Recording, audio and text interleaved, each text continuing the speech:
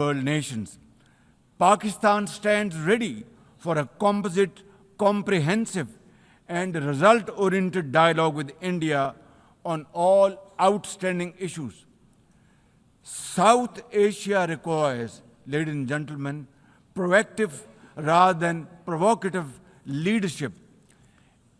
India's unilateral and illegal attempt to hold the Indus Water Treaty in abeyance defies the provisions of the treaty itself as well as the norms of international law.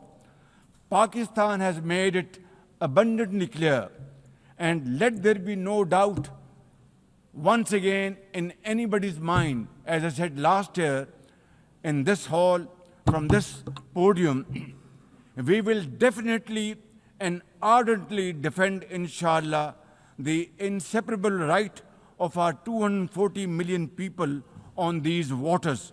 To us, any violation of this Indus Treaty represents an act of war. Ladies and gentlemen, through this august house, I wish to assure the Kashmiri people that I stand with them. The people of Pakistan stand with them. And one day soon, inshallah, India's tyranny in Kashmir will come to a grinding halt. Kashmir will gain its fundamental right to self-determination through an impartial plebiscite under the auspices of this very organization, United Nations. Excellencies, the plight of the Palestinian people is one of the most heart-wrenching tragedies of our times. This prolonged injustice is a stain on the global conscience and our collective moral failure. For nearly 80 years, the Palestinians have courageously endured Israel's brutal occupation of their homeland in the West Bank. Each passing day brings new brutality, illegal settlers who terrorize and kill with impunity, and nobody can challenge them and question them. And in Gaza, Israel's genocidal onslaught has unleashed unspeakable terror upon women and children in a manner we have not witnessed in annals of history. In blind pursuit of its nefarious goals, the Israeli leadership has unleashed a shameful campaign against the innocent Palestinians, which history will always remember as one of its darkest chapters. But speak we must, Madam President, we must speak and speak loud and clear. Our words are too little, too late for Hind Rajab, a child, nay, a little baby.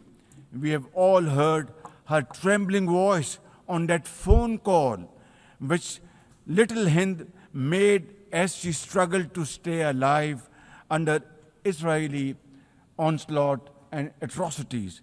Can you imagine that little girl, Hind Rajab, as if she was our daughter? Can you imagine not having the compassion to spare her life? My agony and the agony of the entire Muslim Ummah, indeed, I think, the agony of all the nations on the planet is that we failed Hind Rajab, and she will not forgive us in this world and the world hereafter. As they say, ladies and gentlemen, the smallest coffins are the heaviest to carry. I, for one, would know, for I too carried the tiny coffin of a 7-year-old Irtiza Abbas during the recent confrontation with India. He was only 6 years old. Therefore, we cannot and we must not fail these children of Gaza or any child anywhere in the world. We must find a path to a ceasefire now and just now. Pakistan firmly supports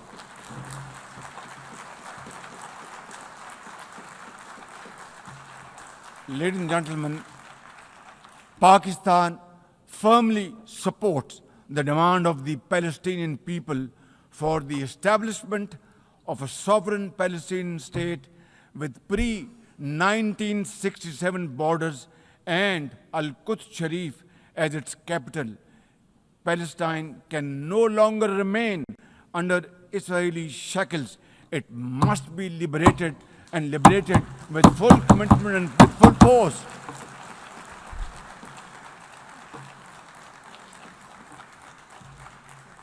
Excellencies, as far as Pakistan is concerned, we were among the first to recognize Palestinian statehood in 1988.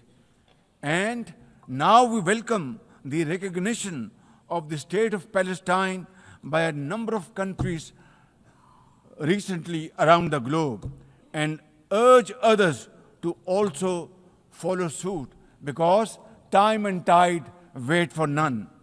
We are further grateful for President Trump's timely initiative to invite Arab Islamic states 3 days ago here in this building for a consultative session at the United Nations. And I was also part of that consultative process. And I think, and I hope and pray to God that it has rekindled hope for a ceasefire in the nearest future, for which the credit must again be attributed to President Trump for this peace initiative. Excellencies, Israel's recent attack on Doha and its continued violations of the sovereignty and territorial integrity of numerous countries is reflective of its rogue behavior. Pakistan stands unwaveringly with our brothers and sisters in Qatar. We also support all efforts for a peaceful resolution of the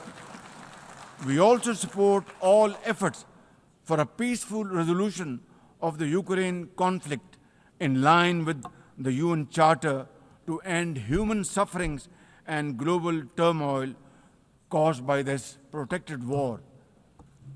Madam President, Pakistan condemns terrorism in all its forms and manifestations.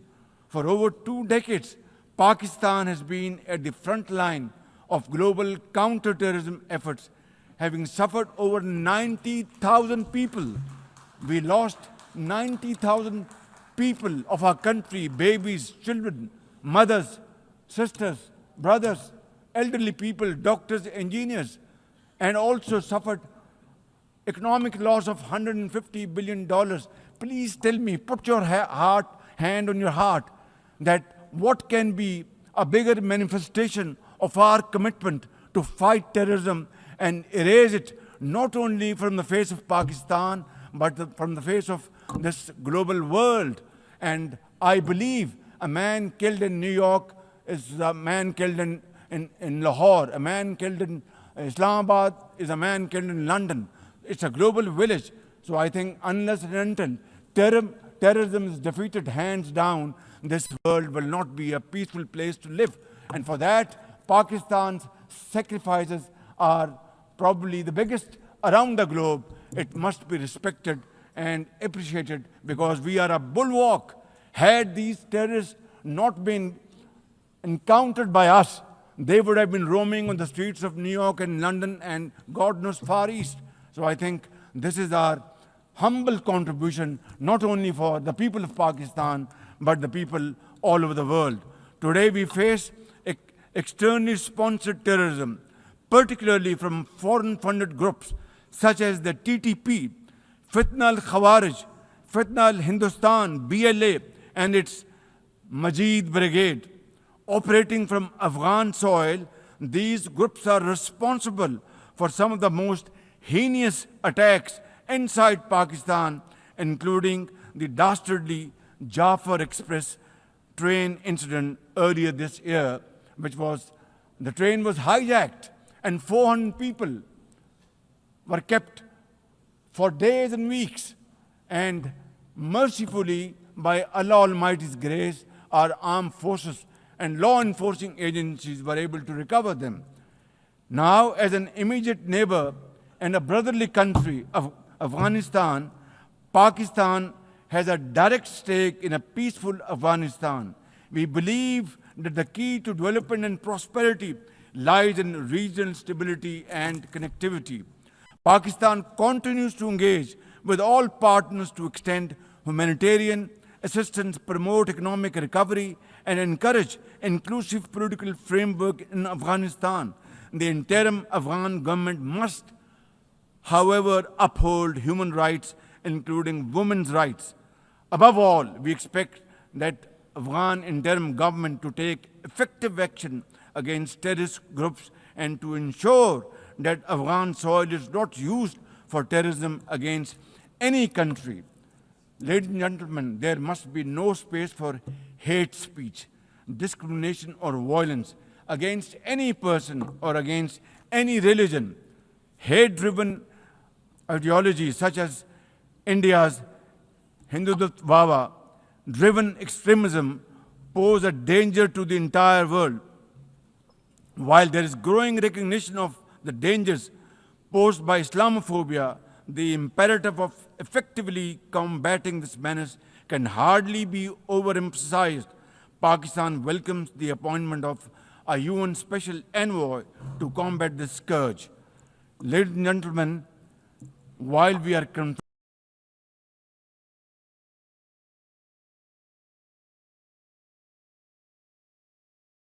confronted with the climate crisis, it demands 2022, Pakistan faced massive floods of humongous proportions that caused huge losses amounting to $34 billion and many valuable lives lost. This year again, we are dealing with another mega flood with thousands of villages washed away from the face of the earth, millions of people displaced, more than 1,000 killed, and billions of dollars of crop, livestock, and property washed away, lost to flood waters. Our nation stands united in these testing times, and we are dealing with this natural calamity with remarkable resilience by the grace of God. I have declared a climate emergency to cope with this challenge. The catastrophic floods of 2022 and 2025 this year are glaring examples of loss and damage caused due to climate change.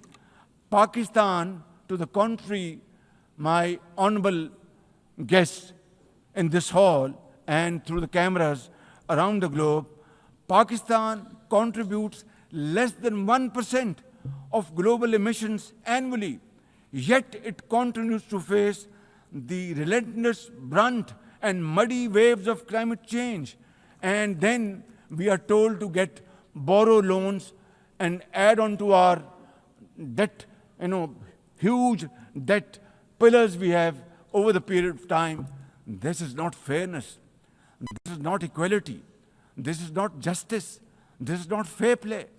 How can you expect a country which is a developing country facing humongous flood challenges every year due to climate change and no fault of ours, and yet we are told to borrow more loans? I think borrowing loan would be destroying your economy. We will be better off than not borrowing loan and standing on our own feet, working hard, tirelessly, blood and sweat, and we will, inshallah, make Pakistan a great country, inshallah. Ladies and gentlemen, while we deal with climate change, I bear good tidings on the domestic economic front. Socio-economic development and the welfare of our people are among my government's foremost priorities. We have successfully implemented deep-rooted structural macroeconomic reforms, modernized and broadened our taxation system, intensified efforts to mobilize productive investment, and embraced digitization, AI, and crypto as the tools of the future. Strategic partnerships, including our all-weather cooperation with China through the China-Pakistan Economic Corridor under President Xi Jinping's landmark Belt and Road Initiative are contributors to our progress as I speak. I admire the vision and foresight of President Xi Jinping, whose recently launched Global Governance Initiative, along with other global initiatives, offers a comprehensive framework for a more just, fair, and inclusive development. Excellencies, as a non-permanent member of the UN Security Council, Pakistan is playing its constructive role in conflict prevention. The unanimous adoption of Resolution 2788 under our presidency of the Council has renewed our collective commitment to multilateralism, respect for the UN Charter, and effective implementation of UN Security Council resolutions. Excellencies, at the end, let me assure you that Pakistan will always stand for peace, justice, and development, for a revitalized United Nations, and for cooperative and multilateralism that is fair and inclusive and delivers for all. Therefore, let this 80th anniversary not simply commemorate history, let us make history and chart a future for the next 80 years with these United Nations as enduring hope for global good. Let us truly strive to become better together. Thank you very much. United Nations, long live. God bless you.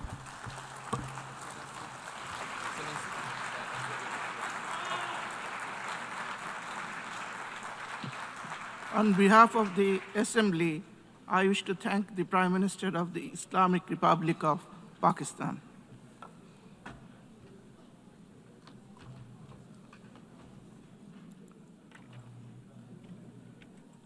The Assembly will now hear an address by His Excellency Li Qiang, Premier of the State Council of the People's Republic of China. I request protocol to escort His Excellency and invite him to address the Assembly.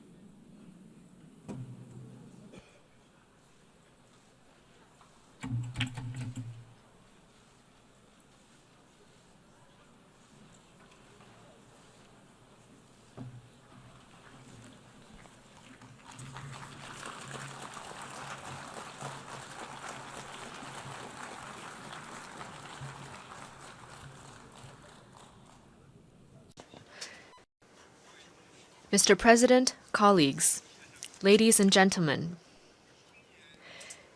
this year marks the 80th anniversary of the victory of the World Anti-Fascist War. It is also the 80th anniversary of the founding of the United Nations. 80 years ago, fascism was defeated in fearless battles by countless heroic men and women around the world.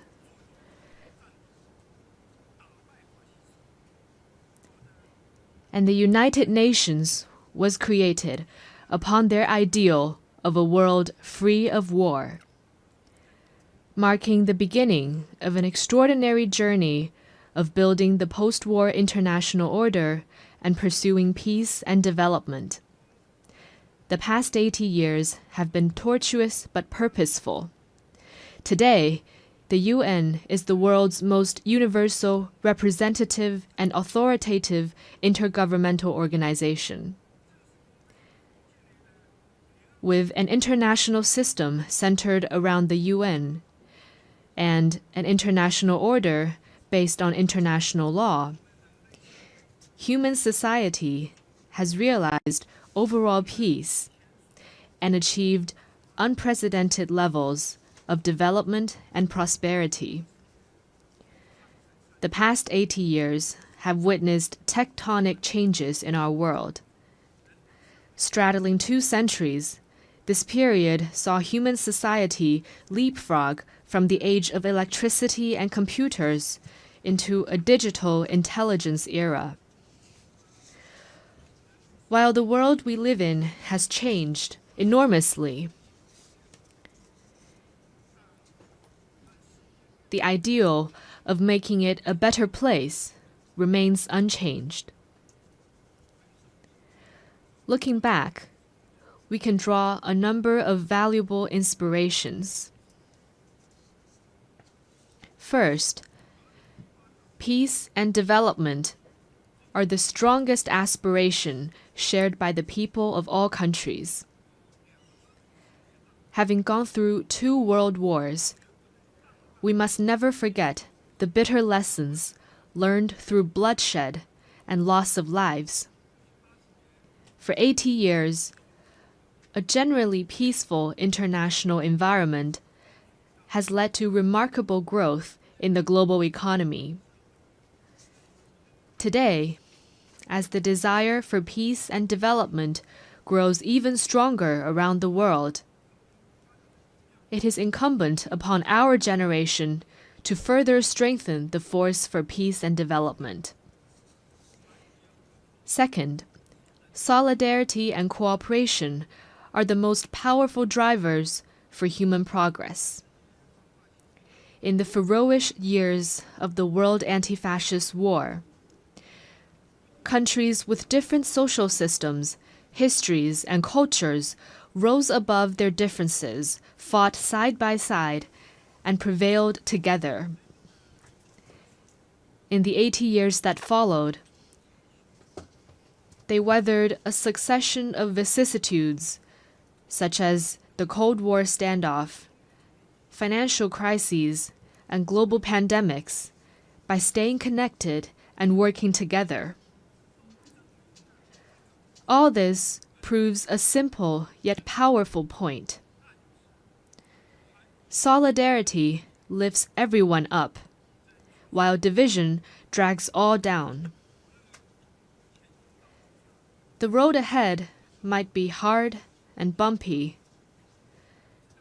but when all countries unite as one and collaborate in good faith, our strengths will converge into a mighty force with which we can withstand any headwind and cross any hurdle.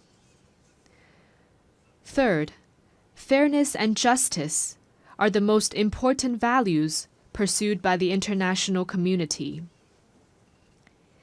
History keeps reminding us that when might dictates right, the world risks division and regression. Should the era of the law of the jungle return, and the weak be left as a prey to the strong, human society would face even more bloodshed and brutality. As members of the global family, we must uphold justice while pursuing our own interests. This is particularly true for the major countries. Only when all countries, big or small, are treated as equals and true multilateralism is practiced, can the rights and interests of all parties be better protected. At present, the world has entered a new period of turbulence and transformation. Unilateralism and Cold War mentality are resurfacing. The international rules and order built over the past 80 years are under serious challenge. And the once effective international system is constantly disrupted. The various problems induced are distressing and worrying. Humanity has once again come to a crossroads. Anyone who cares about the state of affairs in the world would want to ask, why couldn't we humans, having emerged from tribulations, adopt a greater sense of conscience and rationality, and treat each other with kindness and coexist in peace? How could we, in the face of deplorable incidents such as humanitarian disasters, turn a blind eye to atrocities that trample blatantly on fairness and justice and sit on our own hands?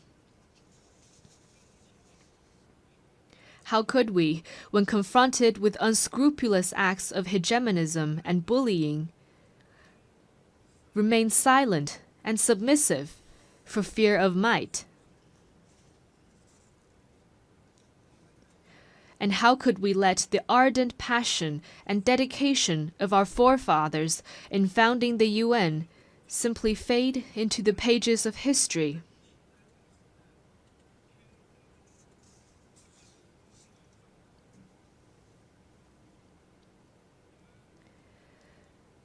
We Chinese people often say, "Never forget why you started, and you can accomplish your mission." Arriving at the UN headquarters this time, I saw over 190 national flags lined up in front of the building and fluttering in the breeze. I saw the sculptures, "Let us beat swords into plowshares," and "Nonviolence," with their time-tested message ever so loud.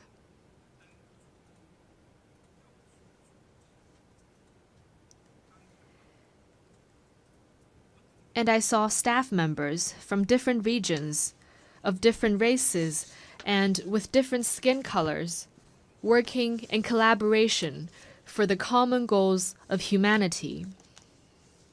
What I saw got me thinking.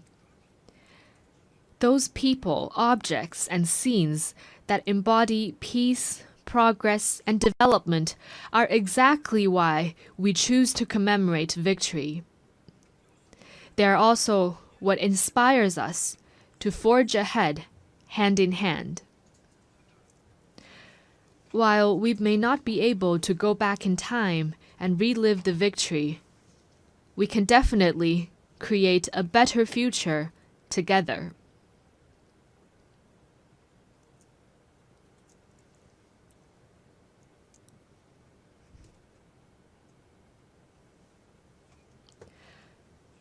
As a founding member of the UN, China has all along taken an active part in global affairs and worked for the betterment of humanity.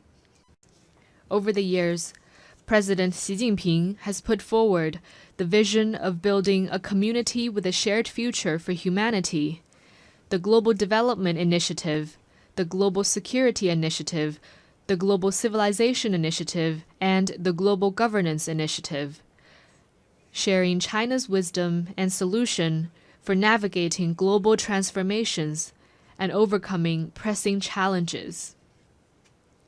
In particular, the Global Governance Initiative, proposed at the Shanghai Cooperation Organization Tianjin Summit at the beginning of this month, underscores the principles of adhering to sovereign equality, abiding by international rule of law, practicing multilateralism, advocating the people-centered approach, and focusing on taking real actions. It points the right direction and provides an important pathway for building a more just and equitable global governance system.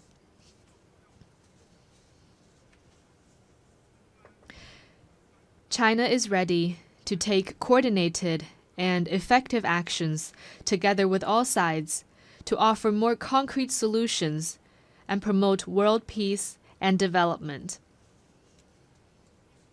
First, amid the volatility and turbulence in the world, we must work together for peace and shared security.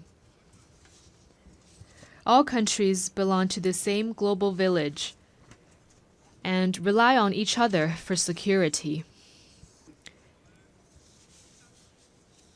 We should uphold the vision of common, comprehensive, cooperative, and sustainable security, and respect the legitimate security concerns of all countries. We should settle differences and disputes peacefully through dialogue and consultation. Persisting in camp-based confrontation or willful resort to force only drives peace further away. China has all along acted as a staunch defender of world peace and security. China is the second largest contributor to UN peacekeeping budget and the largest provider of peacekeepers among the permanent members of the Security Council. China has been working actively to promote peace talks on hotspot issues such as the Ukraine crisis and the Palestinian-Israeli conflict. China will continue to play a constructive role in promoting the political settlement of hotspot issues. Second, amid sluggish global growth, we must reinvigorate cooperation and pursue win-win results. A major cause of the current global economic doldrums is the rise in unilateral and protectionist measures, such as tariff hikes and erection of walls and barriers. We should collaborate more closely to identify and expand convergence of interests, promote universally beneficial and inclusive economic globalization, and help each other succeed by moving forward in the same direction. China has always been a key driver of global common development. Over the years, the Chinese economy has maintained steady development, contributing around 30% to global economic growth. China has consistently opened its door wider to the world. It has lowered its overall tariff level to 7.3%. and remained the world's second-largest importer for 16 consecutive years. China has also advanced high-quality Belt and Road cooperation with over 150 countries.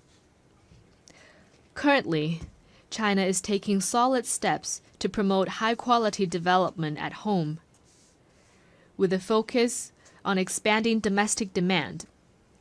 China has the confidence and capability to keep its economy on an upward trajectory and continue to provide important support for global economic growth. Third, amid dynamic interactions among civilizations,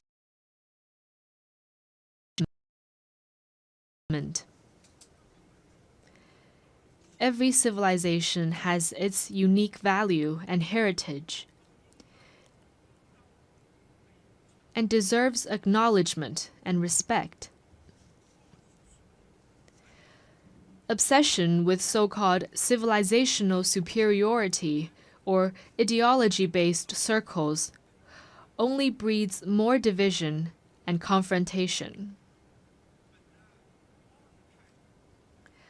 Adopting an inclusive attitude and engaging in exchange and mutual learning is a sure way to build more consensus and collective strength. China has all along engaged in active civilizational exchange and mutual learning. Over the next 5 years, China will carry out 50 development cooperation programs in the field of culture and civilization for fellow developing countries, and host 200 thematic training and seminar programs, contributing its part to inter-civilizational dialogue and the progress of civilizations. Fourth, amid emerging challenges, we must respond with concrete efforts and protect our shared home. Climate change is a major challenge confronting all of us. We should uphold the principle of common but differentiated responsibilities, promote the effective implementation of the Paris Agreement, and enhance international collaboration on the green economy. In recent years, technologies such as artificial intelligence, network communications, and biomanufacturing have advanced rapidly. Along with the benefits, they also bring potential risks. We should adhere to the principles of people-centered development, technology for good, and equitable benefits, improve relevant governance rules at a faster pace, and strengthen global governance cooperation, so that technological progress could bring real benefits to humanity in a better way. China has always been a responsible stakeholder in addressing global challenges.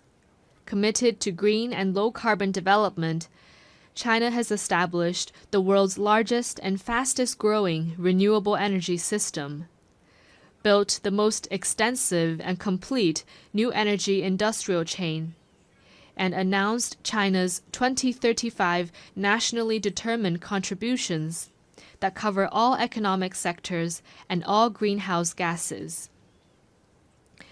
China has proposed the Global AI Governance Initiative and advocated the establishment of a World AI Cooperation Organization. This time during the 80th session, China will present to the UN the lunar soil samples collected by Chang'e 6 from the far side of the moon.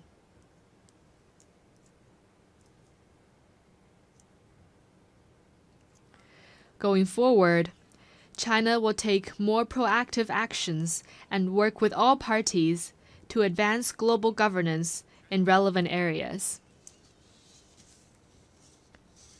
Colleagues, China stands ready to work with all members to uphold the standing and authority of the UN, safeguard the purposes and principles of the UN Charter, support UN reforms to improve its efficiency and capacity to fulfill its mandate, and advocate greater representation and voice of developing countries.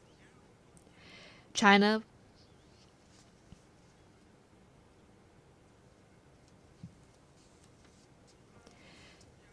will work with the UN to set up a China-UN Global South-South Development Facility and provide it with $10 million in budgetary support.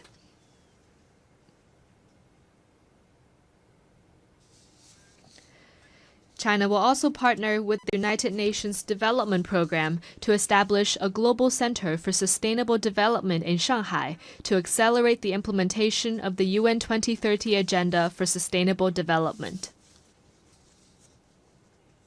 The tide of history surges forward, and the Great Way remains smooth and steadfast.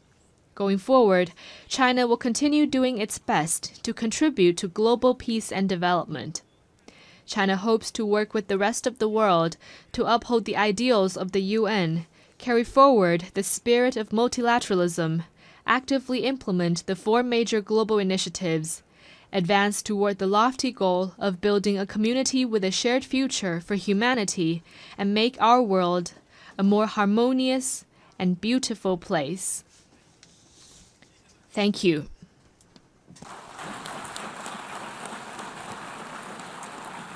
On behalf of the Assembly, I wish to thank the Premier of the State Council of the People's Republic of China.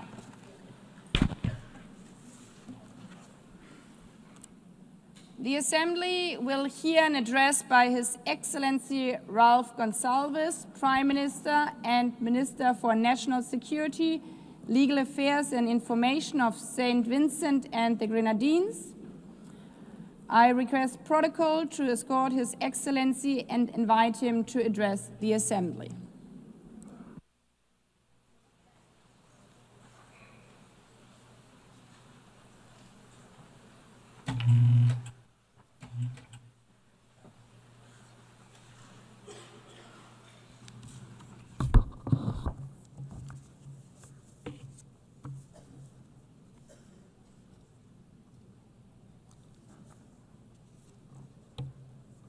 Madam President, Excellencies, the condition of today's world is more complicated, more dangerous than ever, more uneven in its human development, more integrated, yet more disparate and desperate.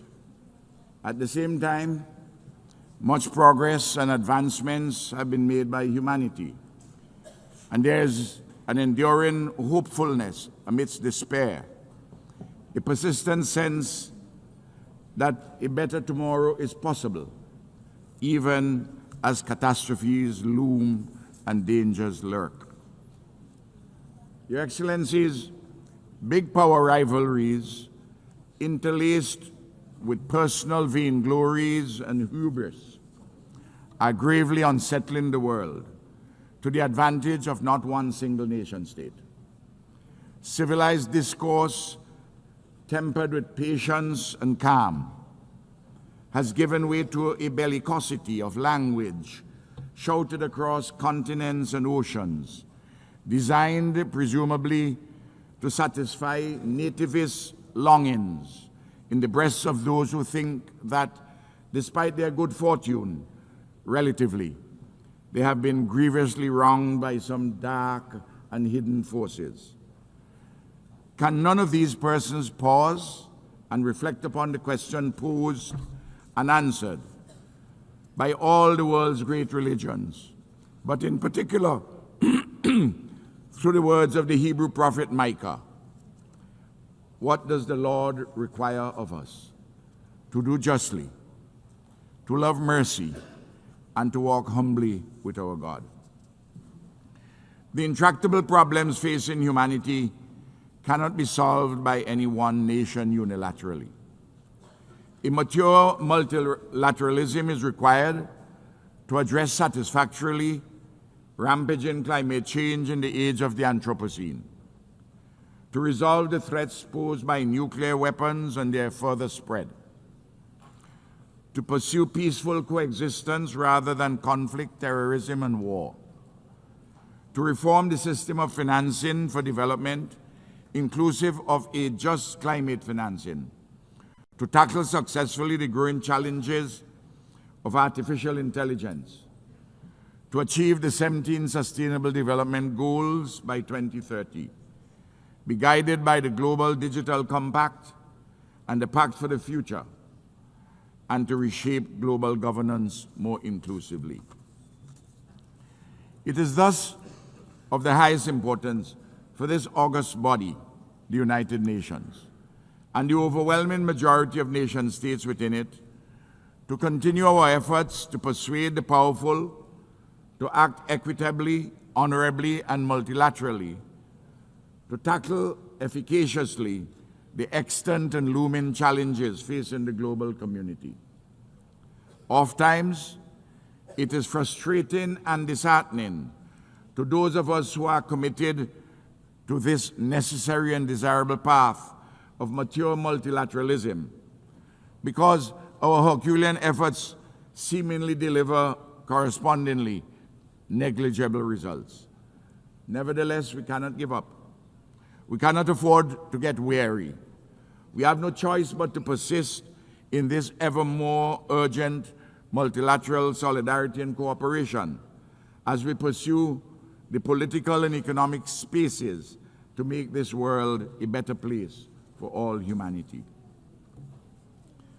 Your Excellencies, St. Vincent and the Grenadines, like all countries globally, have been shaped by our history and geography, our nature and neighbors, our extant circumstances, and our dreams for a better future. For example, we carry the benefits and the burdens of our geographic location, near to the greatest economic, military, scientific, and culturally dominant power the world has ever seen. St. Vincent and the Grenadines is where it is. It cannot be lifted up and taken to Vladivostok or the mouth of the Amur River. Yet, as a free and independent people, we have the right to pursue peacefully and securely our quest for shared prosperity without domination, interference, or intervention from any of our neighbors or from any power that comes from afar.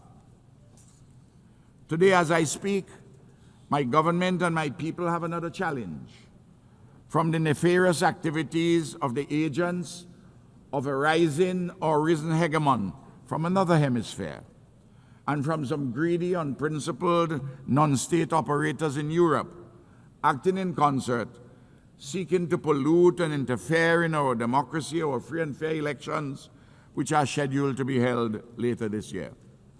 Their conduct is unacceptable and hugely injurious to our people. Your Excellencies, the raging genocide and neocolonial oppression being committed against the Palestinian people in Gaza and the West Bank before our very eyes on global television and are continuing affronts to the elemental rights of the Palestinians, to civilized conduct, and to international law. How can one state, a member of this august body, act with such impunity against defenseless men, women, and children? Surely, the hottest part of hell is reserved for those perpetrators of genocide and those who are complicit in it. Over 200 years ago, the British committed large-scale genocide against the indigenous people of my country. And we are still suffering, enduring the historical legacies of underdevelopment therefrom. Similarly, the genocidal enslavement of African bodies in our Caribbean, in our hemisphere. It will take centuries for the pain, suffering, and legacies of the current genocide of the Palestinians to be repaired. We in the Caribbean are today demanding justly reparations for native genocide and the enslavement of African bodies, which occurred centuries ago. This tragedy, this madness that has been unfolding unabated in Palestine must stop.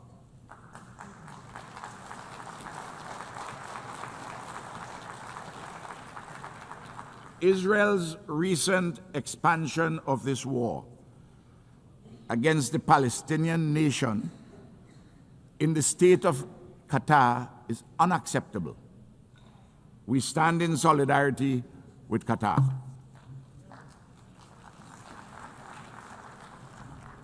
Your Excellencies, St. Vincent and the Grenadines calls urgently for a lasting peace across the Taiwan Straits and the participation of Taiwan in the specialized agencies of the United Nations. It is a continuing absurdity that this country of 23 million people, a functioning democracy with a settled yearning for self-determination, a legitimate institutional expression of the Chinese civilization, with first world living standards, a land of peace and ingenuity, cannot be properly accommodated in the global bodies concerned with health, climate change, civil aviation, policing, and so forth. Similarly, it is long overdue that the fractured relationship between the United States of America and Cuba be made whole in mutual respect, in accordance with international law and consistent with the interests of both neighbors for peace, security, and shared prosperity. St. Vincent and the Grenadines implores the great American nation, and it is a great nation, to listen and act upon the near unanimous advice of this General Assembly, which has repeatedly called for an end to the oppressive, unlawful embargo against Cuba. I am calling for a mature conversation between the United States of America and Cuba. Likewise, the recent ramping up of tensions between the USA and the Bolivarian Republic of Venezuela is most unhelpful to peace and stability in our Caribbean and Latin America.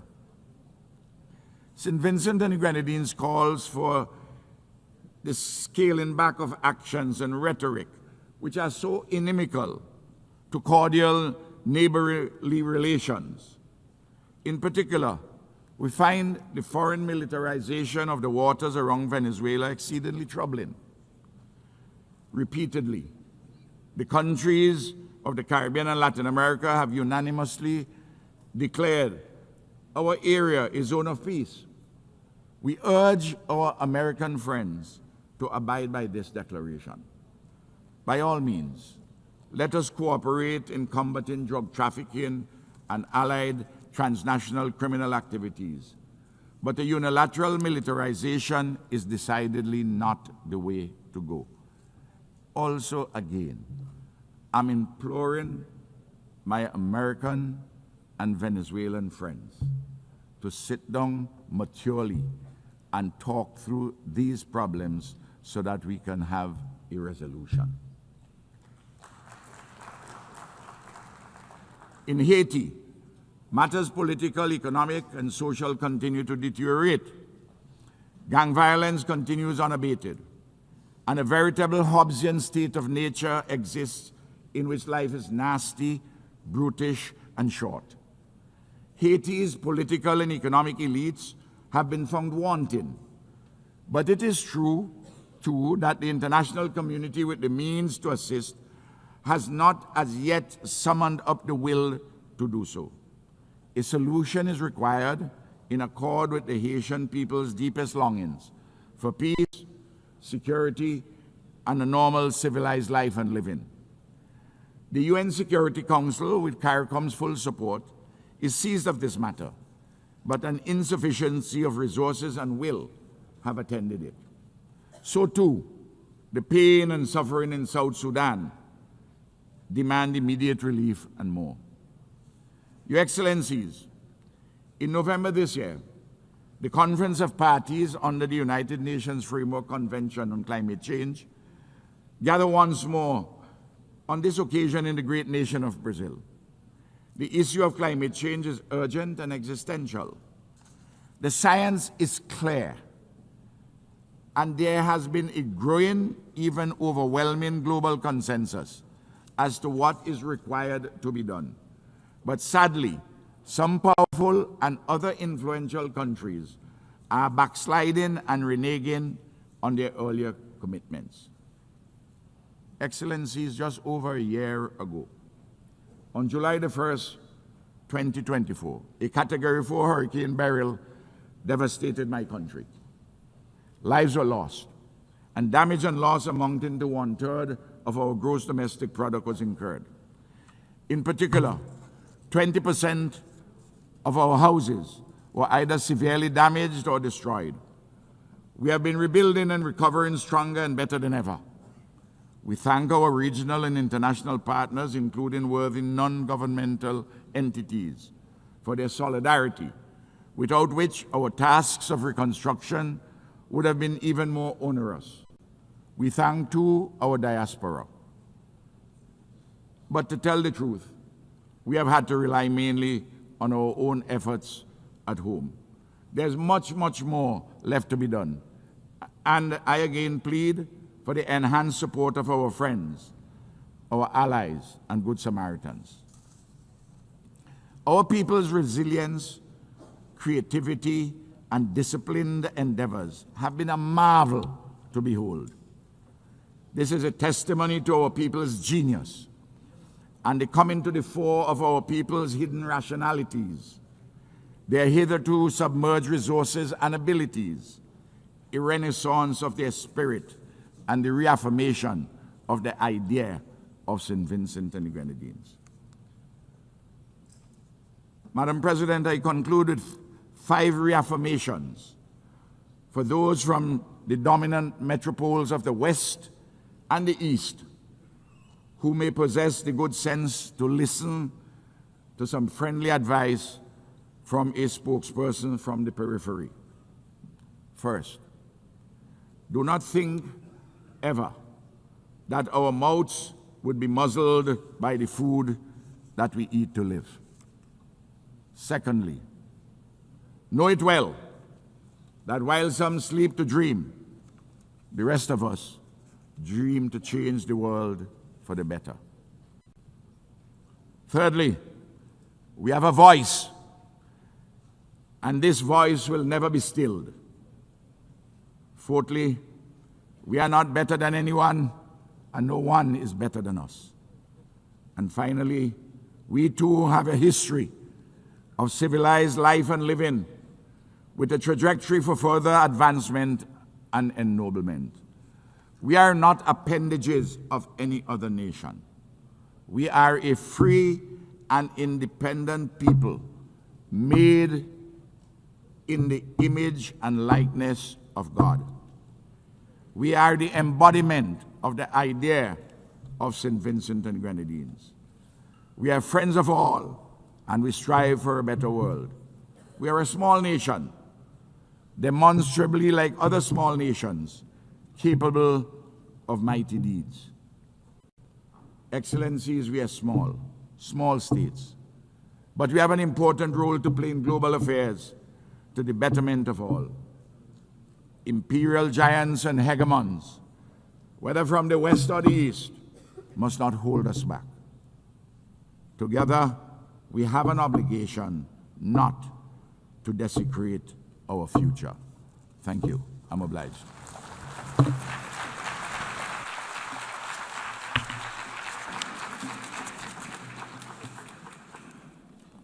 On behalf of the Assembly, I wish to thank the Prime Minister and Minister for National Security, Legal Affairs and Information of St. Vincent and the Grenadines. The Assembly will hear an address by His Excellency Luc Frieden, Prime Minister of the Grand Duchy of Luxembourg. I request protocol to escort His Excellency and invite him to address the Assembly.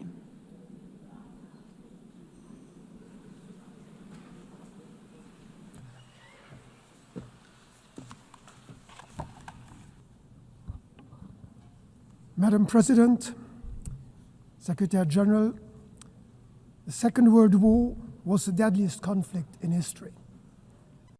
It took the combined efforts of 50 nations to resist the Axis powers and end their seemingly unstoppable campaign of conquest and subjugation. But in the course of their struggle, Allied countries, including my own, found a second, even bigger purpose. They would end the war, and they would seek to end war itself. They were driven by a dream of a world in which conflict is replaced by cooperation, oppression by freedom, and misery by prosperity. They were driven by hope, not fear, unwavering in their belief that the world could be changed for the better. A world of peace in which war would be prevented not just for their generation, but for all those to come after them. A world of justice in which the relations between the nations would be governed not by force, but by law. A world of freedom in which people do not face oppression, but enjoy fundamental rights without distinction as to race, sex, language, or religion. These ideals go hand in hand. Peace, justice, freedom, dignity, human rights, international law. Looking back, and indeed at the current state of world affairs, it is painfully obvious that we are not always living up to those ideals. The last few years have seen an unprecedented erosion of international norms and violations of humanitarian law. The international order is at a breaking point. Too few defend it. Too many have lost faith in it. For Luxembourg, the United Nations still represents the highest of mankind's ambitions. As much as the United Nations represents these ideals, it represents a different method, a paradigm shift in the way countries deal with each other and their common challenges. Words, not weapons. Diplomacy, not warfare. Solidarity, not confrontation. The establishment of the United Nations 8 years ago was not the end of the journey to peace. It was the beginning. That journey must be made anew every single day. One that Luxembourg will always be ready to pursue. That journey of dialogue and cooperation, together with all others willing to work for peace. Because war, with all its horrible results, is nothing but the final expression of that radical unwillingness to compromise at the root of all human conflict, that stubborn refusal to even listen to the other side. It is this uncompromising spirit that starts wars, creates divisions, and hinders progress, leaving all of us worse off. The United Nations, however, represents the opposite spirit.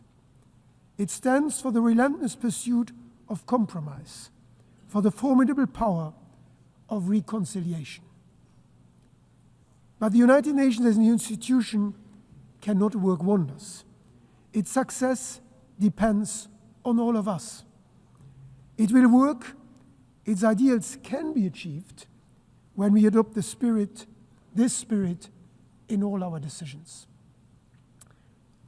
When we work for comprehensive, just and lasting peace in Ukraine, respecting Ukraine's sovereignty, self-determination, and territorial integrity.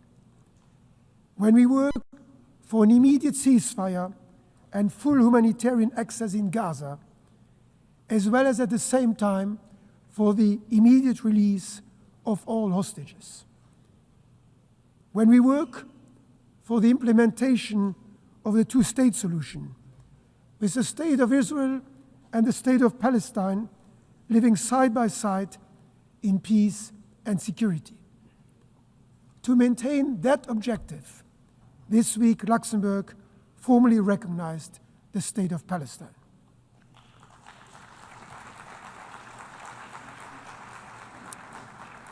When we work to ensure equal rights, to educate all children, to eradicate hunger and disease, and to protect our cultural heritage.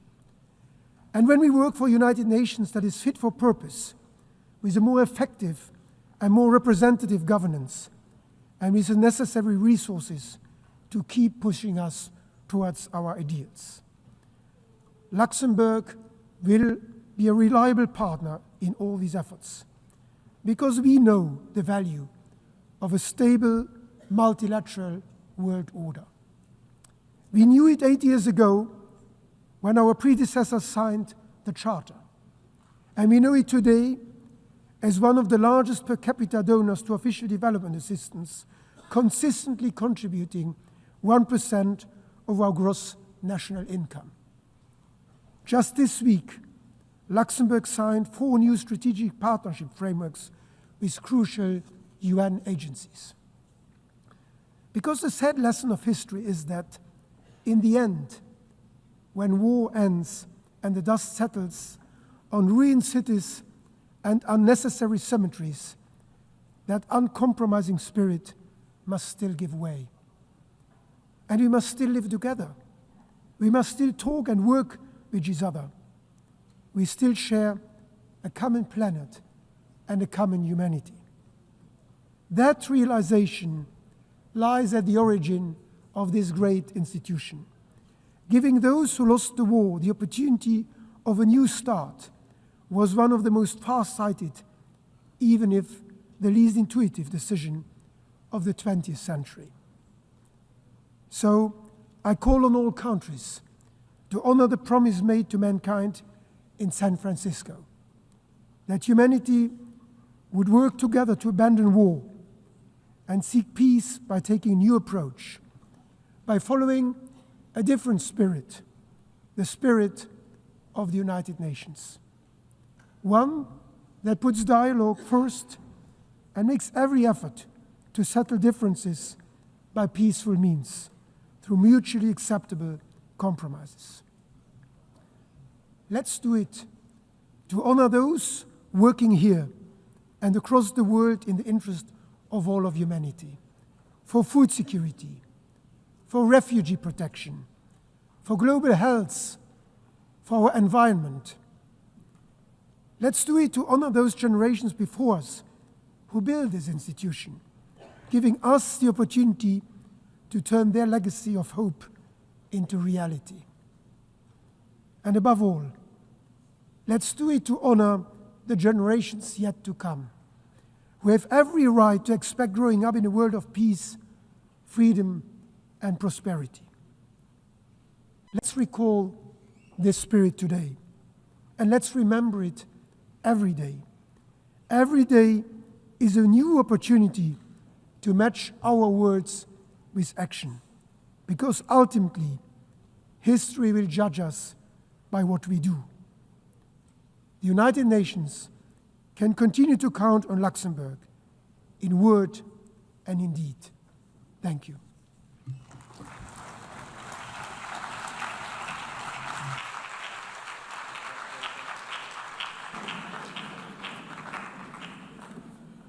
On behalf of the Assembly, I wish to thank the Prime Minister of Grand Duchy of Luxembourg. The Assembly will hear an address by His Excellency Micheál Martin, Taoiseach of Ireland. I request protocol to escort His Excellency and invite him to address the Assembly.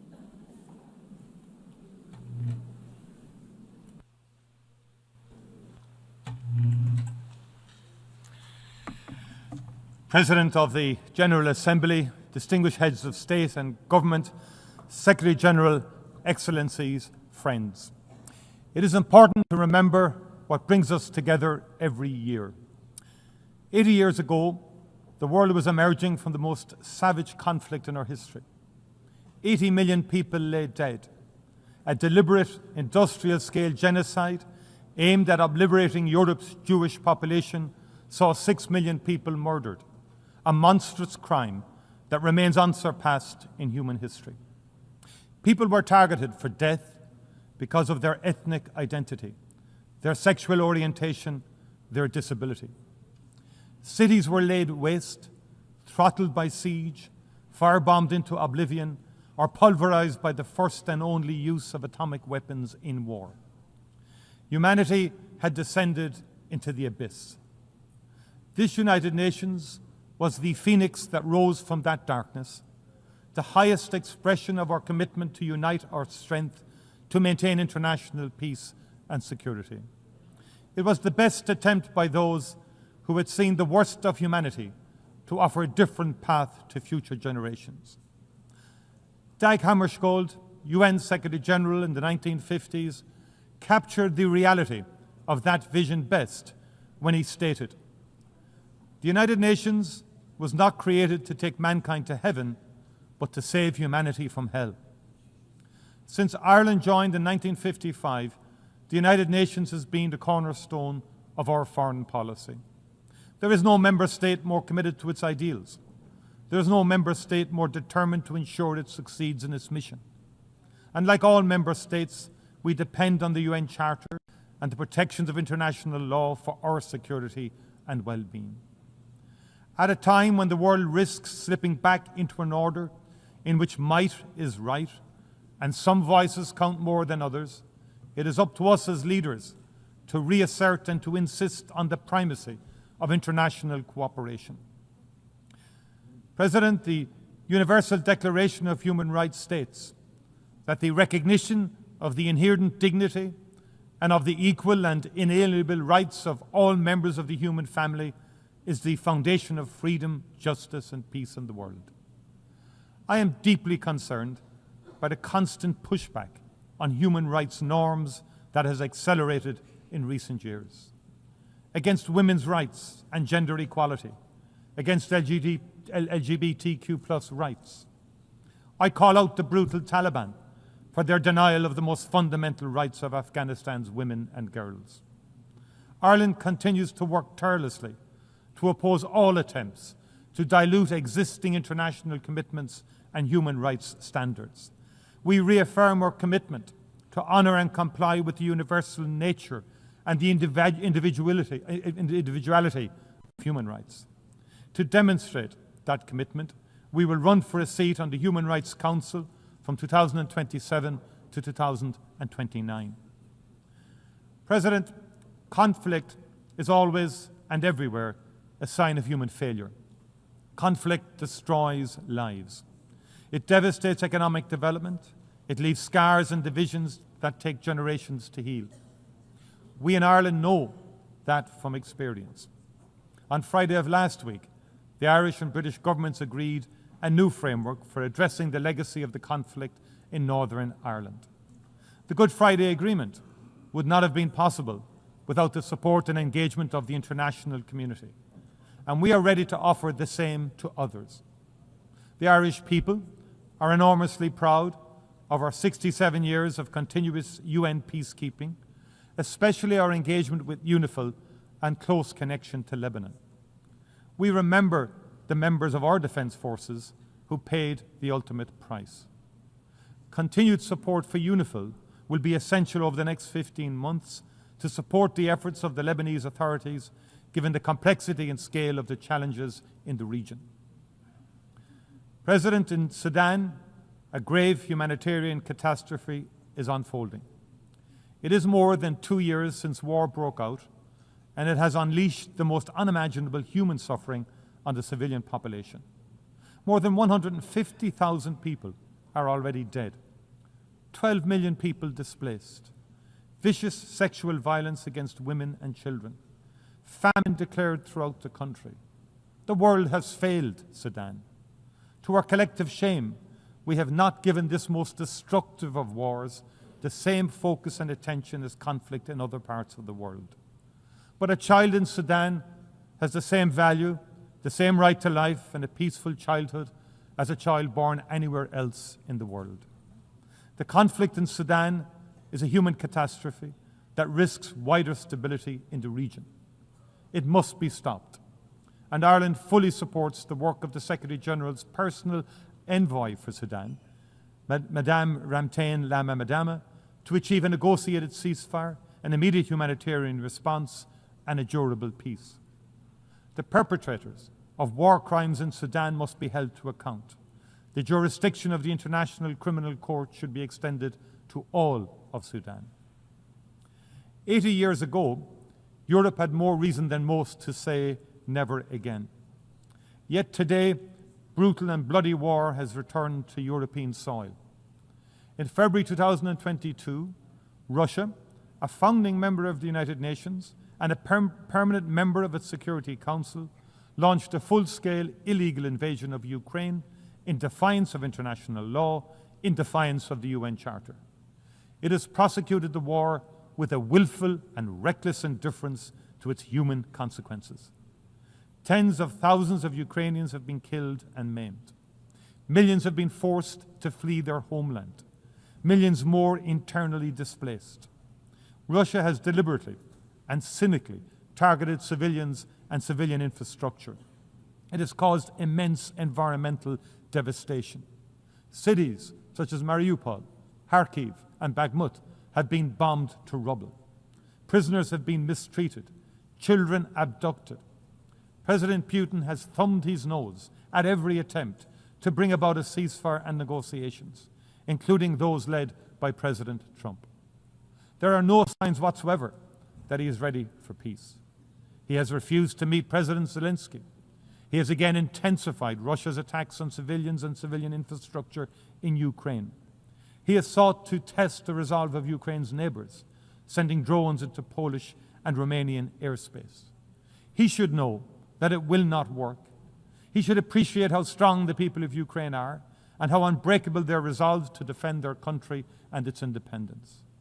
And those of us proud to be part of the coalition of the willing in support of Ukraine will stand with them, shoulder to shoulder, for as long as it takes. If Russia chooses not to come to the table, the world must increase economic and political pressure on it until it does. With our European Union and international partners, we will strengthen and tighten our sanctions. And we will also work to increase support for Ukraine. We will put in place the security guarantees that Ukraine needs to underpin any future peace agreement. Ireland strongly believes that Ukraine is part of the European family and that its future lies within the European Union. We will continue to work with our EU partners to ensure its journey towards membership advances as quickly as possible. President, I come now to Gaza, a catastrophe of the most monumental and consequential kind. It is not possible to describe the scale of the physical and psychological suffering endured by the Palestinian people for 2 long and brutal years. Ireland stands in full solidarity with them. We acknowledge those who have worked in the most unimaginably difficult circumstances to preserve and sustain life, to treat the injured, to prevent the displacement and destruction of a people and their rich and irreplaceable cultural heritage. At the heart of this vital effort have been UN agencies and workers, most especially UNRWA. And we remember those among them who have lost their lives. And we pay tribute to the extraordinary bravery of the medics. We honour the journalists who have worked tirelessly and without regard to their own safety to ensure that nobody can ever say, "We did not know." What is happening in Gaza cannot be justified or defended. It is an affront to human dignity and decency. It is an abandonment of all norms, all international rules and law. We are witnessing hunger being used as an instrument of war. Babies starving to death while aid rots at the border. People shot while desperately seeking food for their families.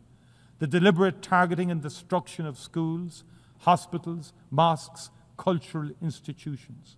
The killing of doctors, aid workers, journalists. Dislocation and displacement over and over. We are all witnesses to the immense wrath of one of the world's most modern and best-equipped armies brought to bear on a trapped and defenseless civilian population. Last week, the Independent International Commission on the Occupied Territories called it out for what it is.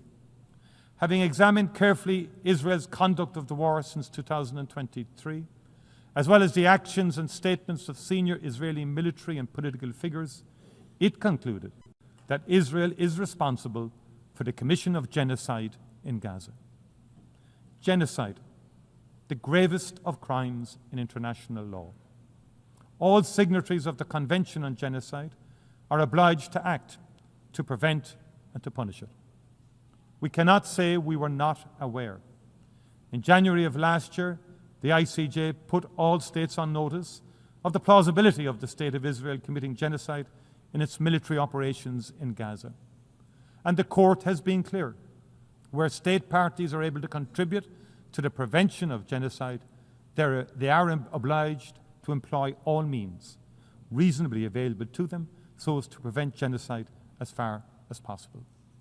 As Navi Pilar, chair of the Independent Commission, said last week, the prevention of genocide is not a matter of discretion of states.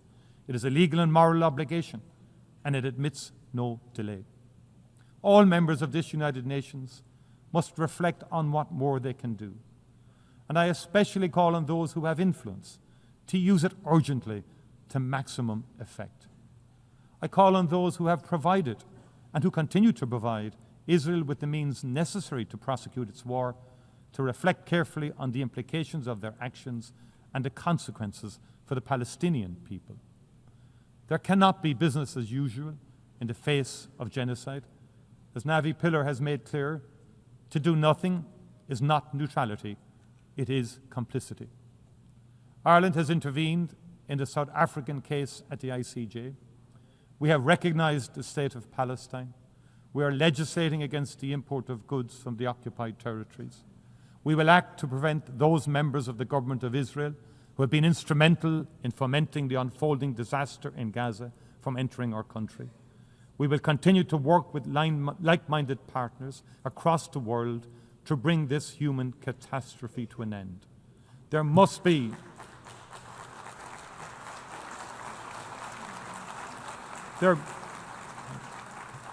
There must be an immediate ceasefire, the release of all remaining hostages, and unimpeded access for humanitarian and aid workers to Gaza.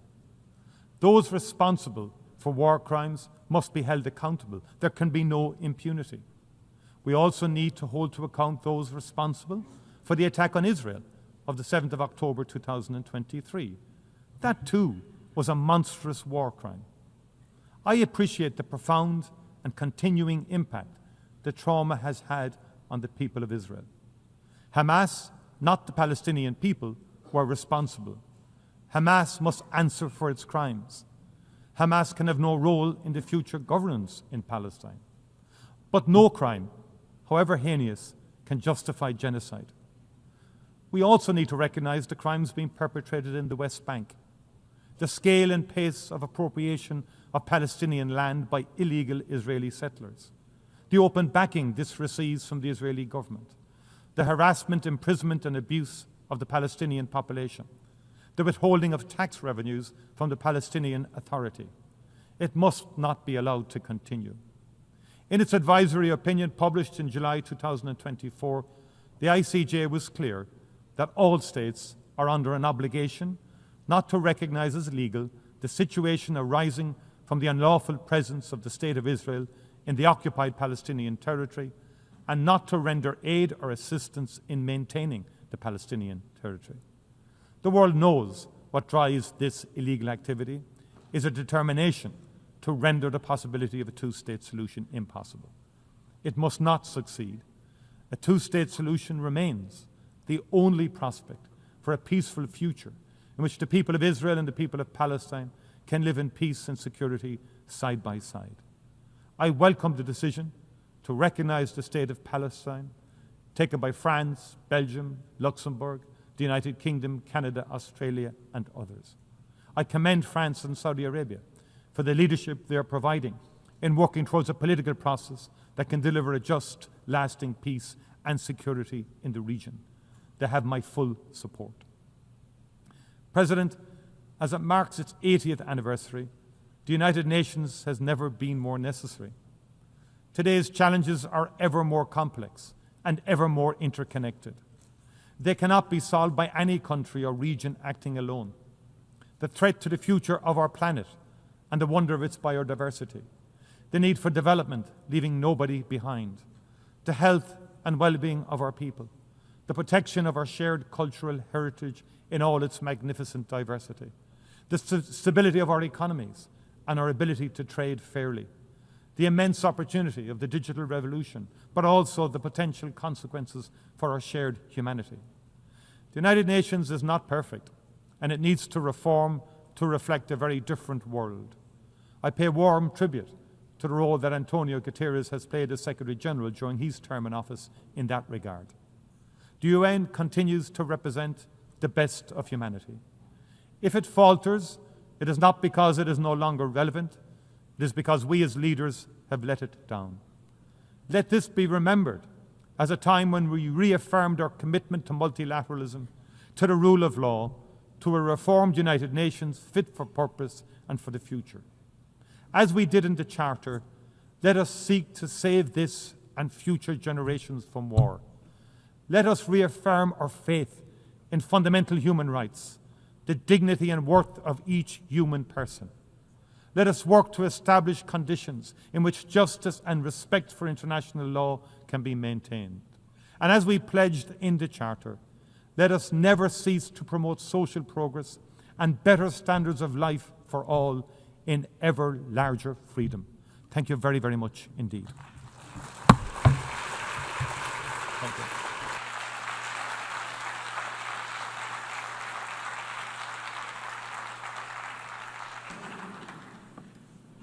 On behalf of the Assembly, I wish to thank the Taoiseach of Ireland.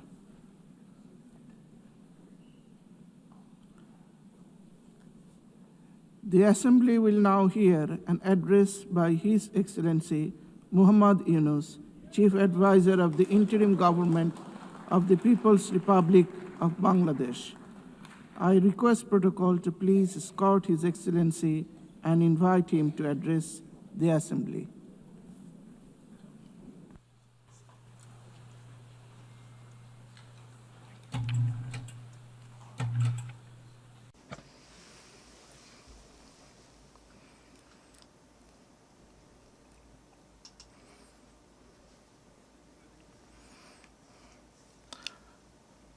Assalamu alaikum wa rahmatullahi wa barakatuhu. Madam President,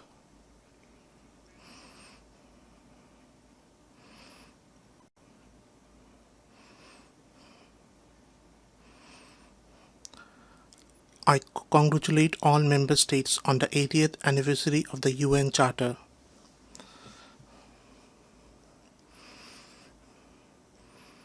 This session is especially important both for looking back at our journey and for shaping the road ahead.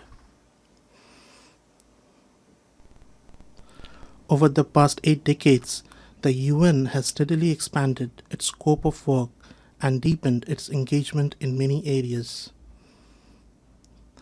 It has played an indispensable role in advancing peace and security, in promoting human rights, in improving lives across the world, and in upholding justice, fairness, and equality.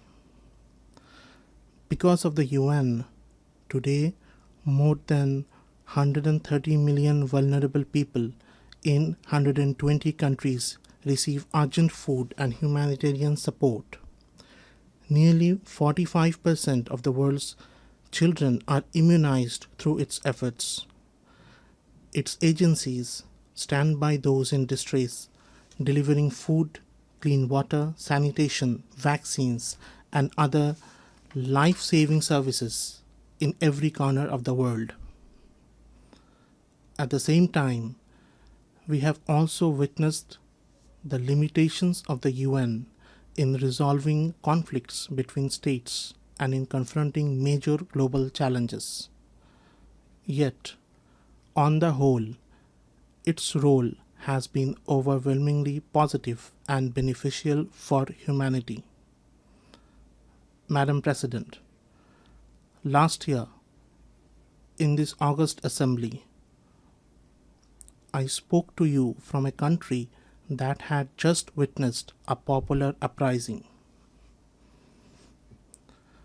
I shared with you our aspirations for transformation. Today, I stand here to tell you how far we have come on that journey. Out of every 100 people on this planet, nearly 3 live in Bangladesh. But our story is not important because of our numbers, nor because of our geopolitical location.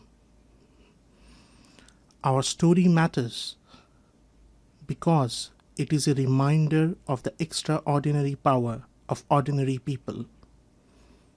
It matters because it inspires hope among nations everywhere that no matter how deep the crisis, no matter how impossible the solution may seem,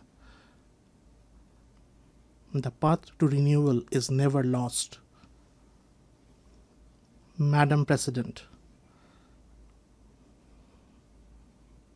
Bangladesh was born in 1971 through a bloody struggle for equality, for human dignity, and for social justice. Yet the very rights for which we shed blood so much, the very freedoms for which we sacrificed so much, have been denied again and again over the past 5 decades. Time and again, spearheaded by our youth, the people of Bangladesh have risen, endured sacrifice, and reclaimed those rights. This year, we mark the first anniversary of the July uprising. It was our youth who stood up. It was our youth who defeated tyranny, and it was our youth who opened the path to a new journey of building a just and equal society. The responsibility to carry that vision forward was placed on my shoulders and those of my colleagues. Rebuilding a devastated economy and state demanded nothing less than profound institutional reforms. We could have chosen the easy path, reforms imposed by executive order. But we chose the hard path, reforms built through inclusion and sustained through consensus. We chose the path that endures. Our goal is clear: to create a democratic order where power is balanced, where no autocrat can ever return, where no elected leader can destroy democracy, and where those who are meant to protect the people can never again prey upon them. To realize this vision, we established 11 independent commissions on governance, judiciary, elections, public administration, law enforcement, anti-corruption, women's rights, and other vital areas. These commissions consulted citizens, studied deeply, and produced detailed proposals for reform. To anchor these reforms in permanence, we created a National Consensus Commission, which brought together more than 30 political parties and coalitions. Its aim was simple yet historic: to forge a collective pledge that transcends party line. That effort succeeded. On the first anniversary of July Uprising, we stood together on one stage and announced the July Declaration, a time-bound commitment to reform. That commitment means that no matter who wins the next election, the reform process will not stop, will not reverse, and will not be undone. Now, as we prepare for next elections in February next year, we remain steadfast in carrying forward reforms that place citizens at the center. Our focus is unchanging: transparency, accountability, and the rule of law. Madam President, within weeks of assuming office last year, I invited the UN High Commissioner for Human Rights to Bangladesh. The task was clear: to investigate and document human rights violations and atrocities committed by the fallen autocracy. Their team carried out field investigations and submitted a detailed report. Along with their findings, they made important recommendations to ensure that such crimes are never repeated. We have incorporated those recommendations into our national reform process. Even before the last General Assembly session, Bangladesh acceded to the International Convention for Protection of All Persons from Enforced Disappearance. We are now drafting necessary legislation to give full effect to its provisions at the national level. This year, we joined the optional protocol to Convention Against Torture, and we are working to establish an independent national mechanism to prevent torture in line with its requirements. To strengthen our transformation from a repressive authoritarian system into a democratic order that protects human rights, we have also authorized a 3-year mission of the Office of the High Commissioner for Human Rights in Bangladesh.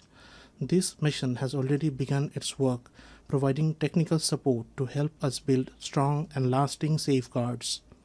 All these steps and commitments reflect the aspirations of our people, and those aspirations are clear: to build a democratic, inclusive, and pluralistic society. Madam President, at the heart of our development strategy lie 3 guiding principles: good governance, social inclusion, and sustainable development. From the bitter lessons of the past decade and a half, we know this truth: without accountability, development is temporary. Without accountability, development is fragile. Infrastructure projects driven by corruption and narrow political interests not only burden the economy, they fail to serve the people. When we assumed responsibility, we uncovered the vast scale of corruption and theft of public resources and the severe economic vulnerability it had created. We are determined to put an end to this so that development is never again used as an excuse to plunder the wealth of the people. To stabilize the fragile economy, we have taken difficult but necessary reform decisions. Among the most important reform is the revenue collection system.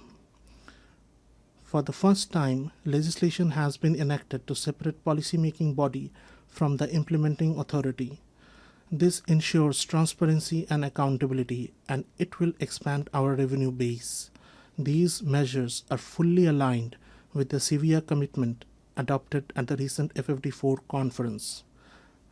Just as Bangladesh is striving to implement reforms in line with the severe commitment, we hope that the developed world will also honor their responsibilities under that collective pledge. We also believe that reform of decision-making and governance in global financial institutions is urgently needed. Equally vital are an inclusive framework for international tax cooperation, coordinated global measures against illicit financial flows and corruption, and stronger international cooperation for the recovery of stolen and illicit assets. Madam President, recovering the illicit assets stolen from our country is now one of our highest priorities. In the past 15 years, billions of dollars were siphoned abroad through corruption. We are working tirelessly to bring this wealth back. Yet, legal processes in the concerned countries and different other obstacles are hurting our efforts. Without sincere political commitment from the countries concerned, we will not be able to recover these assets. The current global financial system has failed to prevent the illicit transfer of resources from developing nations. In some cases, the very rules of international financial institutions have enabled the movement of vast sums of illegal money into tax havens around the world. I call upon those countries and institutions that shelter such stolen assets, do not be complicit in this crime. Return the wealth to its rightful owners, the farmers, the workers, and the ordinary taxpayers.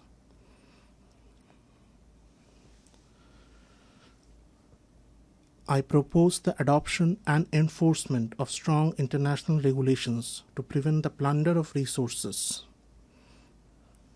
from developing countries and to ensure their return when stolen.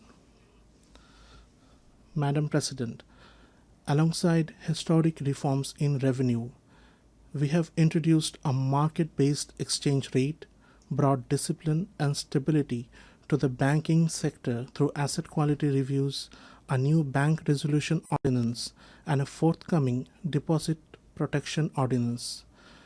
We have modernized capital market oversight with a reformed task force and a strengthened investigative system. In public procurement, e-tendering is now mandatory and conflicts of interest must be disclosed. A new public accounts audit ordinance has reinforced accountability. Our aim is not only financial stability, but also an investment-friendly environment. The Bangladesh Single Window now integrates 19 agencies to simplify customs procedures. Specialized commercial courts have been established to expedite dispute resolution. The Investment Development Authority has set up a coordination committee to ensure smooth, one-stop services, bringing regulators under one roof and easing visa and work permit processes. An FDI heat map and a National Semiconductor Task Force now provide transparent information on high potential sectors. Trade logistics are also improving. Year on year, container handling at Chattogram Port grew by 27.6% in August, a striking sign of new efficiency. These initiatives strengthen economic governance and make investment safer. Bangladesh is now entering a new phase of sustainable and inclusive growth. This progress would not have been possible without the extraordinary contribution of our migrant workers. Month after month, they send record remittances home through their hard work abroad. Their contribution is not only vital for Bangladesh, it is equally valuable for host countries, where they provide essential services in high demand. Migration is therefore mutually beneficial, good for us, good for them. We are also advancing human labor rights reforms in line with our commitments. A committee has already been formed to implement the recommendations of the Independent Labor Reform Commission. Amendments to the Bangladesh Labor Act are at the final stage, including easier trade union registration, longer maternity leave, and expanded social protection for workers in both formal and informal sectors. Online trade union registration has been introduced, and further simplification is under review. As a sign of our commitment to workers' rights, we have also signed the Charter of the OIC Labour Centre. For these reasons, we strongly support safe, orderly, and regular migration. We call upon all countries that receive migrant workers to ensure empathy and protection for them. While developed nations struggle with aging populations, Bangladesh is blessed. More than 60% of our people are under the age of 35. If migration pathways are opened, it will be mutually beneficial. By harnessing the strength of our youth, we can help meet labor needs in developed countries while creating opportunities for our own people. Madam President, the young generation of Bangladesh has already shown that they are the driving force of social change. We are investing in their skills in information technology, artificial intelligence, renewable energy, and green innovation. Our goal is clear: to shape every young person not only as a job seeker but also as a job creator. To this end, in partnership with the UN, we are launching a permanent platform to connect young people at the grassroots with senior policymakers of the government. Across the country, consultations have already begun. Today's youth want to be directly connected to their representatives from the local to the national level through online and offline forums, surveys, and campaigns. They demand greater opportunities for leadership, skills development, and digital literacy. They call for accountability in this process with regular progress reports and continuous dialogue. Above all, they insist that the process be inclusive with equal space for women, minorities, persons with disabilities, and marginalized groups. This year is especially significant for youth policy as we celebrate the 30th anniversary of the World Programme of Action for Youth. It is not only a moment to address the challenges of today's young people, but also to anticipate the crisis they will face tomorrow and to begin shaping the solutions.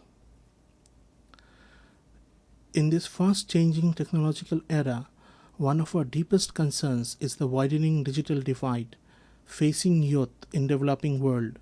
Quantum computing, artificial intelligence, large language models, modern communication systems, these must not be biased, and their benefits must be shared fairly with all. If not, we risk creating an entire generation who will see themselves as excluded, marginalized, and treated unjustly. Such a generation will be vulnerable to every harmful temptation. We believe that to shield young people from this risk and to spread the benefits of technology to all, technological innovation alone is not enough. We also need social innovation. Almost half a century ago, we introduced the idea of microcredit. It was then a radical experiment against conventional wisdom. Today, it is a globally recognized tool that has lifted millions out of poverty. In the US, for example, Grameen America has disbursed more than $6.2 billion till date to low-income women entrepreneurs with repayment rates close to 100%. Today, in Bangladesh and across the world, we are advancing the idea of social business. It is a form of business where profits are entirely reinvested for social good. Social business has shown that the entrepreneurial spirit of every human being can be harnessed for the welfare of society and the solving of social problems. This gives humanity a creative method to address every challenge, whether environmental degradation, concentration of wealth, healthcare, unemployment, or poverty. It is a path that can be applied and sustained everywhere. Madam President,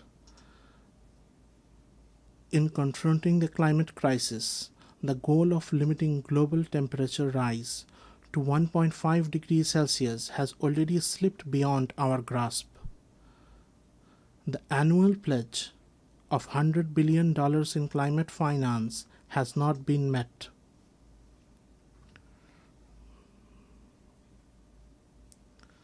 Worse still, the small sums that are dispersed are often shown on paper as many times larger than what they really are. This is unacceptable. For the sake of our children's future, we must act now. The Loss and Damage Fund must be made fully operational. Efforts to mitigate climate change must be intensified, but adaptation must be given equal priority. And adaptation must be locally determined, locally led, and locally managed. Bangladesh has already embraced locally led adaptation as a guiding principle. At the upcoming COP30 conference, we will announce our third nationally determined contributions, which will include both mitigation targets and adaptation actions, with special emphasis on protecting mangrove forests and restoring wetlands. At the same time, we expect the global community, particularly the high-emitting countries, to meet their responsibilities with sincerity. Madam President, another great challenge of our time is the rise of protectionism in global trade. In our own lifetimes, we have seen how trade and globalization lifted almost 1 billion people out of poverty in just 3 decades. If we now turn back, our children will lose that opportunity. It is undeniable that in trade, every nation's sovereign interests must be safeguarded, and no country should be forced to bear burdens beyond its capacity. But for the sake of global peace and prosperity, there is no alternative to open, fair, and rules-based trade. We must also expand the role of social business in global trade. A growing share of development assistance must be directed towards spreading social business worldwide. My generation has witnessed how a system of interdependent economies made conflict too costly and helped preserve peace. Today, more than 120 armed conflicts are raging across the globe. If economic interdependence collapses, these conflicts will only multiply, development will falter, and peace itself will be destroyed. Madam President, the ongoing conflict in our neighboring country Myanmar has created a situation of deep concern for the entire region. It threatens not only regional stability, but also the prospects for the safe return of the forcibly displaced Rohingya sheltered in Bangladesh. 8 years on, the Rohingya crisis continues without any solution in sight. Moreover, Bangladesh faces a slow but regular flow of the Rohingyas seeking protection. Evidently, deprivation of rights and persecution of the Rohingya rooted in cultural identity-based politics continue in Rakhine.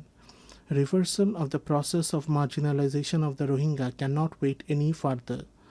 Most of the discriminatory policies and practices that made them vulnerable can be reversed, and remedial measures can be advanced without waiting for a comprehensive national political settlement in Myanmar. There must be a political solution to the problems in Rakhine involving the ethnic stakeholders there so that the Rohingya become part of the Rakhine society with equal rights as equal citizens.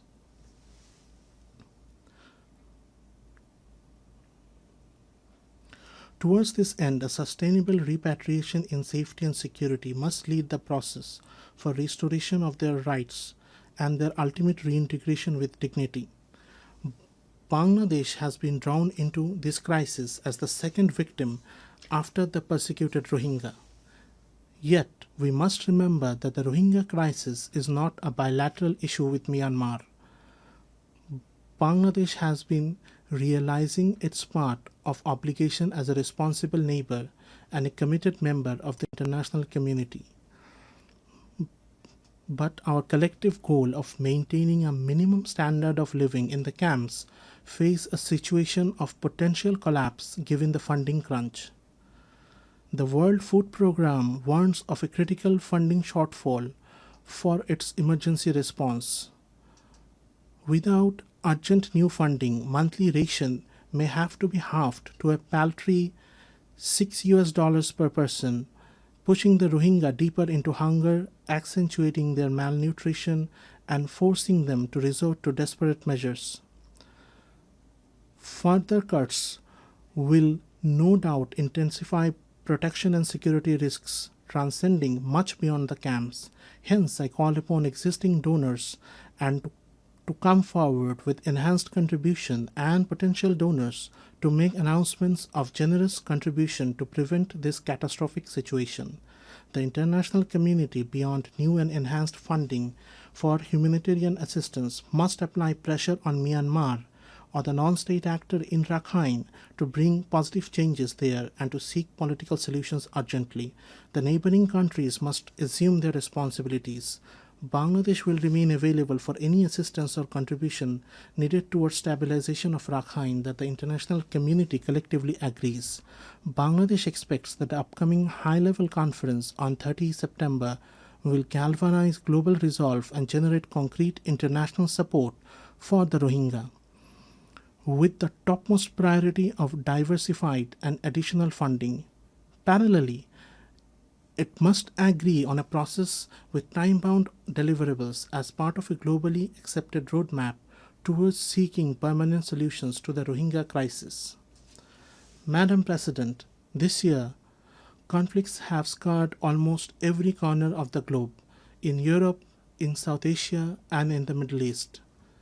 We live in the most densely populated region of the world. Nowhere else do so many nuclear-armed states exist in such close proximity. That is why we in Bangladesh deeply understand the urgency of disarmament and the prevention of nuclear proliferation. We call for the revival of global arms control treaties that have grown weaker with time.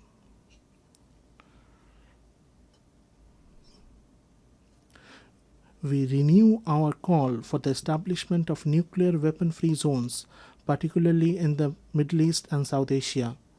At the same time, we reaffirm the right of every nation to use nuclear energy peacefully with full transparency. As a responsible nation, even before commissioning our first nuclear power plant, Bangladesh this year acceded to the Joint Convention on the Safety of Spent Fuel Management and on the Safety of Radioactive Waste Management under the IAEA. By doing so, we reaffirm our commitment to the highest standards of nuclear safety and transparency. Madam President, I have always spoken the language of hope. I have never believed in frightening people into action, but today I must depart from that habit, for the truth before us is frightening. I must warn, extreme nationalism, geopolitics that thrive on suffering of others, and indifference to human pain are destroying the progress humanity has built through decades of struggle. Nowhere is this tragedy more visible than in Gaza.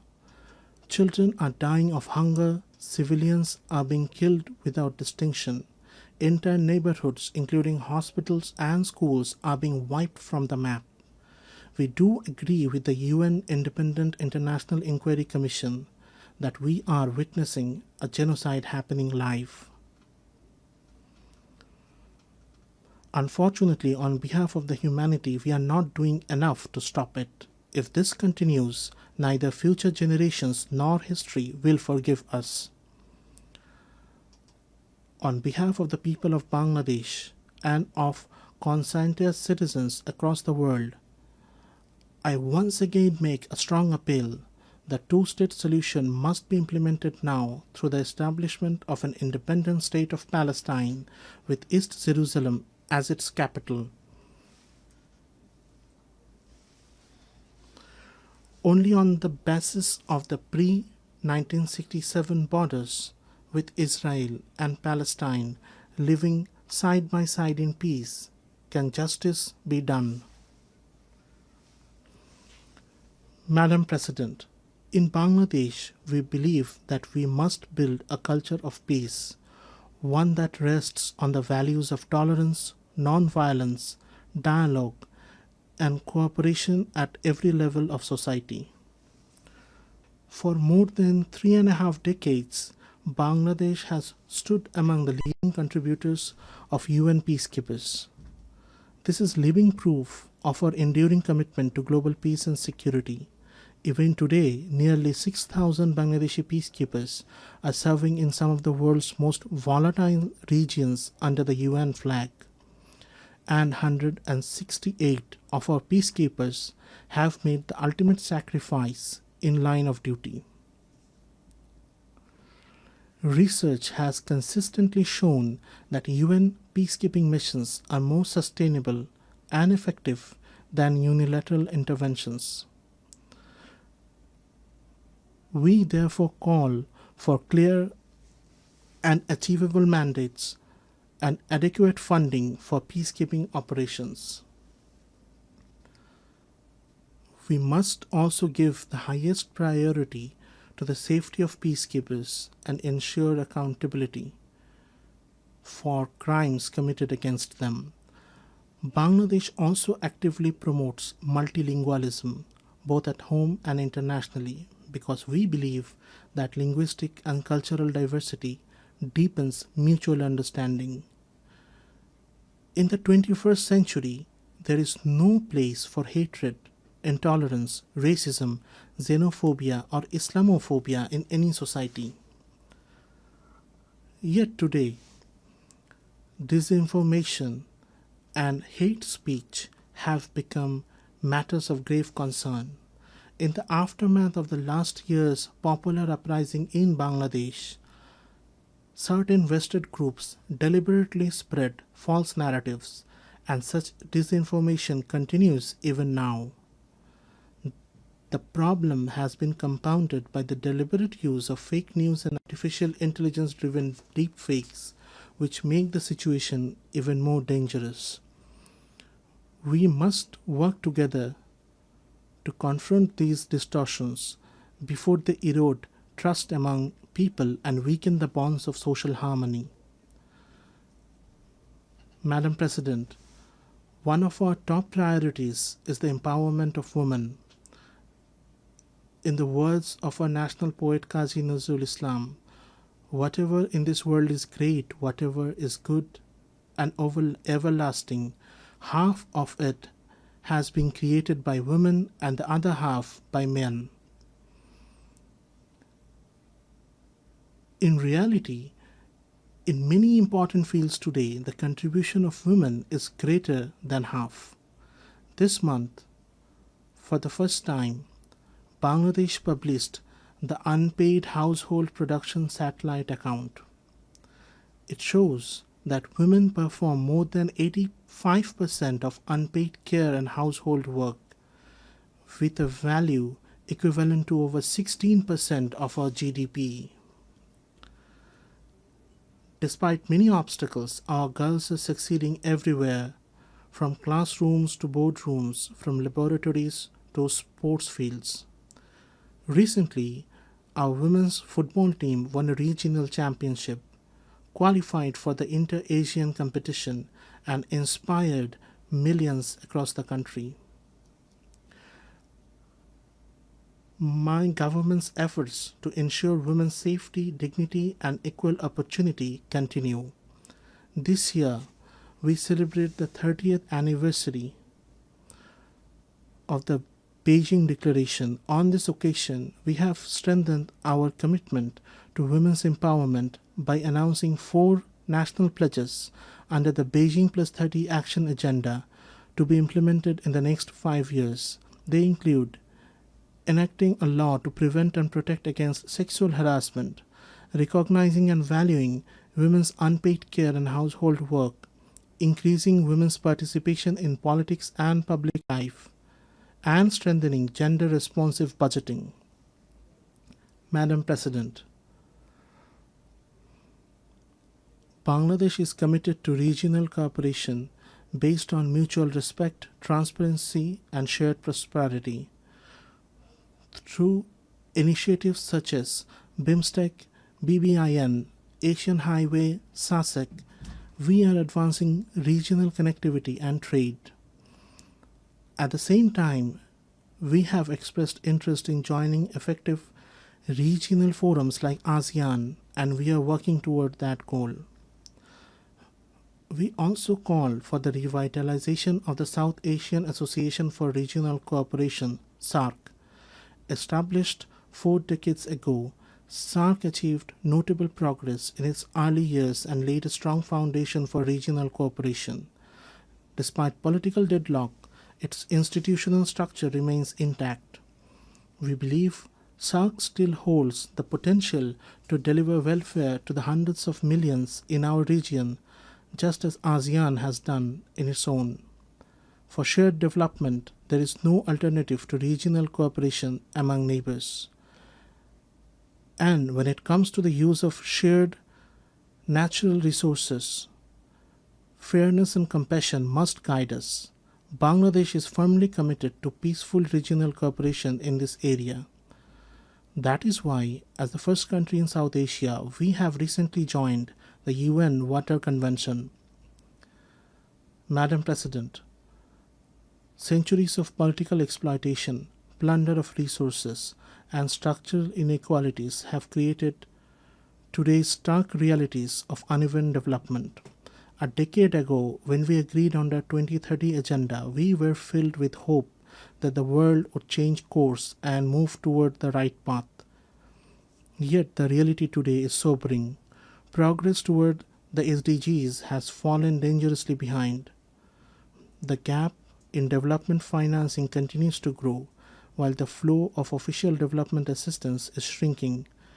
We urge donor countries to reverse this trend and to honor their commitments.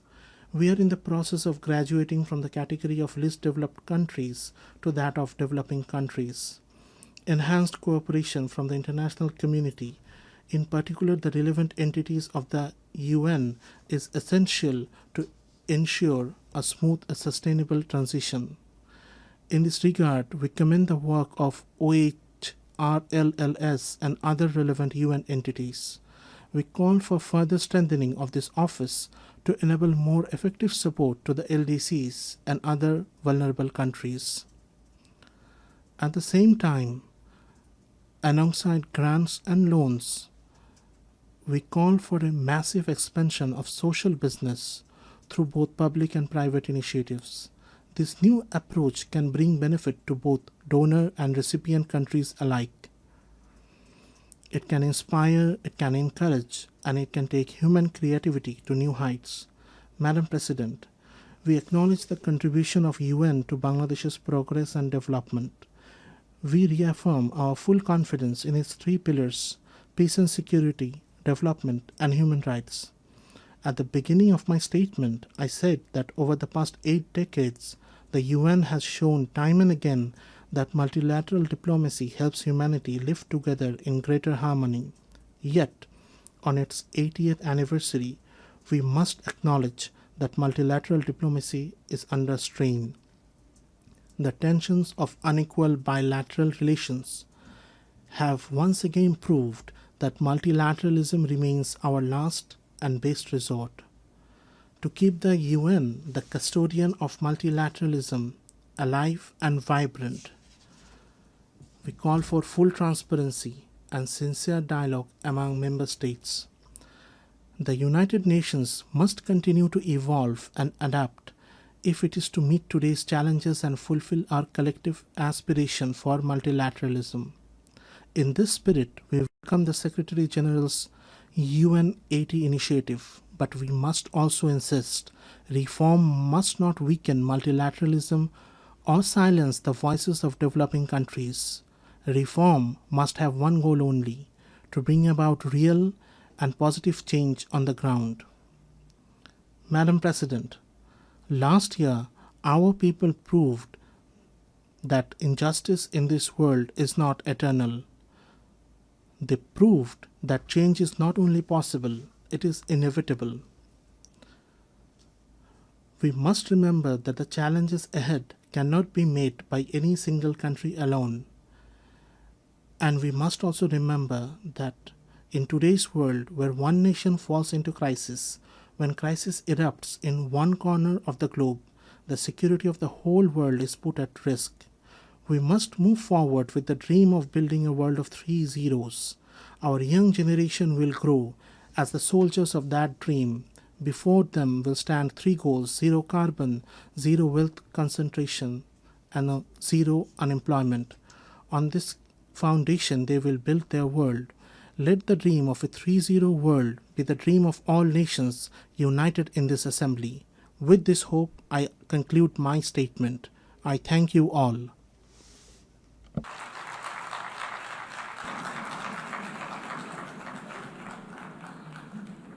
On behalf of the Assembly, I wish to thank the Chief Advisor of the Interim Government of the People's Republic of Bangladesh.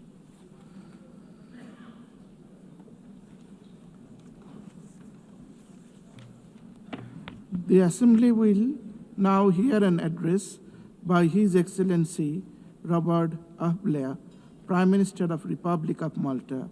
I request protocol to please escort His Excellency and invite him to address the Assembly.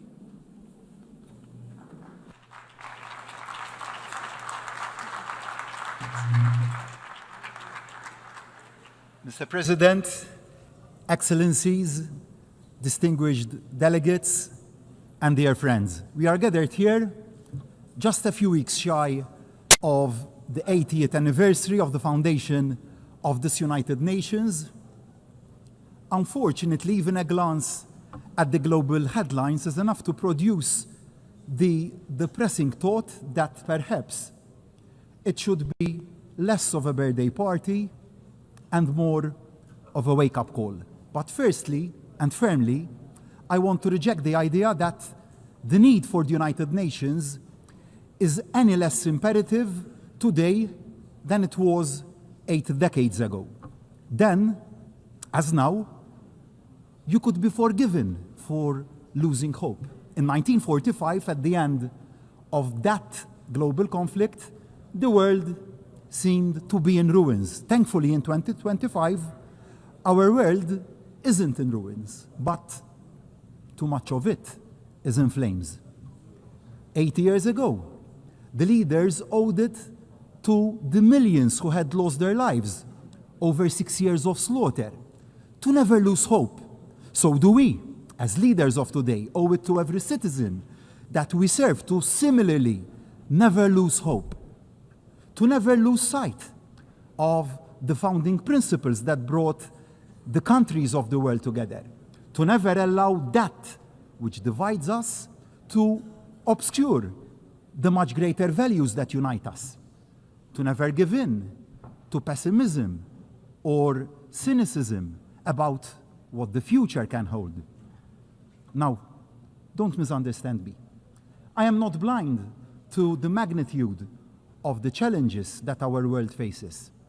I know that fine words here in New York won't, by themselves, end conflict, hunger, or deaths by malnutrition. But I remain convinced that the resolution we show and the resolutions we pass here can make a real and tangible difference on the ground. We must never lose sight of the power of collective will and that of collective action. Because while the 8 decades of the United Nations have seen far too much conflict and suffering, they have also seen human progress on a scale even the most optimistic of the founding fathers who dared to dream that working together could work to transform the lives of ordinary people would never have imagined themselves. Let me cite just one example. In 1945, global life expectancy, war aside, was in the mid-40s. Children born this year, in 2025, can expect to live in their mid-70s. Now, that didn't happen by luck or by accident. It happened by will and resolve. It happened by effort. And it happened also because of the positive work being conducted by the agencies of this United Nations. And it is not just in terms of life chances that the United Nations has had a positive, transformative impact. The values inscribed in the founding charter had a profound effect on the journey to self-determination of so many nations, like my own, Malta. In 1945, Malta was still a colony, a British military and naval base. In 2025, Malta is a proud republic since 1974 and independent since 1964, playing its part at the pivotal crossroads of two continents. So, the country I am honored to lead will never turn its back on the possibilities that the principles of our United Nations offer to deliver solutions to even the gravest of challenges. Perhaps the gravest of those challenges that the world faces is division. Barriers are being built when they should be coming down and dismantled. And those barriers really are already proving obstacles to the exchange of trade, innovation, ideas, of hope that our world needs.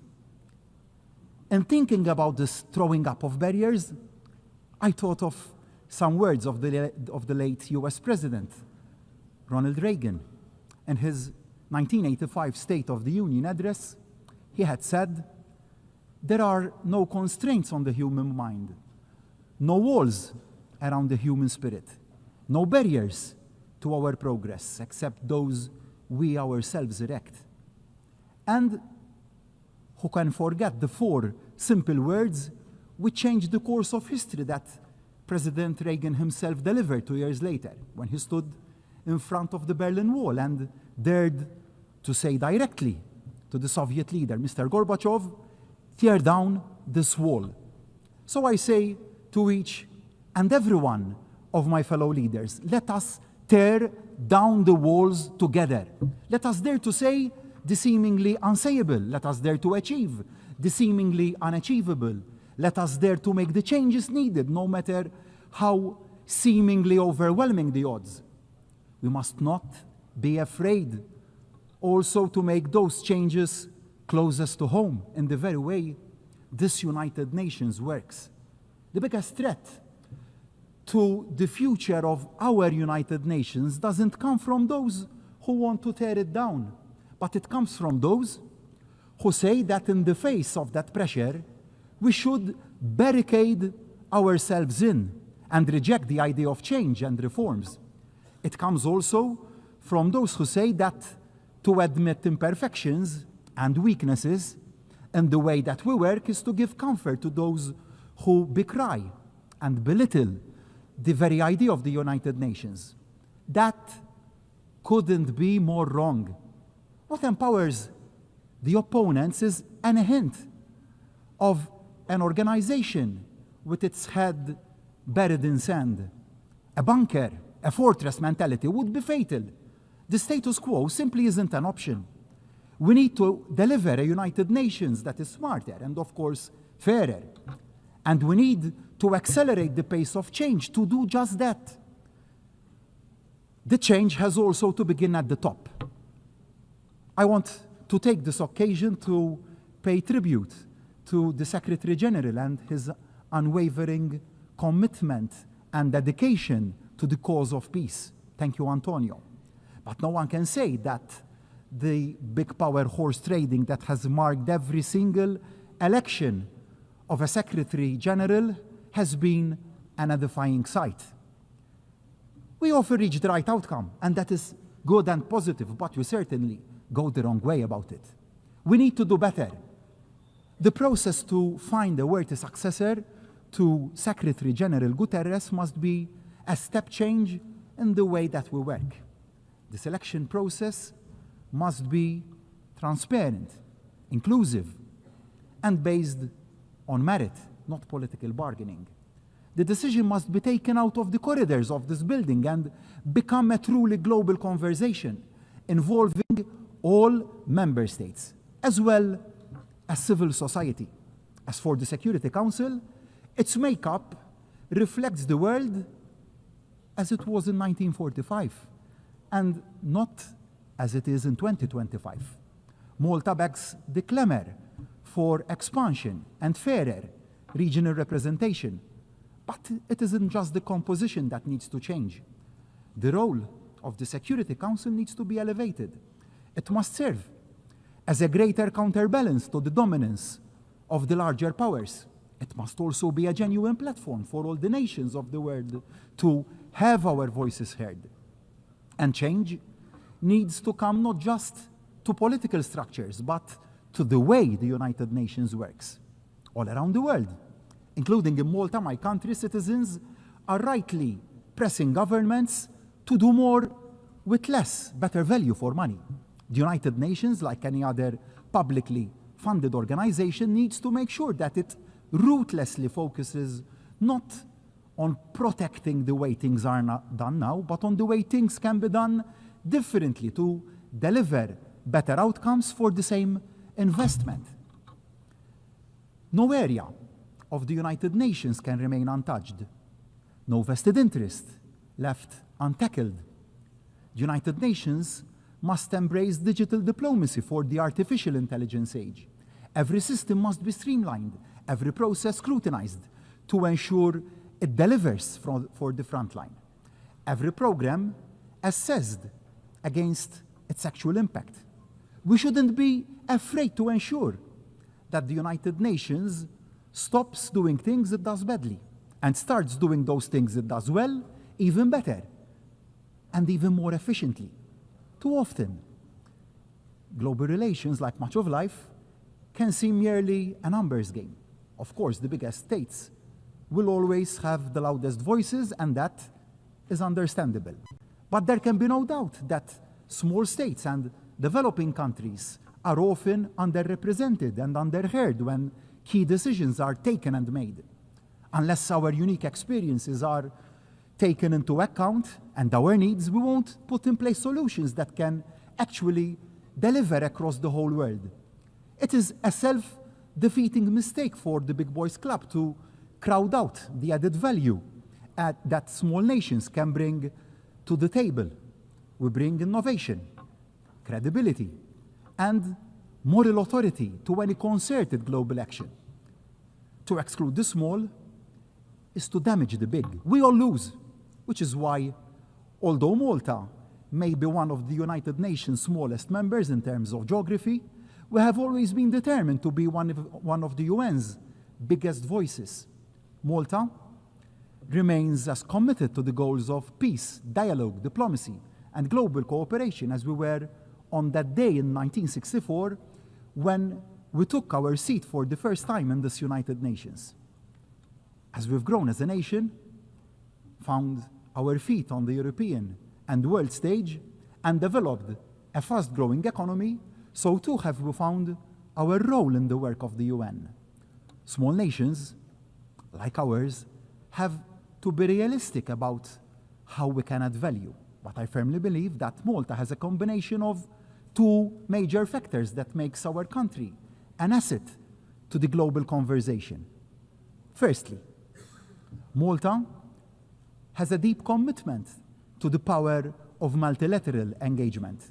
We bring to the table the recent experience of both chairing the OSCE and serving on the UN Security Council, alongside the insight gained from our current presidency of the Committee of Ministers of the Council of Europe. I am particularly proud that Malta's presidency coincides with the 75th anniversary of the Convention, of the European Convention on Human Rights, rising, like the United Nations, from the ashes of the Second World War, guaranteeing for hundreds of millions of Europeans and other peoples the fundamental human rights for which so many people lost their lives in their fight for them. Secondly, Malta offers a unique platform for peace. We offer a unique mix that leaves Malta particularly well placed to host dialogue and discussions between parties, between countries, no matter how far apart they are. Our geography at the crossroads of two continents, our neutrality enshrined in our constitution, our diplomatic tradition as a respected and knowledgeable fair broker. Together, they make Malta the ideal location to come together to try and find solutions to even the most intractable of disputes. So, today, I renew my open offer to the warring parties of the world and those working to bridge those divides. Malta stands ready to welcome you, to facilitate, and to support you in finding ways forward. Now, nobody disputes how deeply entrenched are the barriers to peace, but that doesn't mean that the search for solutions should ever be paused.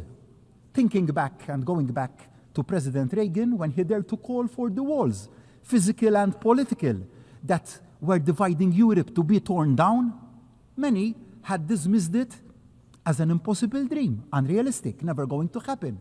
But it did. The seemingly intractable Cold War came to an end. As global leaders, we must equally never give up, never say peace can't be achieved, never give in to defeatism, even the most outwardly unresolvable of conflicts. Sadly, on Malta's doorsteps, two such conflicts, wars, are raging: Ukraine and Gaza. The world must not turn its back on either, or tackle them with double standards, as this would undermine our credibility and effectiveness. We must never wring our hands and consign any conflict to the too difficult to deal with pile. It is now 3.5 years since Russia's unprovoked and illegal invasion of Ukraine. Malta remains resolute now as it was then in demanding a lasting and just peace that guarantees Ukraine's sovereignty. This is the only solution which will adhere to the spirit of both the UN Charter and international law. But that can only come about following a full and unconditional permanent ceasefire and the full participation of Ukraine in any future peace talks and decision-taking. Malta stands firmly with our fellow EU members in believing that we must keep the strongest possible pressure on the Russian economy to force the Russian government to see sense and engage in genuine and constructive dialogue. Slava Ukraini. So too, must there be an immediate and permanent ceasefire in Gaza. The suffering of so many thousands of innocent civilians must come to an end now. It must come to an end now. Yes, the remaining hostages must be released immediately by Hamas. International humanitarian aid must be allowed to flow in Gaza without impediment. It is so morally wrong and inhuman that so many innocent people are dying of hunger and severe malnutrition. These atrocities must stop now. We cannot allow the further killing of thousands of innocent people, babies, children, youth, the elderly, and the frail to continue and turn our heads the other way because of improper considerations. We cannot remain silent. Decisive and effective action needs to be taken without any further delay. I cannot I cannot bear to see anymore the physical and psychological pain and suffering in the eyes of the young children we bring over to Malta from Gaza to give them a better future. Children, young children with mutilated bodies who are supposed to be celebrating the innocence of their youth and the best period of their lives. The parents who have lost their young children. And I ask, why? When leadership should be about humanity and empathy, and not about who can inflict maximum damage to win a war or wipe out a nation or its people. I was proud this week to stand with other world leaders and add Malta to the growing list of allies recognizing Palestinian statehood. After tens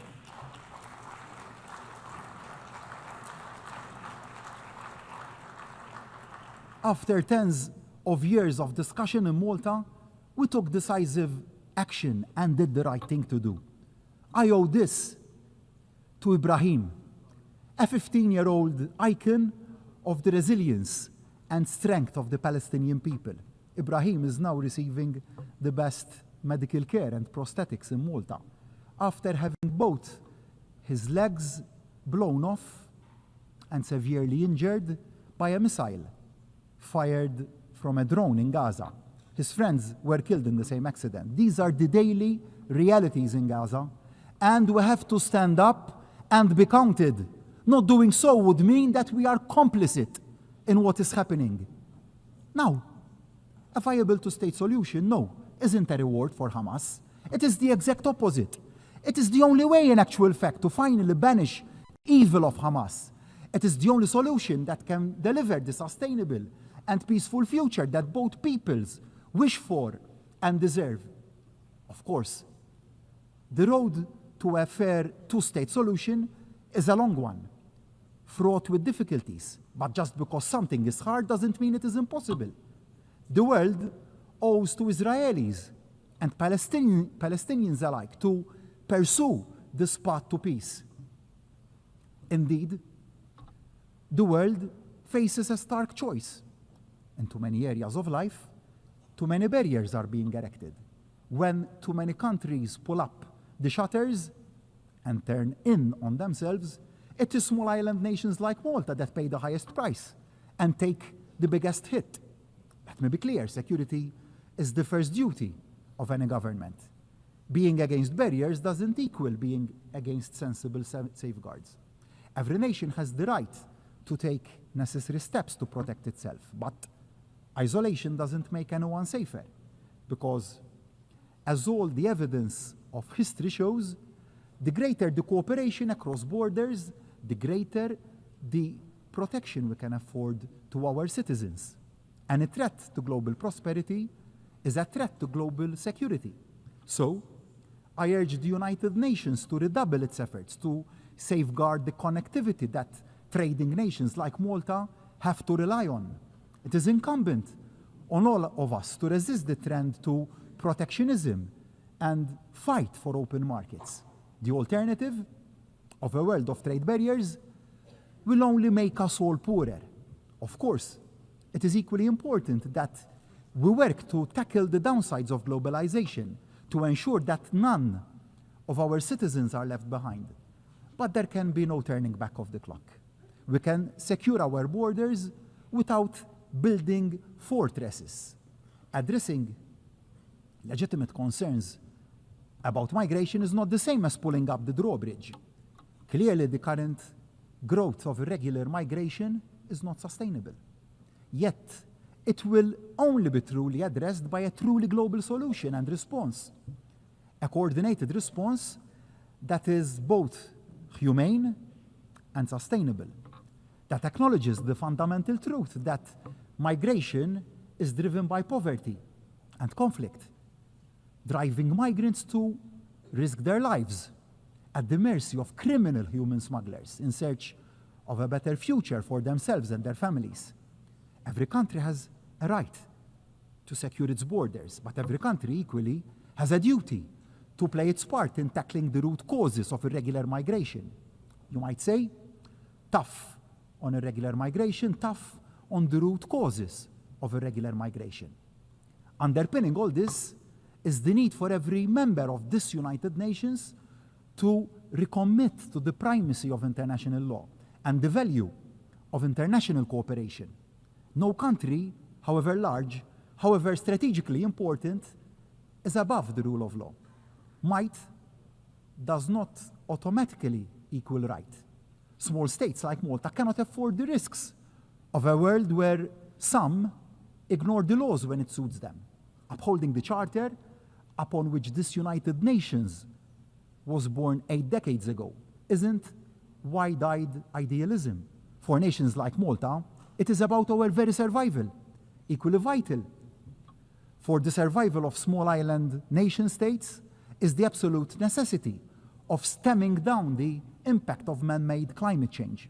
It would be too easy for a world waylaid by war to shrug its shoulders and claim it lacks the bandwidth to keep taking the actions needed to keep down the Earth's temperature. Malta, however, will keep working to amplify the voices of the small islands across the globe. As a small island state, we are at the front line of rising temperatures and rising sea levels. This isn't some theoretical threat. It is a challenge to our very existence. So Malta will continue to support indices like Corvi that bring home just how vulnerable small island states are to climate change. And we will maintain pressure for greater support to be given to those developing small island states where the threat is highest and fastest. But the cost of preparedness and adaptation is disproportionately high. They must be given the resources that they need to adapt. And the adaptation must not cause a financial burden on their citizens, to our citizens. Otherwise, we will lose their buy-in. And whilst reaching our climatic targets should, of course, not be put on the back burner, the competitiveness of our economies must also not be put on the back burner in the pursuit of those targets. Otherwise, we will miss the wood for the trees. Dear friends, let me conclude my remarks from where I began today. Yes, our world faces unprecedented challenges. In an age of instant communications, we are all exposed to the threats we all face like never before. They can seem utterly overwhelming. But as a world, we face two choices. We can give up hope, give up trying, or we can double down, step in and step up and never give up. Multilateralism is more important today than it was even in 1945. We won't keep our people safe, our planet protected, or our prosperity preserved unless we work together, listen to each other, and act in concert. So I say to my fellow leaders of all states, of all sizes, tear down these walls. Let us stop erecting new barriers. Let us knock down those existing walls, physical and metaphorical, that are standing in the way of progress. No more posturing, a lot more partnership. We owe it to those who had the vision 80 years ago. We owe it to the people who put their trust in us to lead them. United Nations isn't perfect, but it is indispensable. So let us commit loud and clear to making it better. Better focused, better value, better at tackling the challenges of the next 80 years. And let that commitment start today. Thank you all.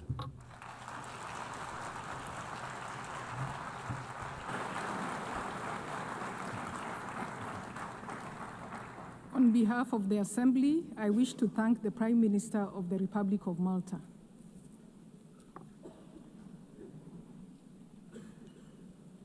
The Assembly will hear an address by His Excellency Kyriakos Mitsotakis, Prime Minister of the Hellenic Republic.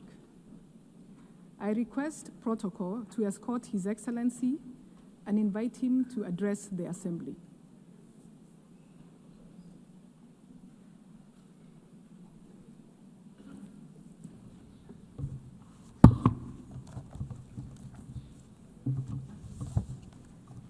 Madame la Présidente, heads of state and government, ladies and gentlemen, it's an honor to address this assembly for the 7th time as Prime Minister of Greece. And as many other speakers have pointed out, this year carries a special weight as we celebrate the 80th anniversary of this United Nations. 80 years of hope, of struggle, of progress. And this milestone coincides with a very important moment for Greece. Our 3rd tenure as a non-permanent member of the Security Council. And we accept this responsibility with honor and with a deep sense of duty as a nation that stood at the birth of this organization. And like so many other nations, my country came here devastated by the horrors of the Second World War. The Charter of the United Nations was not just a legal document, it was a commitment that never again should force prevail over the rule of law. And for 8 decades, the United Nations has defended peace, has advanced human rights, has expanded access to health, education, and equality for all. It has stood as a custodian of international law, safeguarding the rules and principles that make international cooperation possible. The United Nations was at the epicenter of a historic turning point. It gave voice to the hopes of people long denied freedom. Decolonization brought new nations into this assembly, and they brought with them their histories, their culture, their aspirations. And their participation helped redress historical injustices and transform the organization into a true reflection of the world's diversity. These achievements are real progress. They have made our world safer, fairer, and more prosperous, but they should never, never be taken for granted. They were won through effort and sacrifice, and they remain fragile. Ladies and gentlemen, a new global order is on the rise. Multilateralism is under strain, and fundamental tenets of the post-1945 world are being questioned.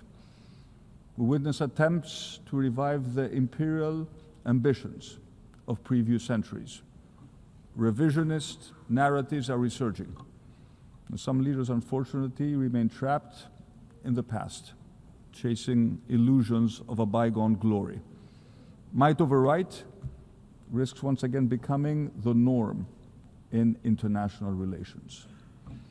A norm the international community has sought to overcome for more than 80 years. And this trend is strengthening at a time when global challenges continue to multiply. Climate change, migration, the advent of artificial intelligence. Our world is changing. We must meet this change with courage and responsibility, but never, never at the expense of the principles that form the very fabric of the international community represented in this assembly. Most important of them being respect for territorial integrity and the peaceful resolution of disputes. Being situated at the crossroads of 3 continents, Greece is a pillar of stability and a reliable partner in a turbulent region. We uphold the principles of international law. We seek dialogue and peaceful coexistence with our neighbors. Some claim that these principles are irrelevant in today's world. We believe the opposite. They are the source of strength, the only path to lasting peace. And we are certainly not naive. We remain fully aware of the threats and the risks of instability in our wider neighborhood. This is why we're strengthening our economy, enhancing our deterrence capabilities, and deepening our alliances, so that we stand ready to defend and uphold our values. For us, this is not just words. Greece is already allocating more than 3% of its GDP to defense, and we're ready to do more. Security is the very foundation of prosperity. After all, our paramount obligation as leaders is to keep our people safe. And we do this not in isolation. We are firmly anchored in the European Union, the most successful multilateral project of our age. It's born from the ashes of the Second World War. The European Union has secured peace and prosperity in Europe for generations. But today we must go further. And in the European Union, we are determined to take on a stronger role in our own defense. With war returning to our continent, I'm afraid there is simply no other option. Greece has long and consistently advocated for strengthening the European Union's strategic autonomy. We firmly believe that the time has come for joint European borrowing to finance critical European defense projects, such as missile and drone defense. And beyond that, it is imperative that we make Article 42, paragraph 7, which enshrines into European law the mutual assistance clause, truly operational. One of the founders of the European Union, Jean Monnet, famously once said that Europe was forged in crisis and will be the sum of the solutions adopted for those crises. He was right.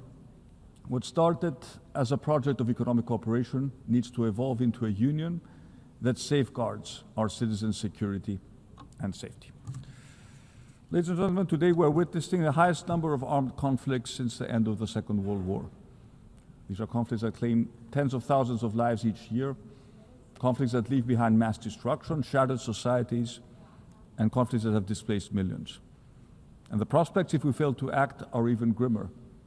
A future of escalating violence and deepening instability. And nowhere is this urgency more evident than in Gaza. Greece has, from the very first day after the heinous attacks of October 7th, 2023, advocated for Israel's right to defend itself against a terrorist organization that rejects Israel's right to exist. We have called for the immediate release of all hostages and a comprehensive ceasefire. But we have, at the same time, made it very clear that no military targets, no matter how valuable they are, can justify the death of thousands of children, the forced displacement of over 1 million Palestinians within the Gaza Strip, and the humanitarian suffering of the Palestinian people. Greece maintains a strategic partnership with Israel, but this does not prevent us from speaking openly and frankly. The continuation of this course of action will ultimately harm Israel's own interests, leading to an erosion of international support. And I tell my Israeli friends that they risk alienating all the remaining allies if they persist on a path that is shattering the potential of a two-state solution. Greece will continue to advocate for a two-state solution which envisions the creation of a sovereign, democratic, and viable state of Palestine, building its future in peace and security alongside the state of Israel. But we should be lucid about the roadmap towards achieving this elusive goal. Israel's action in the West Bank risks creating irreversible situations on the ground.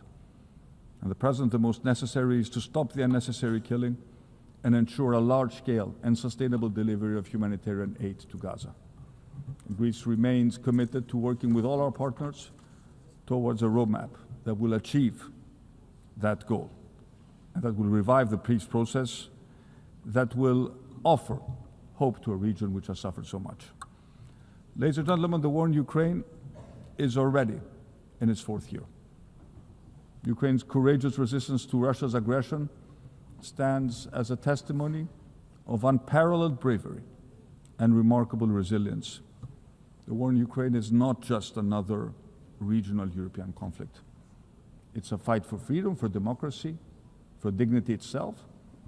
It's, above all, a defense of the rules-based global international order.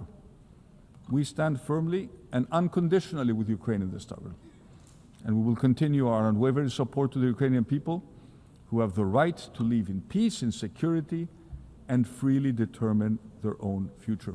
And we appreciate President Trump's effort to reach peace, and we reiterate that the genuine peace process cannot begin without an immediate ceasefire. Let us be even clearer, there can be no peace formula without Ukraine at the table, and there can be no acceptance under any circumstances of borders redrawn by force. Gaza and Ukraine have monopolized the interests of this assembly, but another humanitarian catastrophe is unfolding, and unfortunately, it does not receive the attention it deserves. And I'm referring to Sudan. 2.5 years into a devastating war, civilians are paying the highest price. Millions are left without safety, dignity, or protection. And the figures are horrifying. Almost 12 million people have been forced from their homes, creating the world's largest displacement crisis. More than 30 million could require humanitarian aid. Famine is spreading. The civilians must be protected. Humanitarian aid must flow freely and without obstruction, and those responsible for atrocities and war crimes must be held into account. There's only one path forward: silence the guns and renew a coordinated political process. The world must not forget the people of Sudan. We owe them nothing less than peace and the chance of a future built on hope, not despair. And as Europeans, it is also in our interest to take an active role in resolving the Sudan crisis. Otherwise, we risk facing a migration crisis of unimaginable proportions. Ladies and gentlemen, the Eastern Mediterranean is an area of strategic importance. It's Europe's southeastern frontier, a vital crossroads of trade and energy routes. Greece, at the heart of this region, holds a key geostrategic position. And we aspire to become an energy security provider, linking Europe with North Africa and the Middle East. And by exercising our sovereign rights, always in full respect with international law, we are strengthening our footprint and shaping developments in the area. Connectivity projects, such as the Great Sea Interconnector and the Greki project that links Greece to Egypt, are projects of mutual benefit, advancing stability and ensuring that our electricity grids are better connected. They will diversify Europe's energy supply, accelerate the green transition, and above all, bring our region closer. Renewables are the future, and in Greece we have already made significant strides in this field. But we also remain pragmatic. Fossil fuels will continue to play a role in an energy mix, with natural gas serving as a bridge in this transition. And that is why we're investing in infrastructure that will make Greece an LNG hub, and at the same time, together with our American partners, we're advancing the exploration and potential exploitation of our offshore gas reserves, a resource of strategic value, not just for Greece, but also for Europe. Yet the Eastern Mediterranean also faces profound challenges: climate change, migration, persistent conflict. The only way to meet them is through cooperation built on leadership, political will, but also a shared sense of responsibility. In all our relations with our neighbors, Greece is guided by a single unwavering compass: respect for international law. This is a cornerstone of our foreign policy and the basis upon which we seek dialogue and genuine cooperation. Let me begin with our relations with Turkey. Greece seeks peaceful coexistence with our neighbor. And in recent years, yes, we have succeeded in maintaining low tensions. And this is a positive development that we should not underestimate. However, the calm seas we have witnessed over the past 2 years must not be fleeting. They must allow us to build trust, find common ground, and pursue solutions in the interests of both our people. The way forward lies in dialogue, in respect for international law, and in the vision of a region defined not by rivalry, but by shared prosperity. And as I've repeatedly stressed from this podium, we are ready to work towards settling the only major outstanding issue between us: the delimitation of the continental shelf and the exclusive economic zone in the Aegean and the Eastern Mediterranean. Turkey must remove the threat of war against Greece that still hangs as a dark cloud over our relations. After 30 years, this casus belli has to be revoked. It has no place in relations between friendly neighbors. Our path forward must be one of diplomacy, not the language of weapons. Let me say a few words about the Cyprus problem. For 51 years, Cyprus has endured the consequences of Turkey's illegal invasion and continued military occupation. It's a blatant violation of international law and a constant strain to regional peace and security. Our commitment to Cyprus's sovereignty, territorial integrity, and a solution of one state based on a bizonal, bicommunal federation is steadfast. It's a matter of credibility and determination to defend the core values and principles upon which the United Nations are based and fully aligned with all the decisions taken by the UN Security Council. And Greece fully supports the efforts of the Secretary General and his personal envoy to give a new impetus to the resumption of negotiations. And a just and viable settlement will serve the interests of the Cypriot people and contribute decisively to the stability of the wider region. Turning to Libya, our two countries share maritime borders. We are neighbors. It is therefore in our common interests to reach a fair and lawful delimitation agreement in line with the provisions of the United Nations Convention on the Law of the Sea. The true stability in our neighborhood also depends on Libya itself being united and sovereign. The Libyan people must be free to determine their future without foreign interference, and Greece stands ready to assist constructively in a UN-led efforts to achieve a political solution and reunite the country. When it comes to Syria, after 14 years of bloodshed, last December brought a moment of change and a new hope for the Syrian people. The future of the country must be built on tolerance, dialogue, and full political representation for all religious and ethnic communities. Only then can Syria's diverse society find peace and prosperity, free from sectarian violence and external interference. I made it clear to the Syrian president that our support regarding Syria's rapprochement with Europe is conditional upon the protection of religious and ethnic communities, in particular, the Christian Orthodox minority, which has been repeatedly targeted by Muslim extremists. At the same time, we expect Syria and its authorities to act in full accordance with international law, including the United Nations Convention on the Law of the Sea. Finally, let me turn to the Western Balkans, our immediate neighbors, our strategic partners of the European Union, and candidate members of our common family. This region has made remarkable progress over the past decades, yet the balance remains delicate, with the risk of backsliding always present. The future of the Western Balkans lies within the European Union. Greece has been a pioneer in this endeavor through the Thessaloniki Agenda, which set the path for the region's European perspective. And this path must be grounded in full respect for international law, for existing international agreements, the rule of law, human rights, but also minority rights.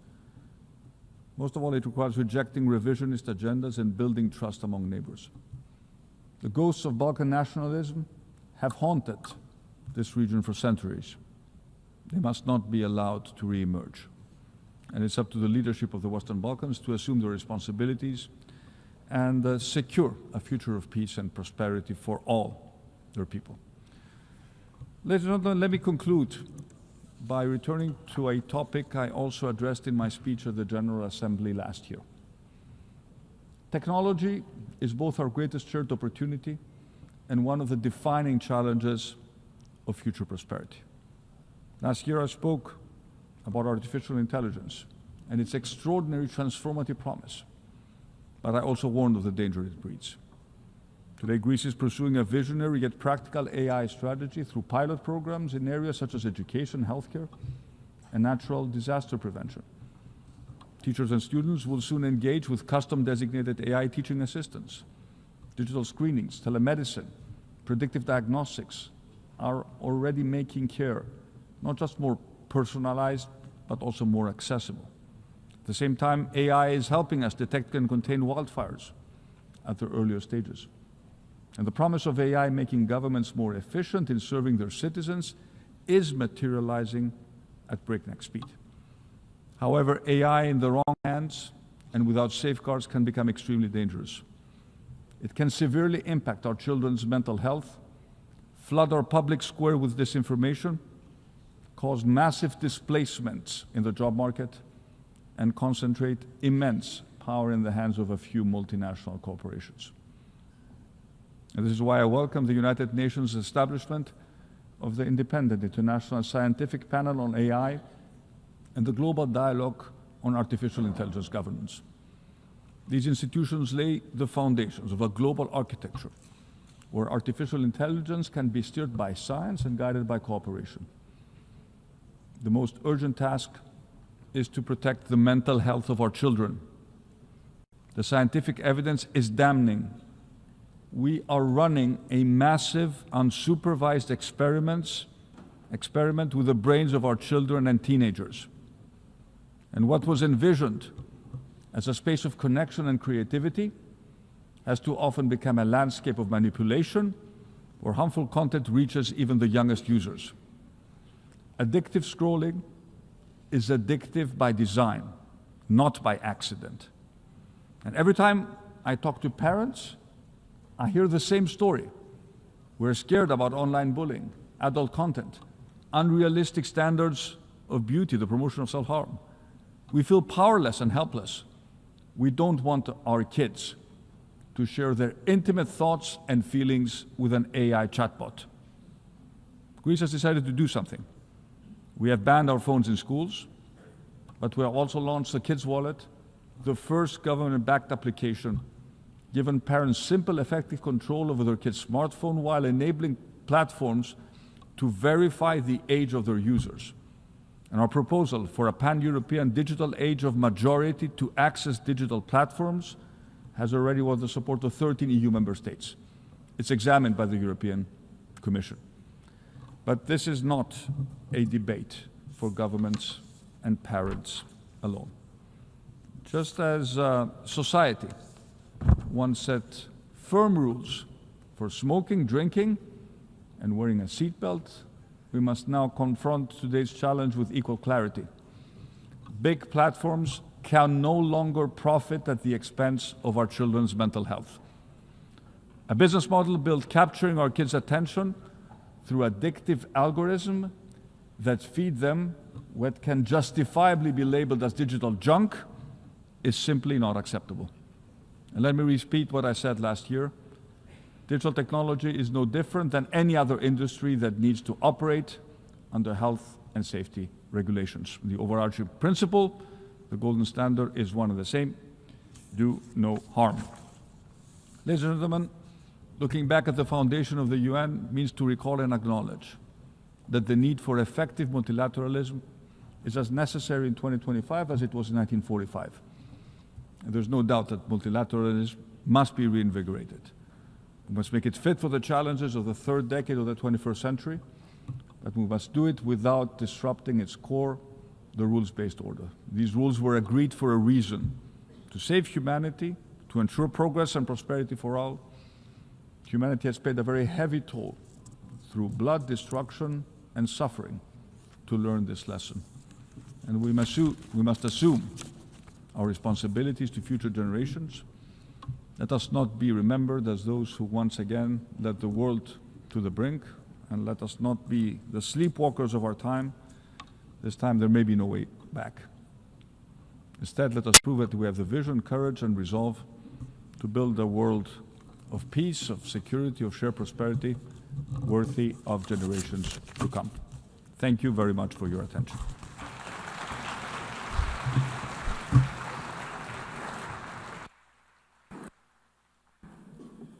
On behalf of the Assembly, I wish to thank the Prime Minister of the Hellenic Republic.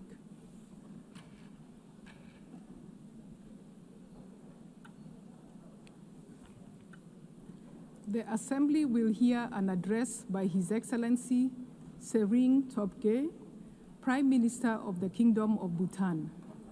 I request protocol to escort His Excellency and invite him to address the Assembly.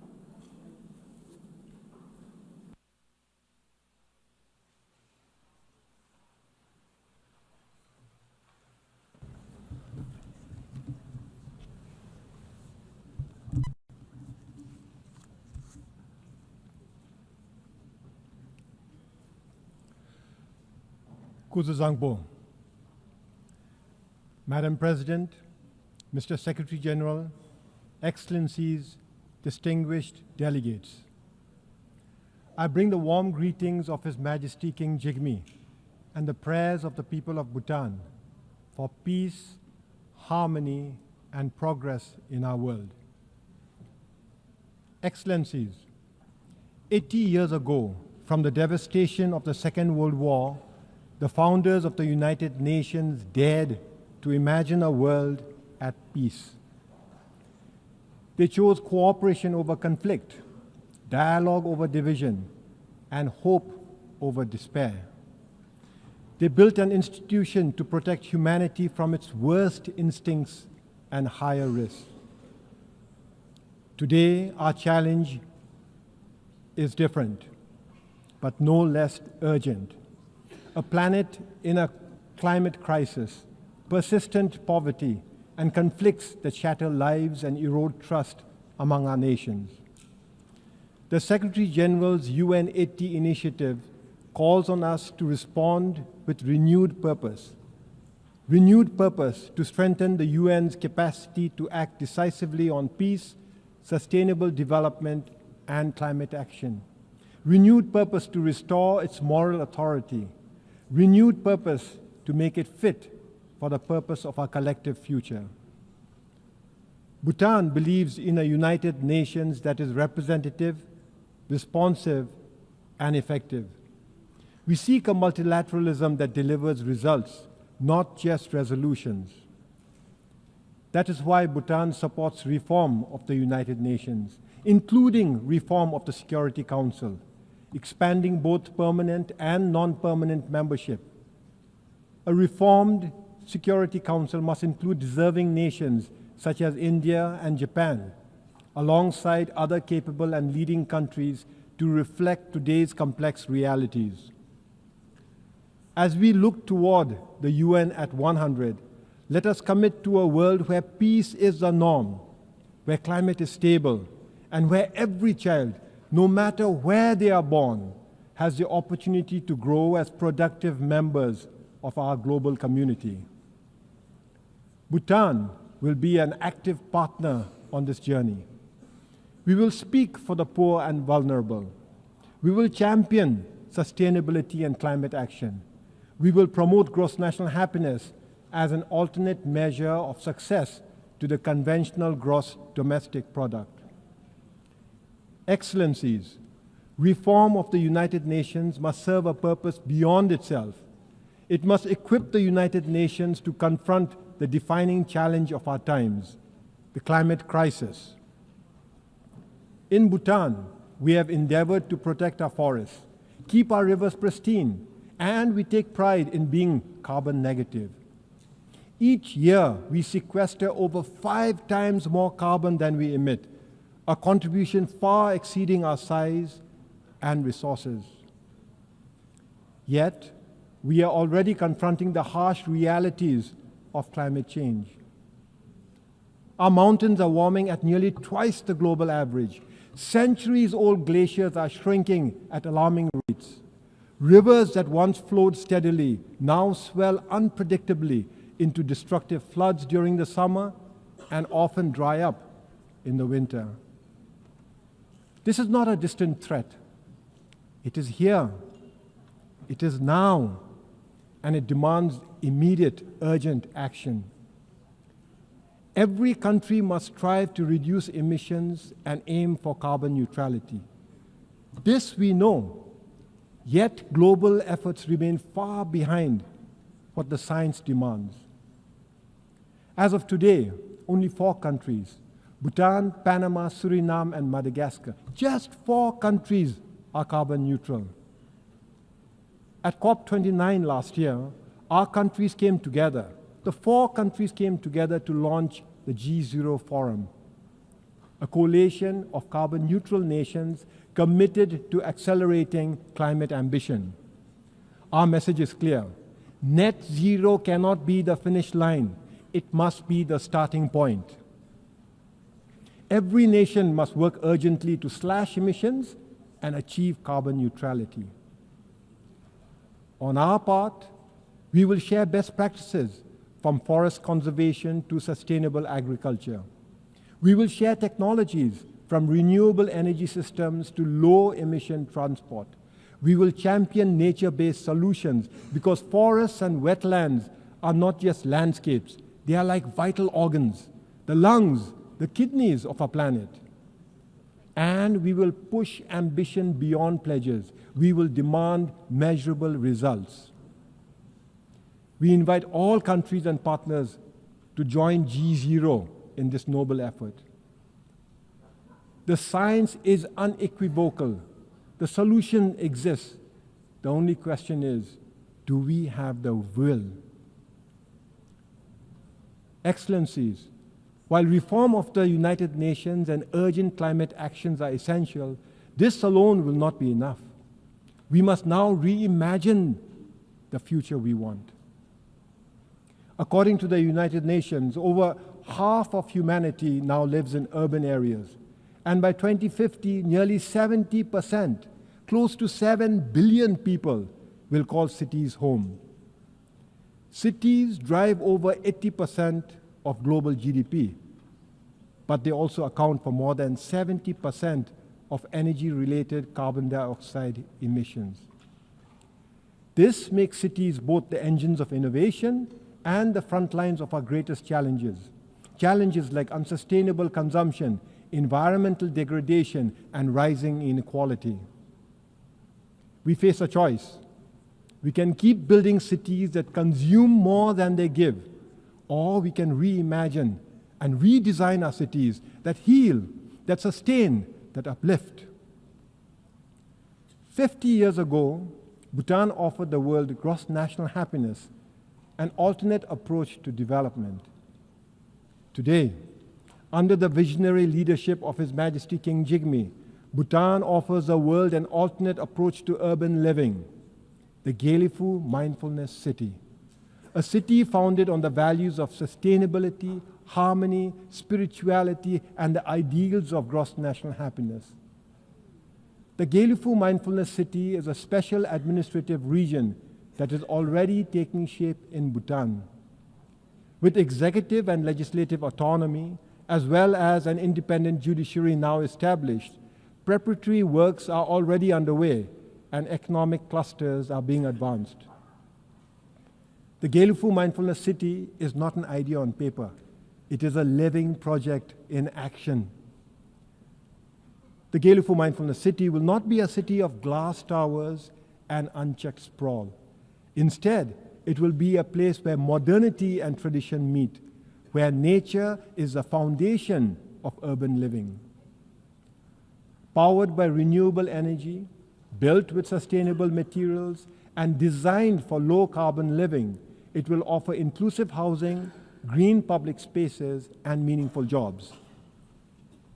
For Bhutan, the Mindfulness City is a strategic step, a step towards taking gross national happiness to the next level, a step towards advancing prosperity, and a step towards fostering deeper global engagement without losing our identity or our bond with nature. But the Gyealfu Mindfulness City is not just Bhutan's project. It could serve as a forerunner in rethinking urbanization, a model city built on the values of mindfulness, sustainability, and shared harmony.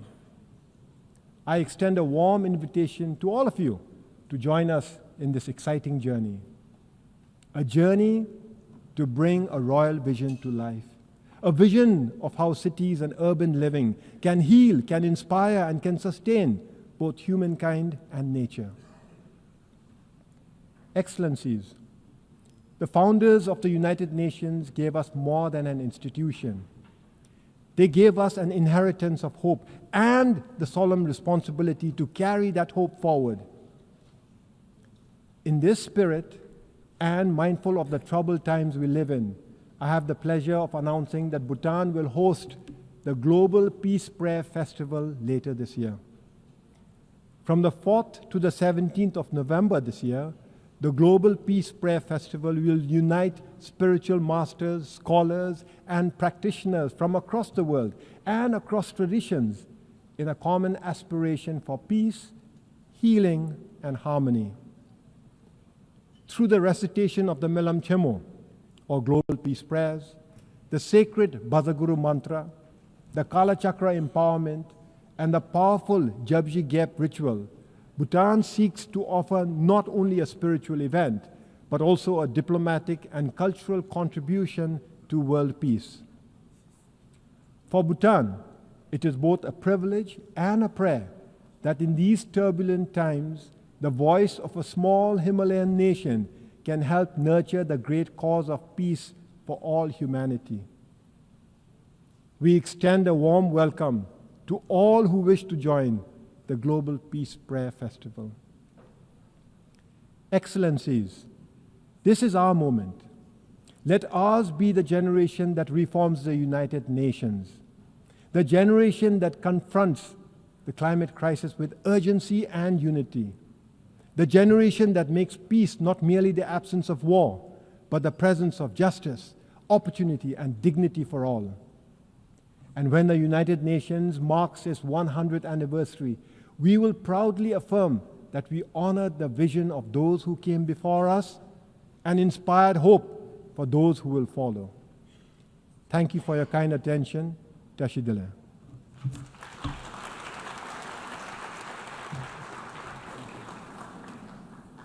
On behalf of the Assembly, I wish to thank the Prime Minister of the Kingdom of Bhutan.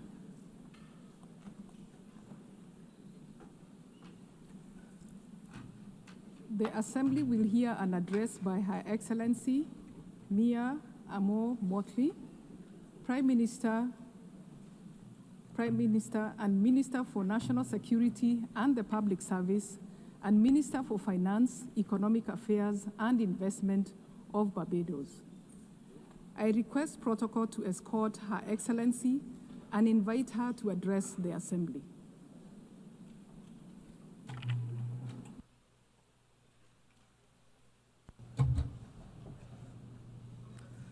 Thank you very much, Madam President, Excellencies, distinguished ladies and gentlemen. The 21st century has been marked by a series of crises for which our world has been unprepared. Financial crisis that started in 2008, which then triggered fiscal crises across many of the world's countries. And if that was not enough, a social crisis characterized by rising inequality with the consequences thereto, be it substance abuse, mental health challenges, homelessness, or human trafficking. Then there was a global pandemic, lasting 2 to 3 years and taking the lives of millions of people. And for those surviving, they had restricted movement and restricted choices. All of this, my friends, has been exacerbated by the spreading of fake news. This distorts reality and threatens the stability of our societies, creating a platform for hate to thrive and prejudice to rise. But deeper than all of these crises is a bigger, more insidious crisis that is undermining our domestic and global institutions that have promoted order, peace, and prosperity. It is, my friends, the crisis of truth. Excellencies, when we lose shared truth, our communities, our countries, our global society loses their center of gravity. At first, the damage may seem quiet. Words bend and facts drift in the service of political point scoring. But slowly, over time, we descend into political tribalism. We develop alternative realities and we are unable to understand each other and communicate with each other because we lack a center. Then we grow suspicious of each other. In the absence of truth, trust deteriorates.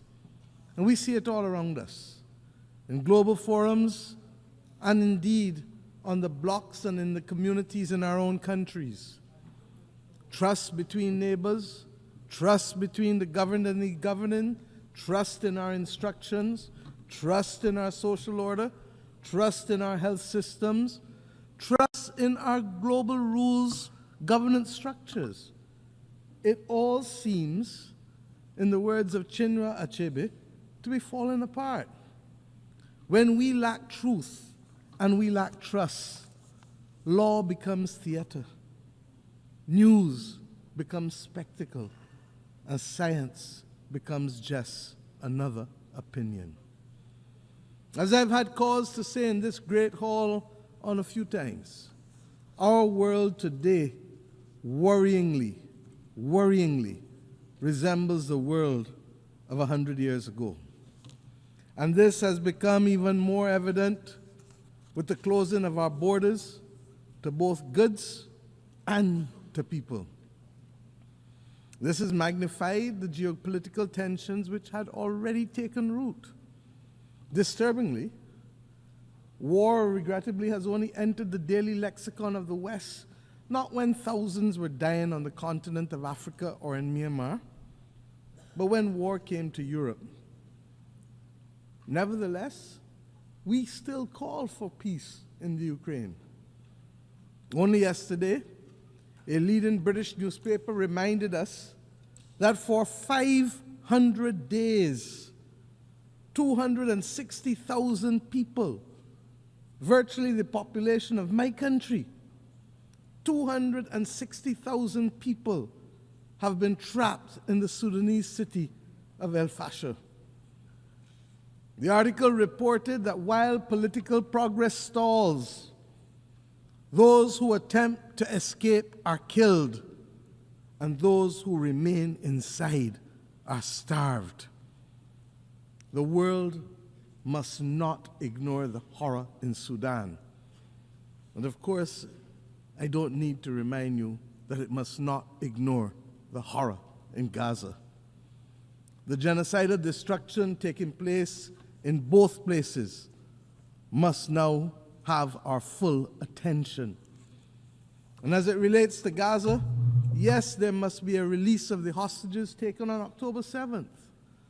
But we have now gone to a point where all of our human sensibilities are offended by the continuous and disproportionate attacks on the Palestinian people and the failure to allow access by the international community to the survivors for the provision of humanitarian aid. The survivors are entitled, my friends, to use the words of Bob Marley. How can you be sitting there telling me that you care, when every time I look around, the people suffer in the suffering in every way, in everywhere? My friends, it calls to mind the Roman historian Tacitus, who quoted a Scottish chieftain fighting against the military might of the Roman Empire. And I mention only the last two sentences. They plunder, they butcher, they ravish, they make it desert and call it peace. They make it desert and they call it peace. The real tragedy of war is that these children, when they become grandparents, will still be answering the innocent questions posed by their grandchildren 70, 80 years from now as to how they lost their limbs. Granny, how did you lose your leg? And when they answer, we run the risk that the violence and hate will be perpetuated for another 2 to 3 generations. This is not why we have come together. This is not good. And Madam President, it is happening under our watch. We can and we must do better to secure the peace across the world in the name of the children. And let me say that at the very least, the international community must immediately find the funding to support the children of Gaza and the children of Sudan for the next 3 months. UNICEF has said that in Gaza it is $66 million that is needed for the next 3 months. And in Sudan it is $200 million. The money is mostly nutrition related, to reverse or to mitigate famine for children, and to provide water and sanitation and health interventions. And we should note that there have been multiple disease outbreaks, including cholera. So, Madam President, to be very clear as I move on, a lasting peace can never be achieved through violence, not continued bombing. It can only be achieved through justice as our guide and dialogue, talking. And lest we forget, where others are seeking to build the peace and to preserve humanity in Gaza, as we saw, the international community must not condone the bombing of those states who look to facilitate peace. It is a red line that we must never cross. Madam President, I say simply again, another year, the world needs a reset. We must find, first and foremost, whether we still agree on the same values that inform our charter. As simple as this seems, this is necessary in any reset, for values we all know have changed over the last 80 years, and we cannot assume that it is business as usual. And if it is not available to all of us to agree to those values, then we must at least know who does and who doesn't. In addition to our inability to bring about peace in multiple conflicts, there really still are a number of issues that threaten our way of life and the stability of our planet beyond war. The climate crisis, food insecurity, water scarcity, mass flow of refugees and displaced persons, poverty and increasing inequality within and between societies. It has become so insidious that people don't even talk about it sufficiently. And of course, the failing spectacle of the SDGs for too many of our countries and people across the world. And of course, unregulated AI, which, while it has tremendous promise, poses unregulated significant risk. Many of our people ask every day, why has the United Nations not done better recently?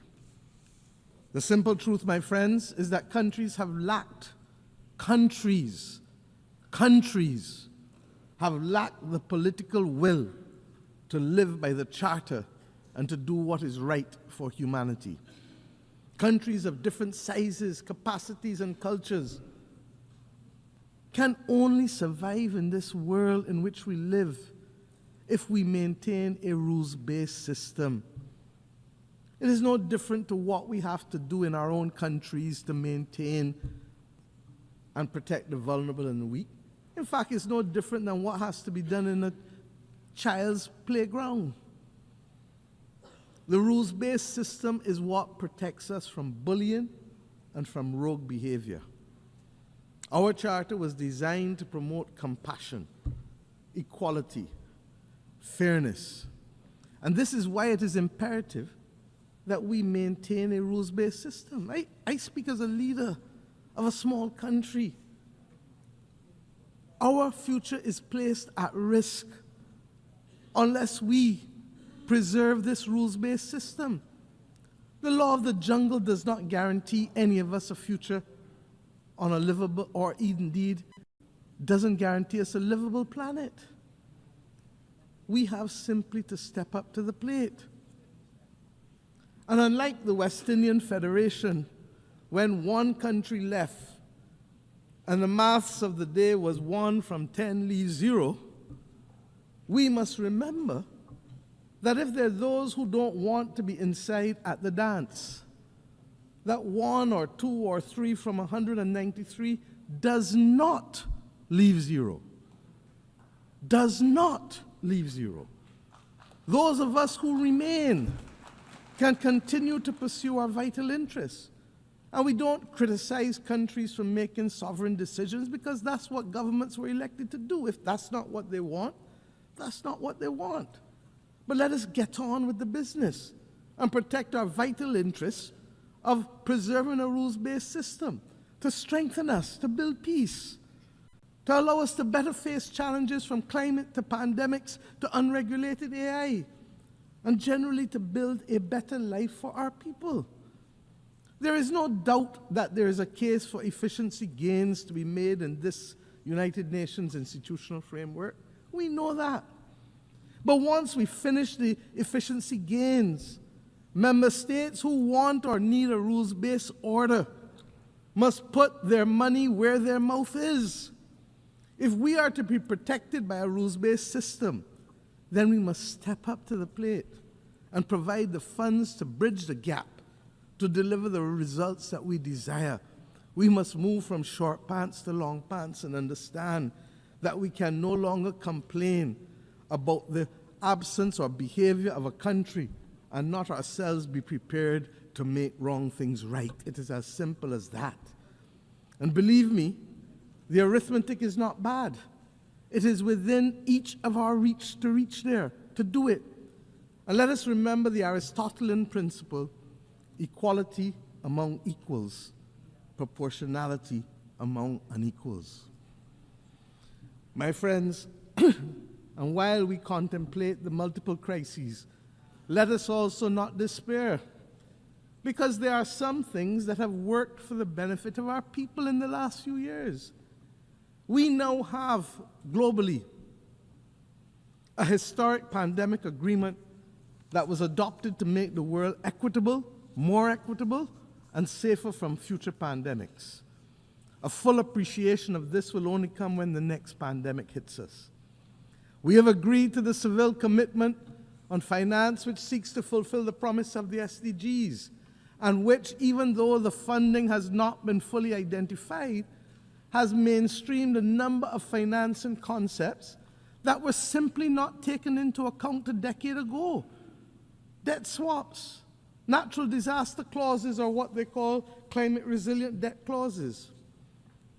These are the things that we advocated in the Bridgetown Initiative. We have committed also as a world, last year here, to an ambitious global action plan to combat antimicrobial resistance. And what does that have to do with any of us in here? I've said repeatedly, this is the silent, slow-motion pandemic of the 21st century and threatens to reverse a century of medical progress. And when we know people who die from hospital-aided infections, we understand the importance of the vital steps taken here. Earlier this week, we successfully brought into force the Beyond Boundaries and National Jurisdiction Treaty. As a large ocean state as Barbados is, I am acutely aware of the critical importance to protect our oceans and its marine biodiversity as part of the ecological balance of the planet. And last year, we adopted the ambitious Pact for the Future, which provides a roadmap, a North Star, for our work to protect people and planet of the future.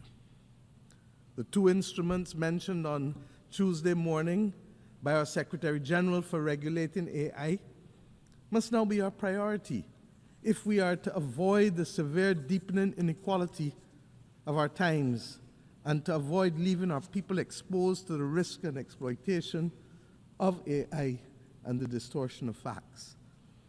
I must tell you that regrettably, I have experienced on a well-known commercial AI platform examples of censorship that seek to deny access to the details of our history in this hemisphere, in terms of the Barbados Slave Code, in terms of the South Carolina Slave Code. So we must be vigilant. Speaking as a small country, therefore, we see no future without a rules-based system. And before I go on, let me recognize the outgoing President of the General Assembly, His Excellency Philemon Yang, for his impactful presidency last year. And let me also congratulate Her Excellency Annalena Baerbock for assuming the presidency, particularly in this year when we celebrate Beijing Plus 30. Barbados looks forward to working with you, ma'am, to execute your vision. The fact that you are only the 5th woman to occupy this post over the last 80 years is a cause both for profound concern, but I say renewed optimism. This is a testament to the very point that I'm seeking to make. The organization is working, even if not at optimal levels, but we still have so much to do. Madam President, on climate finance, climate and finance, I should say, there's a real danger that debates in this great chamber, at the conference of the parties and elsewhere, risk being reduced to mere performative exercises. We have watched the widely celebrated green wave which swept Europe in 2019. We've seen it now recede, and in its backwash, that continent now faces deep division over the scale, scope, and speed of delivery on commitments made to eliminate climate-harming pollution by 2050. We've seen others withdraw from the Paris Agreement.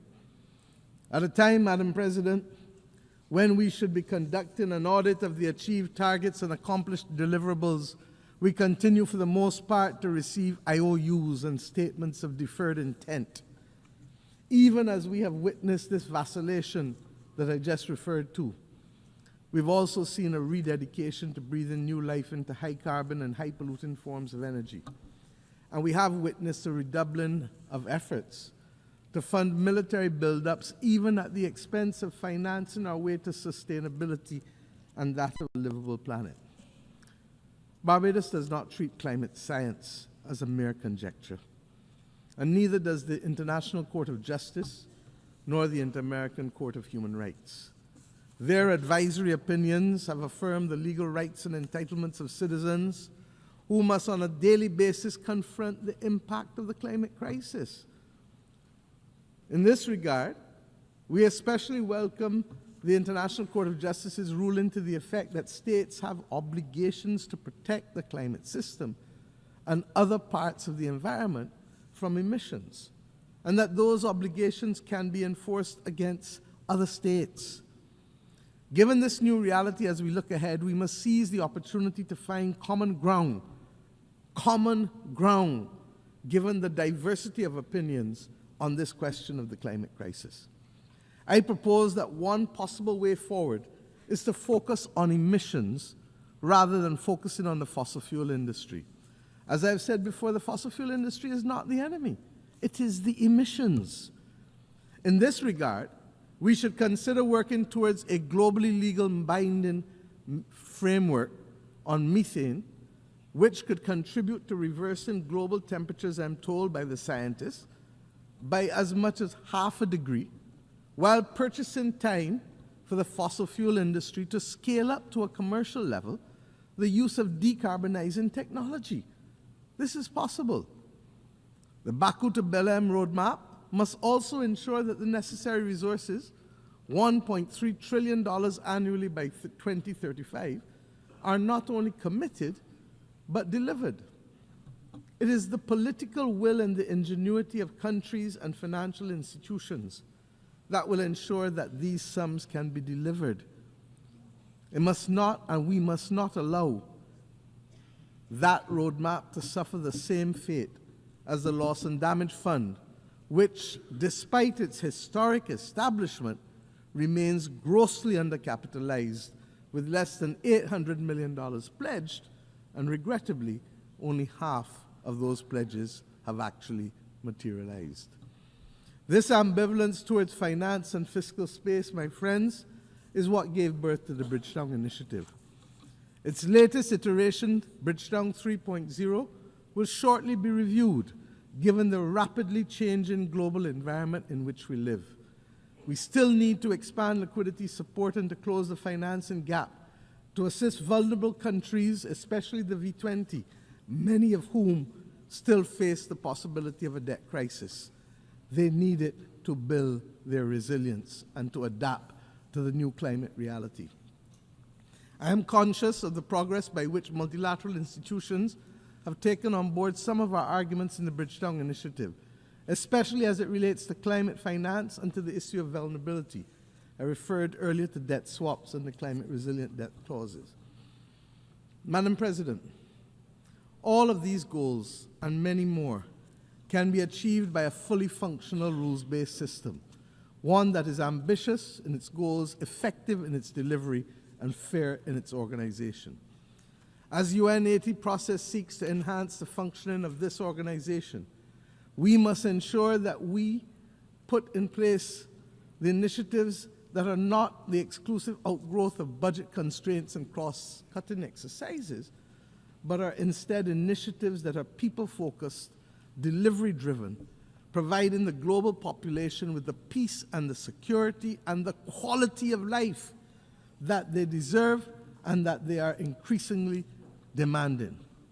To this effect, the Security Council, we know, must be reformed. It must reflect the multipolar world that we now live in, and it must give an opportunity to recognize that there have been substantial geopolitical shifts since 1962 when you had your last reform, 3 years before I was born, and I turn 60 next week. Permanent seats for Africa and a seat that revolves for small island developing states are an essential part of that reform, because we all have perspectives that must be heard. You cannot ask us really to show up for family photos and votes when you need them, and then exclude us from the family's decision-making as if you are the grown-ups and we are the children. We are not minors.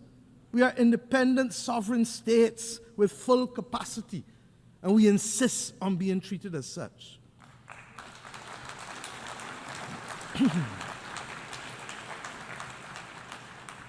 Madam President, I have left the peace and security of our Caribbean region for last. It is deeply troubling. Example, Haiti, and you've heard Prime Minister Gonzalez speak eloquently this morning on these matters. Haiti, which was once a beacon of emancipation and revolution for all of us as black people, is today a victim of centuries of external interference and contemporary internal conflict, and regrettably, even blindness. We want to thank Kenya for its extraordinary leadership of the multinational security support mission, even when they were out there on their own.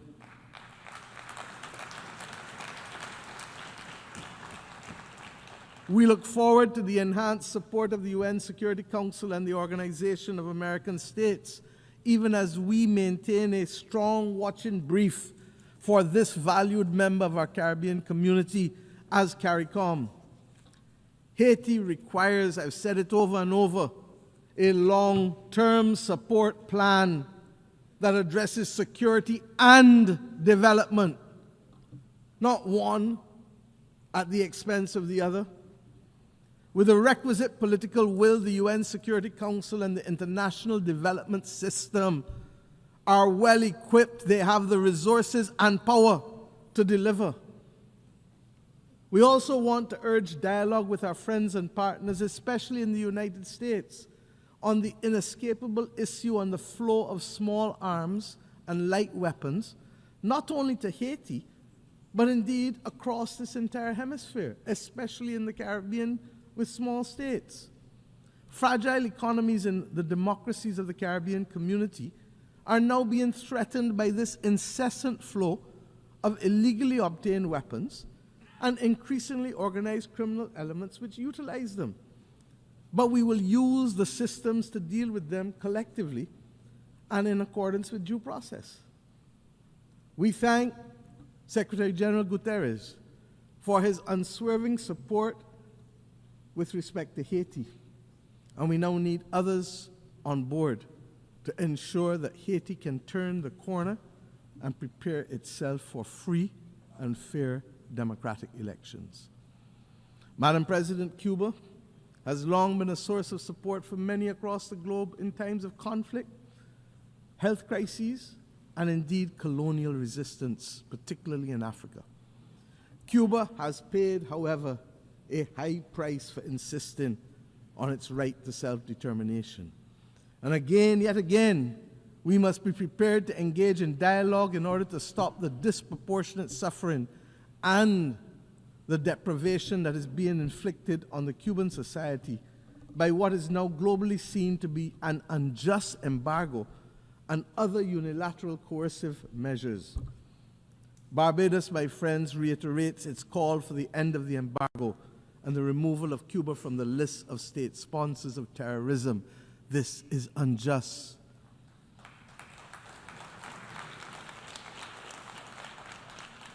What is even more, in the Caribbean Sea, we're now seeing a shocking violation of a hemispheric understanding that the Caribbean be treated as a zone of peace. There has been a buildup in military assets in the last few weeks in the Caribbean by both sides, by the United States of America and by Venezuela. We believe that any such buildup could occasion just an accident.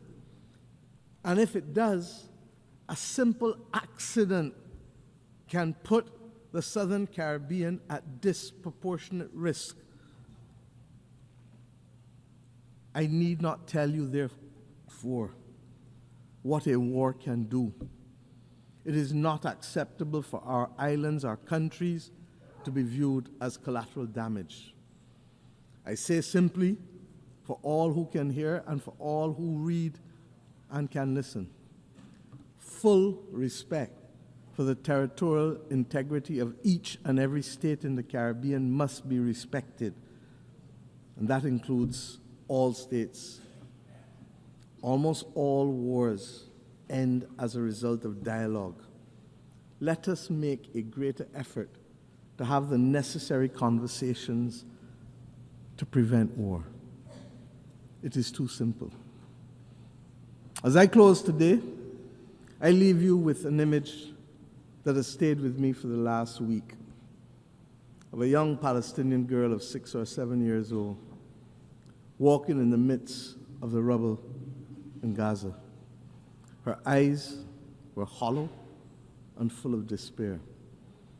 It was clear that she was in great pain, but she carried her sister on her shoulders, both shoulders, clearly recognizing that it was she who would have to carry the burden of taking them to safety. My friends, this is the ultimate picture for me of hope and resilience.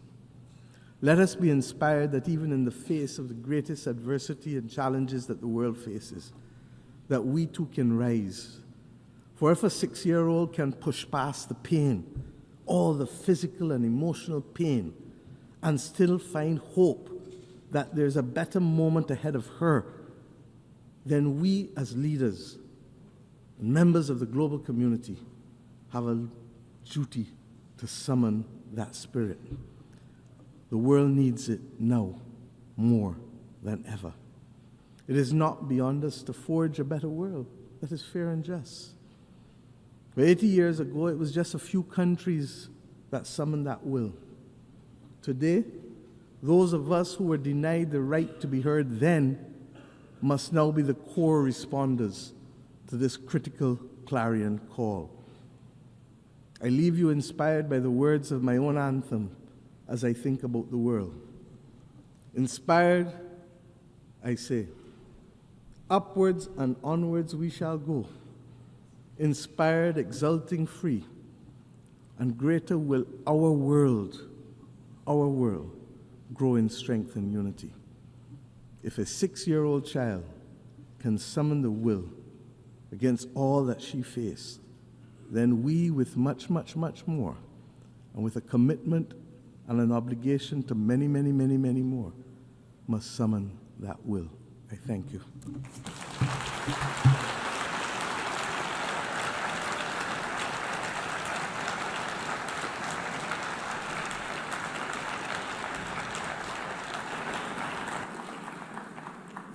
On behalf of the Assembly, I wish to thank the Prime Minister, Minister for National Security and the Public Service, and Minister for Finance, Economic Affairs and Investment of Barbados.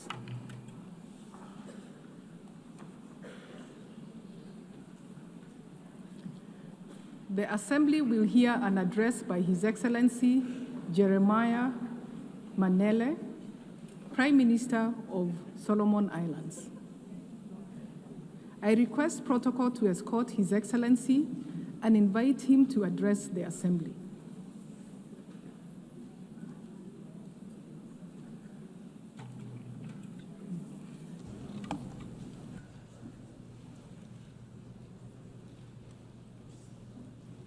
Madam President, Your Excellencies, heads of states and heads of governments, honorable ministers, distinguished delegates, ladies and gentlemen.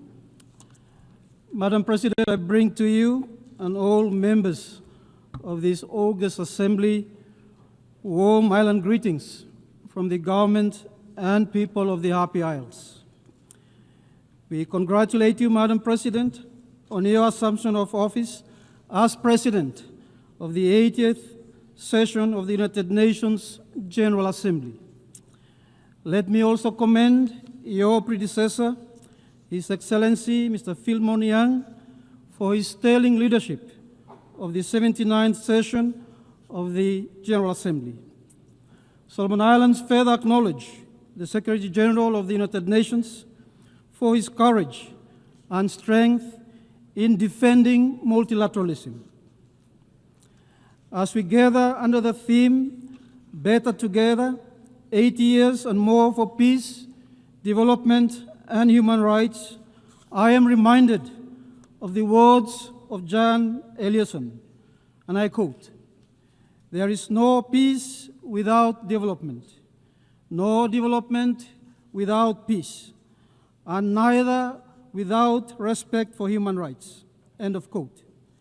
These words reflect the essence of our journey over the past 8 decades. We celebrate our collective triumph of humanity when we choose unity over division, cooperation over conflict, and justice over indifference. 80 years ago, in the aftermath of the Second World War, the world chose to build than destroy. The United Nations Charter is a covenant of hope, peace, and progress.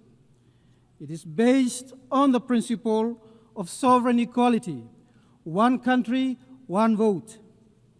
The United Nations has since grown from 51 to 193 member states, becoming a force for development, human rights, and humanitarian support, giving voice to the vulnerable and inspiring global progress and prosperity.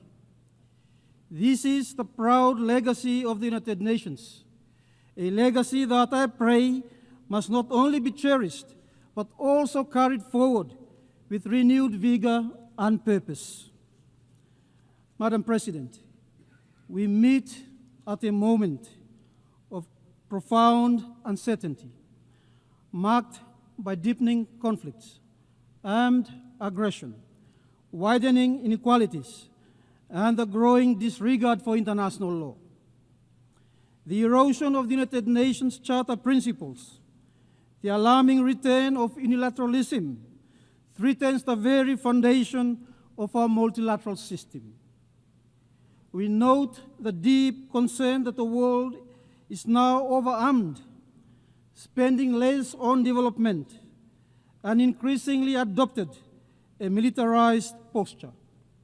We need to halt and reverse these non-peaceful trends. We seek a region free from nuclear weapons, militarization, trafficking of illicit drugs, and geopolitical posturing. My sub-region recently adopted the Ocean of Peace Declaration. It is rooted in the Pacific's collective history and culture. It is our collective vision for a resilient, peaceful, and a prosperous blue Pacific continent. We reclaim our sovereignty, support multilateralism, and a rules-based international order grounded on international law. This week, Solomon Islands signed onto the Declaration for the Protection of Humanitarian Personnel, noting that 380 humanitarian personnel paid the ultimate sacrifice last year. It is our collective responsibility to respect international humanitarian law, protect the safety of humanitarian personnel and civilians, and instill accountabilities for all in disaster and war zones. Madam President, climate change is a crisis multiplier that is defining our future. The World Meteorological Organization declared 2024 was the warmest year on record.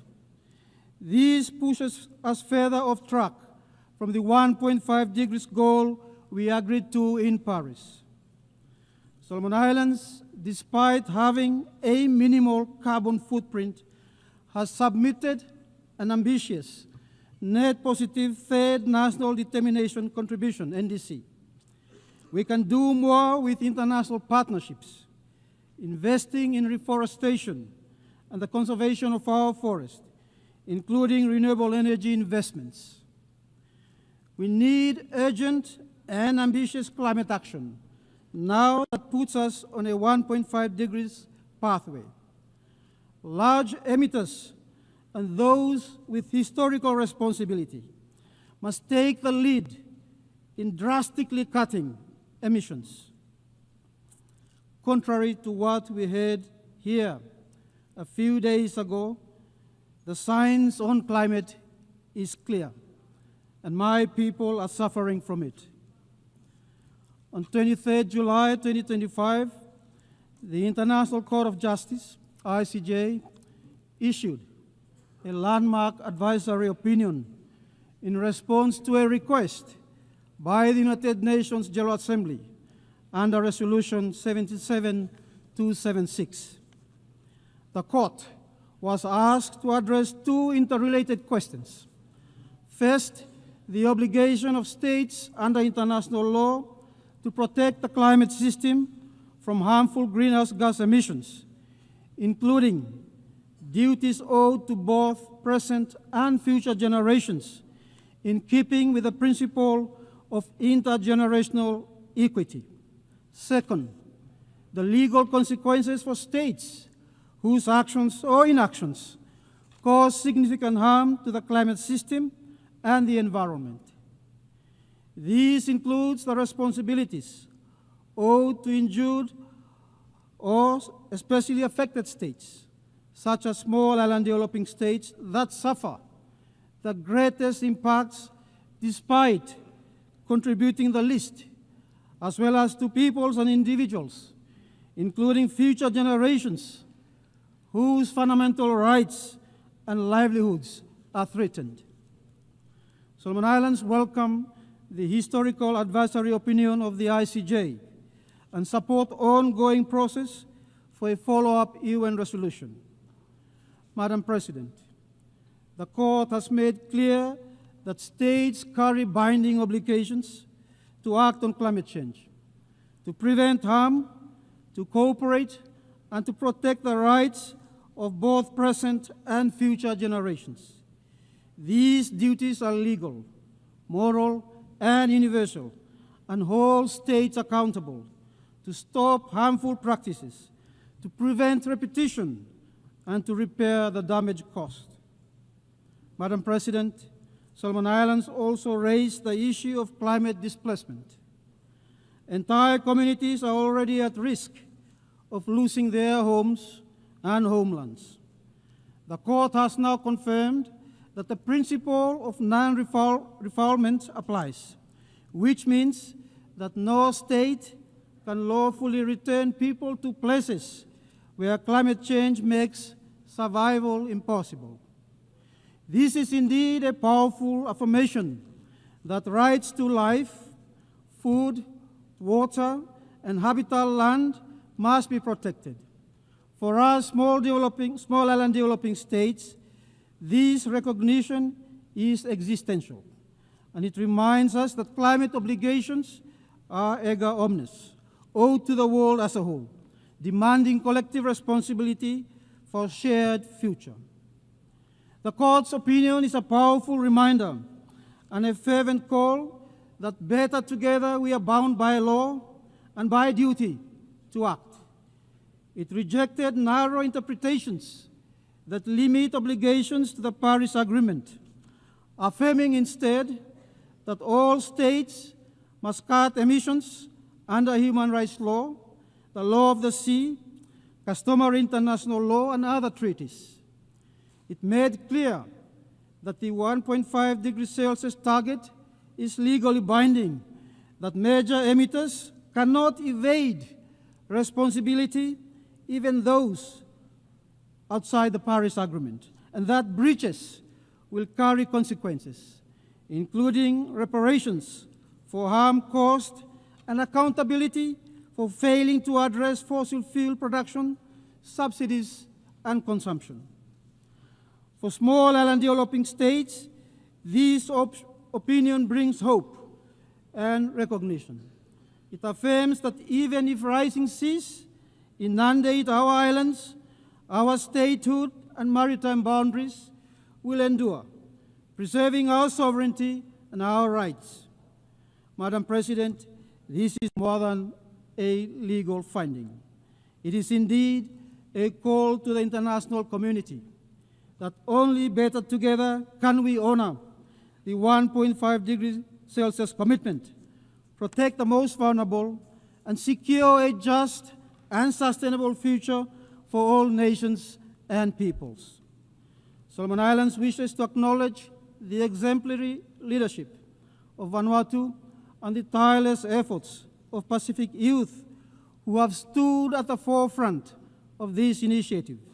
Their voices and vision have carried the urgency of our cause onto the global stage, reminding us that the strength of the Pacific lies in our unity. Though small in size, our island nations are large in purpose.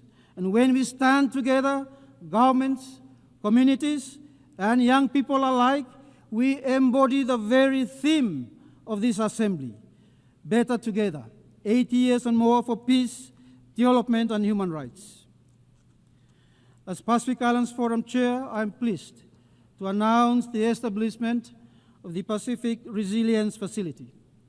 It is a Pacific-owned and Pacific-led response to the escalating impacts of climate change and disasters on our peoples. Our goal is to capitalize the fund by USD 500 million by the end of 2026. We acknowledge partners and investors who have pledged USD 166 million. We call for more partnerships for the facility. On the question of COP31, Solomon Islands supports Australia's bid to host COP31. It will provide a vital opportunity for the Pacific to amplify its voice and demand stronger climate action. Madam President, as a big ocean state with 98% of our territory covered by ocean, the lives and livelihoods of our people are inextricably linked to the health and resilience of the marine environment. Solomon Islands is proud to stand among the 60 countries that have ratified the BNJ agreement, and we look forward with great anticipation to its entry into force early next year.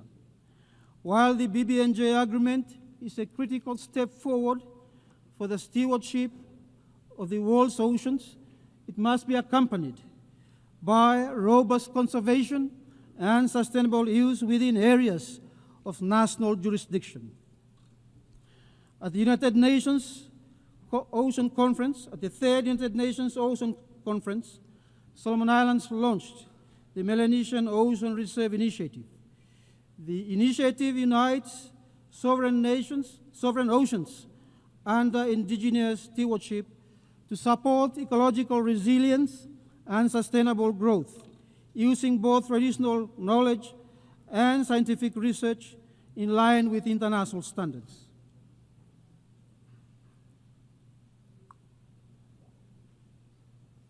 We are also actively advancing community-based conservation initiatives and undertaking significant efforts in ocean management in alignment with our national ocean policy.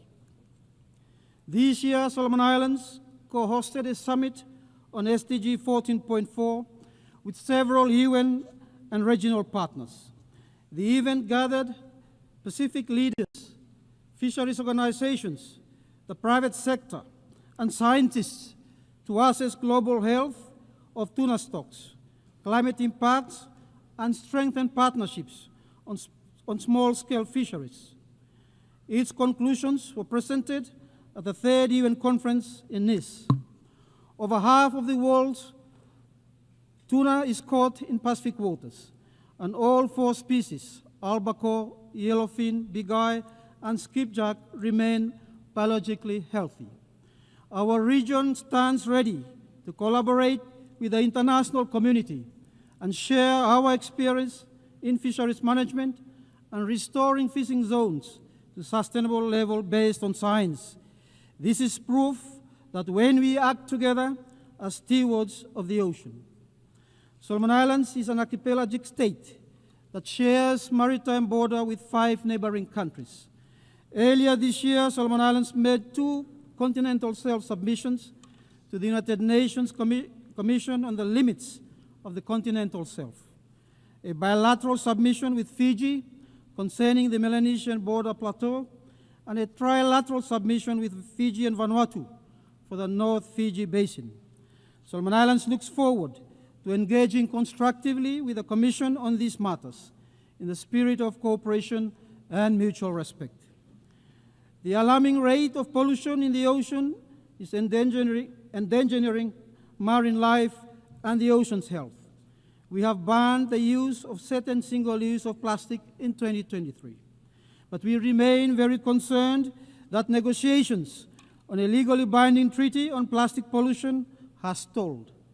We have a collective interest to finalize that treaty and protect our ocean. On deep-sea mining, Solomon Islands is taking a precautionary approach and has placed a moratorium on it. On the same note, we support a regional approach on deep-sea mining as agreed to by our forum leaders early this month. Madam President, only 35% of SDGs are on track to meet their targets by 2030. The Pact of the Future was our collective commitment to turbocharge sustainable development. We can and must deliver on this pledge.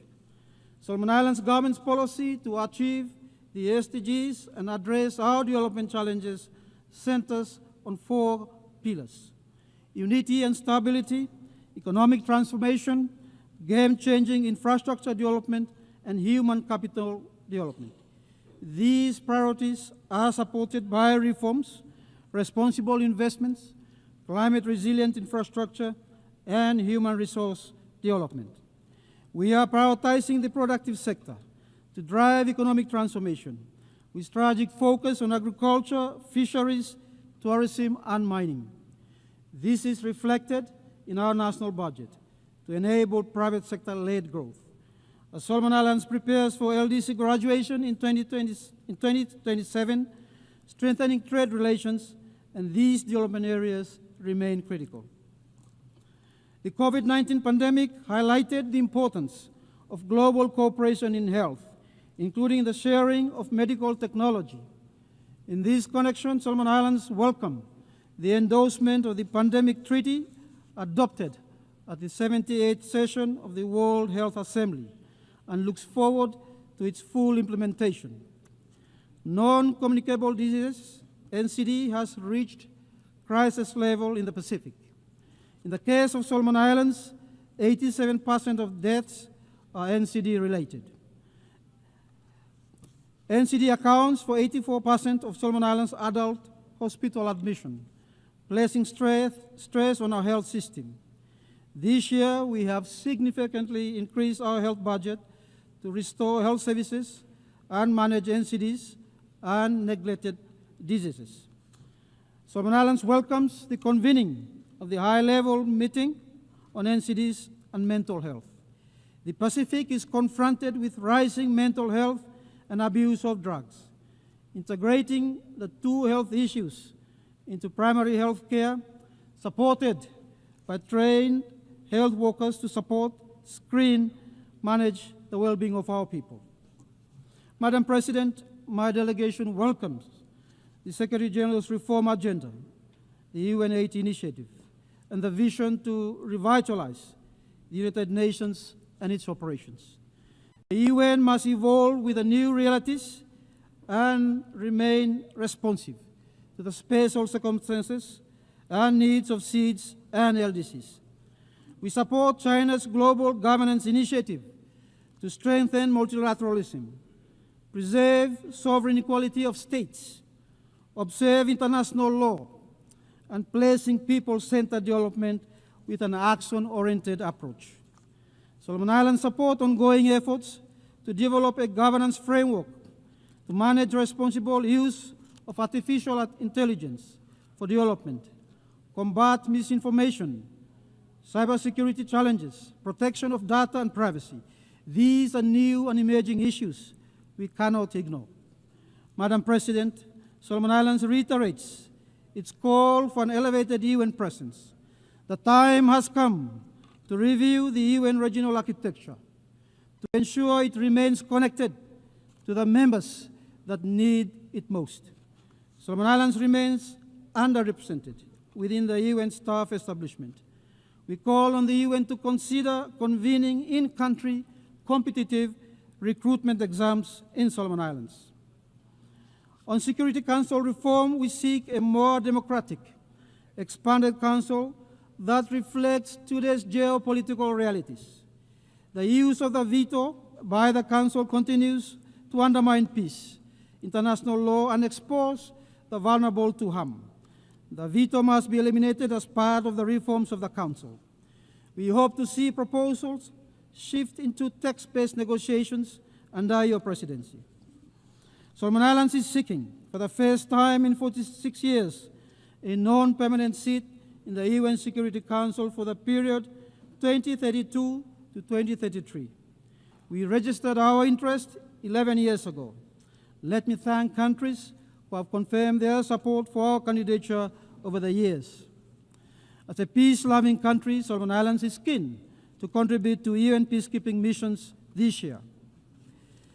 Ladies and gentlemen, we must do more for peace, protect civilians, especially children and women, and hold those accountable for such action.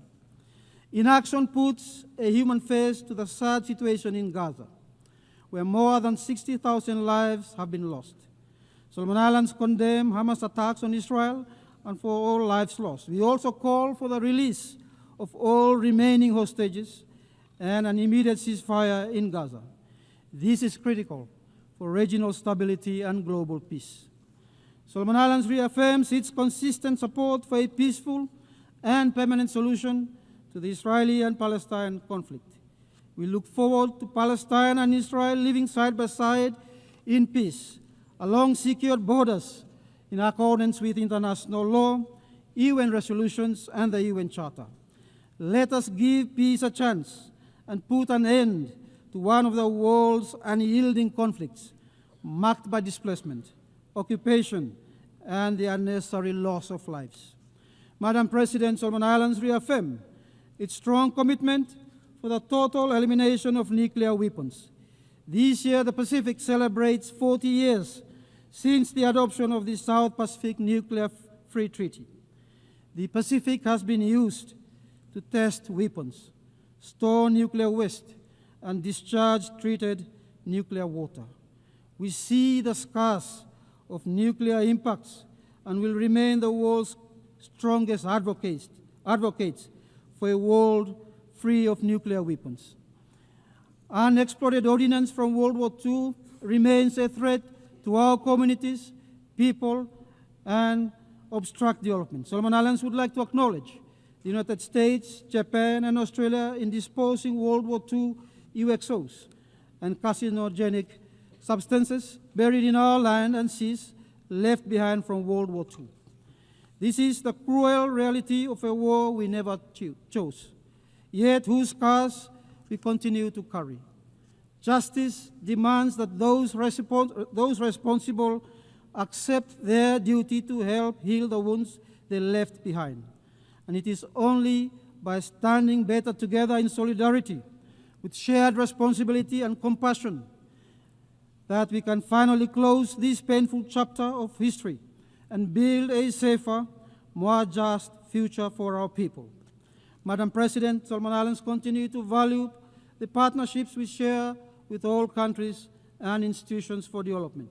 These partnerships have been crucial to our development in the past 47 years. We express gratitude to Australia's long-standing partnership and support to Solomon Islands across all development objectives of our national development strategy.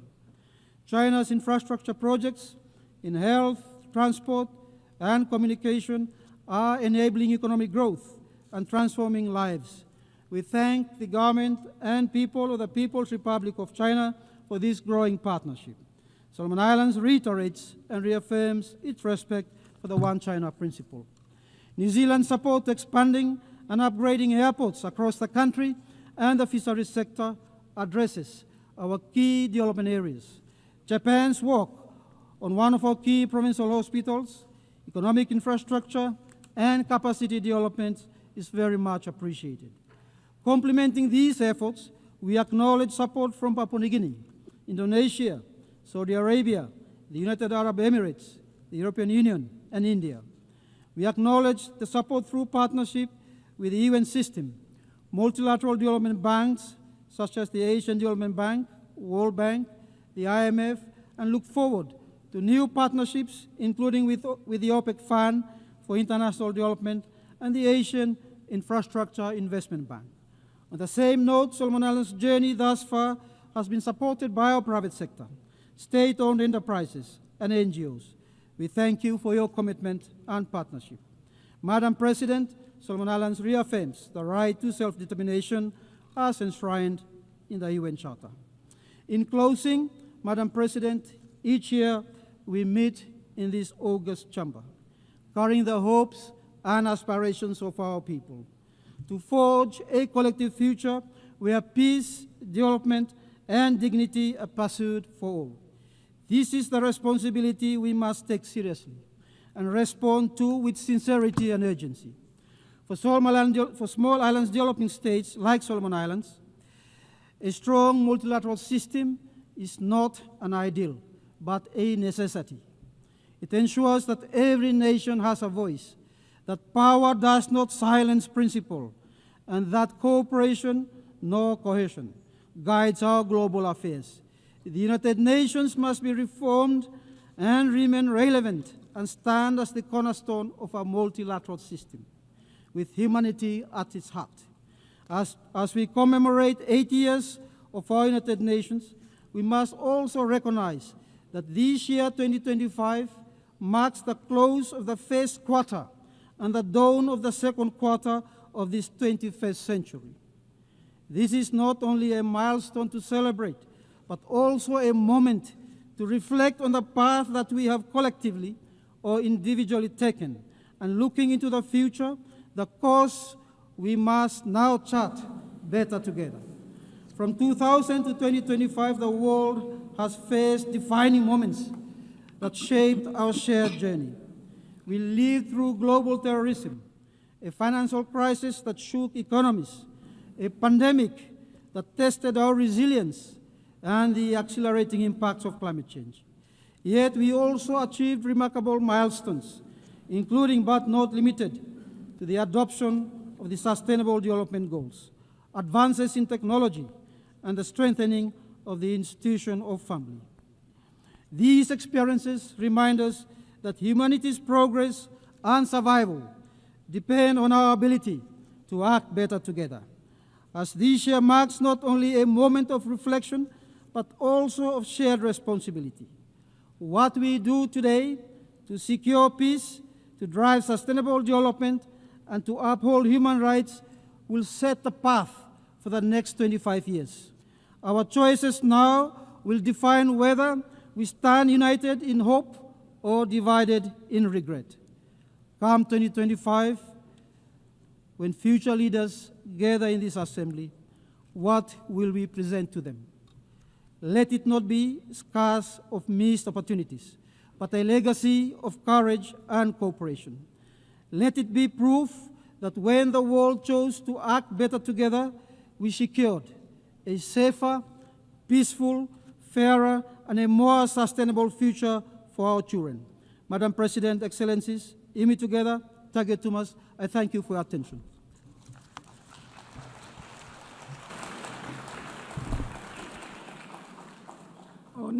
On behalf of the Assembly, I wish to thank the Prime Minister of Solomon Islands.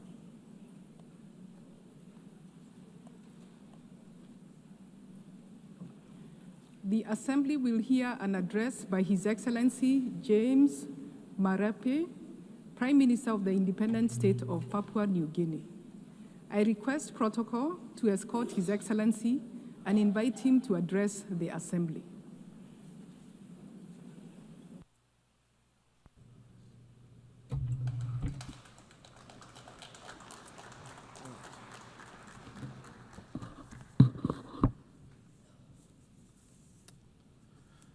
Madam President, congratulations on your election to the presidency of the 88th session of the United Nations General Assembly. I want to also thank the outgoing president for his wonderful work. Secretary General, Excellencies, distinguished delegates, ladies and gentlemen. Firstly, on behalf of my country, Papua New Guinea, I want to say thank you to Almighty God, the Creator God, for the care of my country the last 50 years. It is truly with deep honor that I bring to this assembly warm greetings from the 10 million people of my country. Just a few days ago, we celebrated 50 years of our independence, and very soon, on the 10th of October, we will mark 50 years since we joined the United Nations. And I want to say, 50 years on, we have been proud participants in the United Nations family, and we have stood to the principles of the United Nations Charter. Deep in the core of my nation's continued success, we have maintained our nation under our Constitution. At independence, the founding fathers and mothers of Papua New Guinea gave us a single constitution, something that we value to the core. Our constitution has kept our diversity together. It protects total human rights, affirms our Christian heritage, it guides the way we live and govern.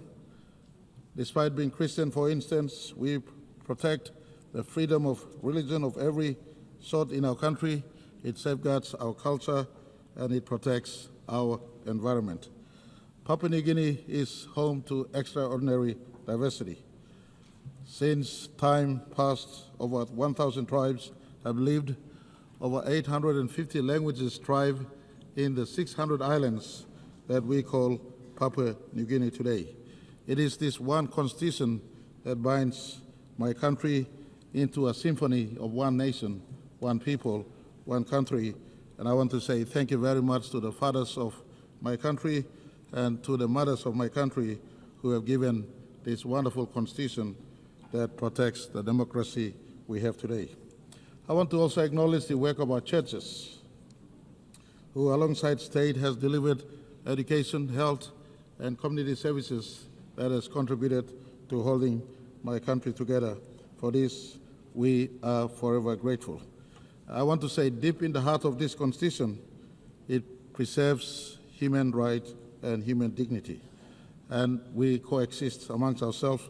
If you look into PNG today, we got mosques for our Muslim brothers and sisters. We have Hindus who practice their Hindu faith. We have many religions in our country. Our Constitution, whilst pronounced our Christian faith, tolerates diversity of religion, diversity of people's opinion, diversity of individuals' choice in as far as their practice of worship and how they want to live.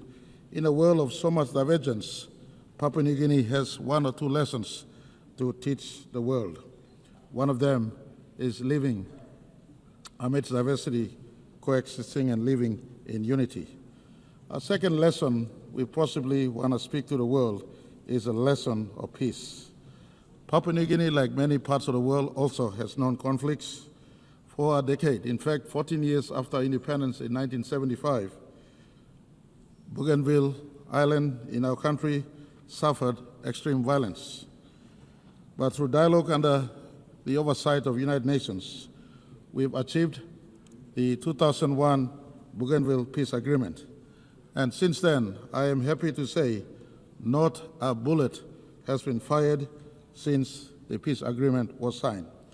We continue to resolve questions around Bougainville's future through dialogue, our Melanesian conscience, our Christian brotherhood sitting together on the table, and through our consensual process.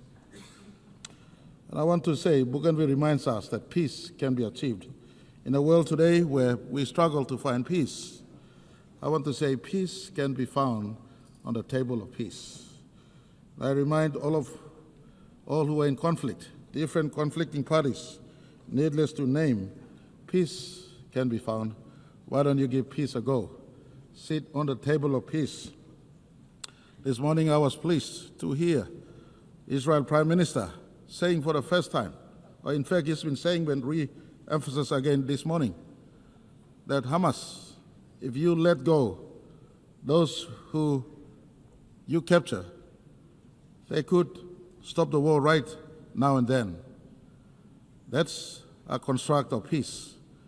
And I want to say, why don't we give peace a go? Hamas, for Israel conflict with you, you have the opportunity to give your people a moment of peace. This morning, Israel Prime Minister uttered that if you let go the hostages, including those that have been killed, they could stop the war now, right now. And for Papua New Guinea as a friend of Israel, I want to say we will stand on Israel's word and ask them to come to the peace table if Hamas, you come out and stop the current war that is going on. Give peace a go. To the other conflicts happening around the world, peace can be sought, peace can be arrived at. And I want to ask, give peace a go, sit at the table of peace. That could be something that the world can learn from Papua New Guinea. After 10 years of civil conflict, we decided under UN supervision that we will give peace a go. 24 years on, no bullet has been fired. We're working through the process. And I want to thank the Secretary General. We were honored. Very recently, he did visit us. He visited us, spent 3 nights and 4 days in Papua New Guinea. He praised our leadership on climate change, on biodiversity, preservation of natural environment, and of course, our diversity of people living together as one people, one nation, one country, despite the 1,000 tribes and 840 or 50 languages we have. And he also praised us for the maintenance of peace in PNG through the Bougainville peace model. And he also, the same breath, reminded us that much work remains in PNG, including fighting corruption, including giving development to all parts of my country. And I want to assure him at this August Hall that we are working. PNG is a work in progress. We committed to leaving no citizens behind. We committed to transforming our country. We committed to growing our economy to a scale where we can be able to look after each citizen of our country. And I want to say to the Secretary General, Papua New Guinea commits to the goal of leaving no person or no child behind, and we give that assurance in the 80th anniversary of the United Nations. Papua New Guinea is also a good global citizen. We are not insignificant in as far as global discourse is concerned. Our forests and our oceans are great global assets. We have one of the biggest parcel of forest on planet Earth. We have over 3 million square kilometers of ocean or sea space. Our tropical forest absorbs carbon as well as produce oxygen, as I've been saying in this August Hall many times. Our vast waters, part of the great Pacific waters, are big carbon sink. Our rivers, our reefs, our ecosystems shelter unique biodiversity. In fact, we hold 6 to 7% of world's biodiversity. Why do I bring this up? I bring this up simply to point all of us that our planet is boiling. Our planet is in destruction mode. We must work to save our planet. Unless you have a second planet to run off to, Science tells us in the observable universe, you look 93 billion light years into the observable universe, there is no other planet that is livable like planet Earth. And so why destroy this one planet that has trees, that has sea, that has water, that has oxygen, that is livable for all of us? Our ancestors passed on this livable planet to us. Why are we destroying this planet? We must preserve it and pass on a livable planet to our descendants. And in this vein, I want to put to all of you, those of us who are forest nations like PNG, and even ocean nations, where in our oceans biodiversity exists. PNG, with many of our Pacific Island nations, including Australia, home to one of the largest, in fact, the largest coral sea, the Coral Triangle passes through our waters. We, custodians of these global resources, ask the big carbon footprint holders, especially the G20s and the industrial nations, cut your emissions. Reform the global financial system to support those of us who hold biodiversity and are biodiversity nations, and take responsibility for your carbon footprint. Unless, and again, you have a second planet to run off to. Doesn't matter what Elon Musk does. You can look to the outer space. In your lifetime, it is not feasible to fly to the nearest planet. And so let's save this one planet we have. As we face COP30 in Brazil, Papua New Guinea offers support to forest nations and ocean nations to talk about sustainable development and just due in as far as us maintaining our forest is concerned. Our carbon footprint is minimal. PNG, for instance, produces 10 million metric tons of carbon a year, yet we subsume over 100 million metric tons of carbon. Someone producing those excess carbon out there must assist me preserving my forest or our forest for the upkeep of our planet. This is a conversation very close to all of us, and I want to put to all of us in this session. This planet is destroyed. Doesn't matter what you say. Don't live in ignorance. Ask your own scientists.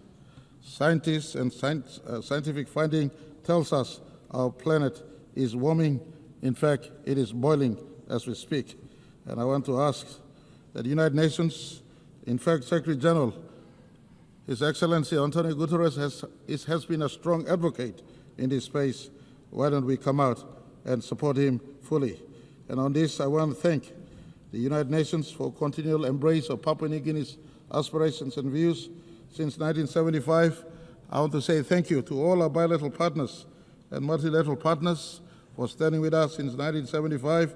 I want to thank Australia for being our strongest bilateral partner to date, including allowing us to be independent peacefully in 1975.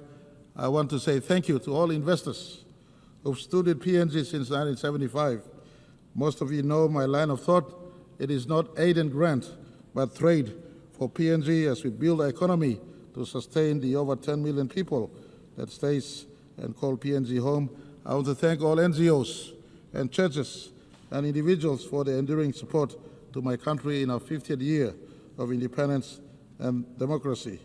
Your solidarity has kept Papua New Guinea united thus far.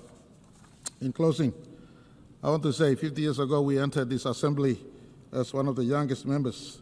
Today, 50 years on, we stand tall as a free, vibrant democracy, nation that is still united amidst our diversity, resilient and strong, working to grow our economy so that our people can be prosperous and to improve our region as well as contribute to the world around us. On behalf of Papua New Guinea, I want to congratulate United Nations for turning 80 this year, and to the world, 80 years may have passed. Some things don't change. Core values of humanity don't change. United Nations is the meeting place of the diversity we have called planet Earth, rather. Papua New Guinea has diversity in ourselves. Our diversity finds our meeting place in our national parliament, in our constitution. Likewise for humanity. Many of you may think that United Nations is irrelevant, but Papua New Guinea at the 80th year of United Nations want to say the Charter is relevant. We must keep the sanctity of the United Nations running. In this place, humanity can meet. In my closing message, I want to say, unity can be found in diversity, like PNG maintains our unity in diversity. It is better together than being alone. Peace is built and sustained through dialogue and not through war. This one planet must be preserved for all generations. Thank you very much. Thank you too much. On behalf of Papua New Guinea, I say thank you all for listening.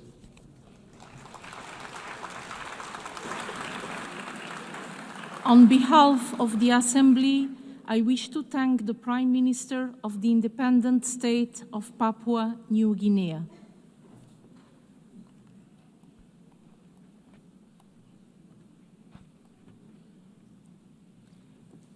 The Assembly will hear an address by His Excellency Andry Holness, Prime Minister, Minister for Defense, and Minister for Economic Growth and Job Creation of Jamaica. I request protocol to escort His Excellency and invite him to address the Assembly.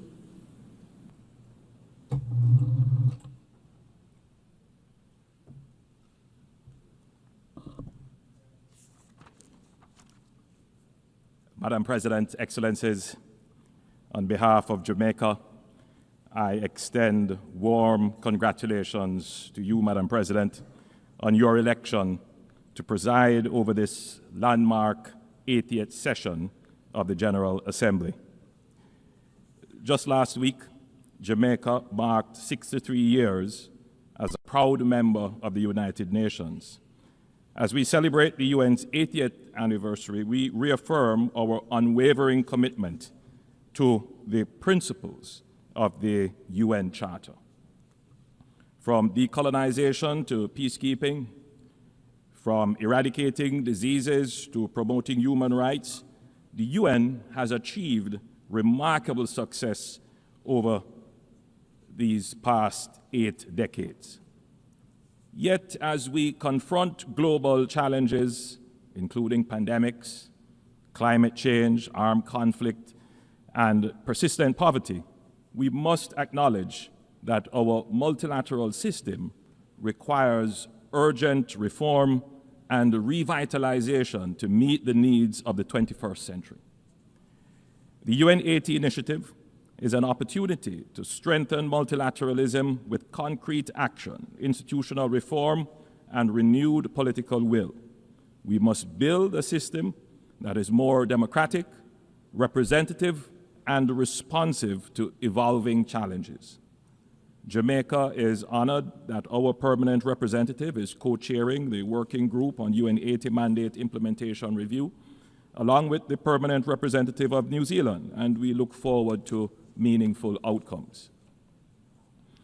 Madam President, Jamaica believes in a future where multilateralism works for all, where no country is too small to be heard, where the concerns of small islands facing rising seas are addressed, where the benefits of globalization are equitably shared, and where international cooperation is based on respect for the sovereignty of each nation. Climate change, Madam President, is not a distant threat or an academic consideration. It is a daily reality for small island developing states like Jamaica. Frequent hurricanes, droughts, and erratic rainfall destroy infrastructure, displace communities, and set back decades of hard-fought progress. Jamaica has demonstrated unwavering leadership in climate action despite our limited resources. We have committed to achieving net zero emissions by 2050 and have implemented our national adaptation plan with specific measures to build resilience across key sectors, and we are on track to achieve our renewable energy target of 50% by 2030. However, our efforts and those of other SIDS are severely constrained by the lack of predictable access to financing. The promise of $100 billion annually remains unfulfilled. The Loss and Damage Fund, established at COP28, was historic, yet its initial capitalization of $800 million is grossly inadequate. Developed countries must honor their commitments and scale up climate finance, recognizing that adaptation is a necessity for the survival of small island developing states. The global financing system remains fundamentally flawed. It penalizes reforming economies like Jamaica with high borrowing costs while ignoring our vulnerabilities. Through sacrifice, discipline, and sound management, Jamaica has reduced its debt to GDP ratio from 144% to now 62%. Yet we remain locked out of concessional financing because of outdated metrics based solely on per capita income. Jamaica supports the application of the Multidimensional Vulnerability Index that more accurately assesses countries' development needs and their eligibility for concessional financing. Jamaica also strongly supports innovative financing mechanisms, including debt for climate swaps, debt for nature swaps, and blended finance instruments that can unlock private sector investments in sustainable development projects while reducing debt burdens. We welcome initiatives such as the IMF's Resilience and Sustainability Trust and call for its expansion to support more countries in building climate resilience. Madam President, multilateralism must deliver fairness for all countries to believe that constructive dialogue and engagement offers the best path forward for all countries. That is the case, Madam President, for the people of Cuba, so that they may be able to fully participate in the global economy. We encourage continued domestic reform in Cuba and greater integration into international systems, supported by policies that enable progress rather than isolation. Madam President, Jamaica once again condemns the heinous October 7, 2023 attack on Israel and is deeply horrified by the devastating humanitarian consequences of the counteroffensive in the Palestinian territories. A just and peaceful resolution to the conflict is only possible through diplomacy and dialogue. We continue to support United Nations Security Council Resolution 242 and support the call for a ceasefire agreement that includes the release of all remaining hostages and definitively ending the protracted war and human suffering. Madam President, political instability, gang violence, and humanitarian crises in Haiti affect not only the Haitian people, but the entire region. As current chair of CARICOM, Jamaica has led and participated in efforts to restore peace and constitutional order in Haiti. Last year, we welcomed and participated in the deployment of the Multinational Security Support Mission to Haiti, and we commend Kenya's leadership in this initiative. Despite progress made, the situation remains dire. As we contemplate next steps, we urge member states, especially those in the Security Council, to operationalize the recommendations made by the Secretary General for a transition to a more robust hybrid mechanism to deal with the situation in Haiti. We call on member states to provide the necessary financial and logistic support to ensure the success of this initiative. But security operations alone will not suffice. Haiti's governance deficit and fragile institutional framework must be addressed.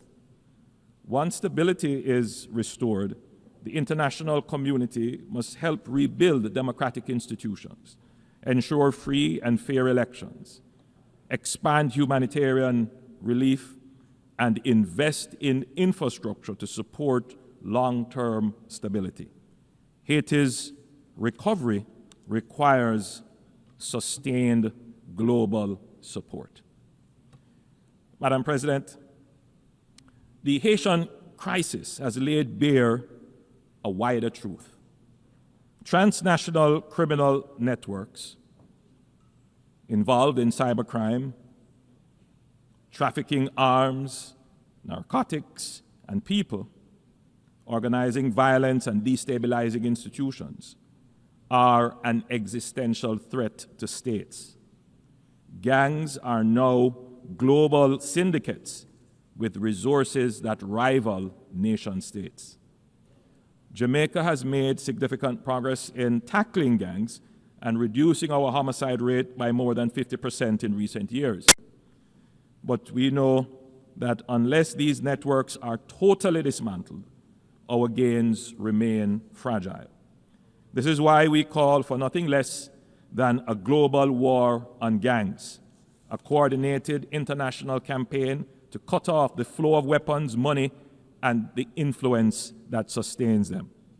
This requires deeper engagement from all member states. We urge full implementation of the UN Programme of Action on Small Arms and Light Weapons and the International Tracing Instrument. Major arms exporting countries must tighten export controls, strengthen end-use monitoring, and ensure rigorous post-delivery verification. Jamaica welcomes cooperation with all partners in this fight, including the interdiction of drug trafficking vessels, provided that such operations are carried out with full respect for international law, human rights, and with the coordination and collaboration of the countries of the region. The Caribbean has created regional security mechanisms, but these efforts alone cannot match the scale of the threat. What we need is a unified front with the same urgency, resources, and coordination the world has applied to terrorism. Only then can we turn the Caribbean, and indeed the wider region, into a true zone of peace. Madam President, at this 80th session, let us revitalize multilateralism and recommit to building a more resilient, equitable, and sustainable world. The challenges before us, climate change, debt, poverty, conflicts, and crime, are formidable. But our capacity for collective action is greater. Jamaica has shown that with sound policies, fiscal discipline, and good governance, small nations can achieve great progress. But to build on this progress, we need an international system that is fair, inclusive, and responsive.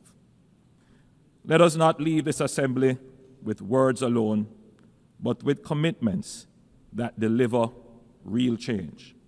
Jamaica stands ready to work with all member states in partnership and solidarity to create a future defined by peace, prosperity, and dignity for all. Thank you, Madam President. Thank you, members. On behalf of the Assembly, I wish to thank the Prime Minister, Minister for Defense, and Minister for Economic Growth and Job Creation of Jamaica.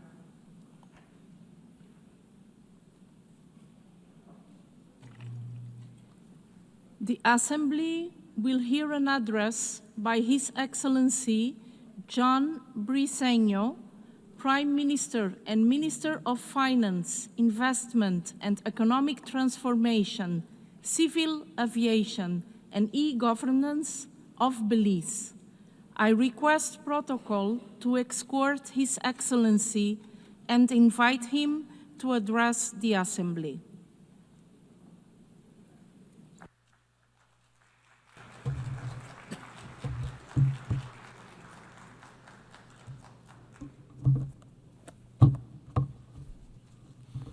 Thank you, Madam President.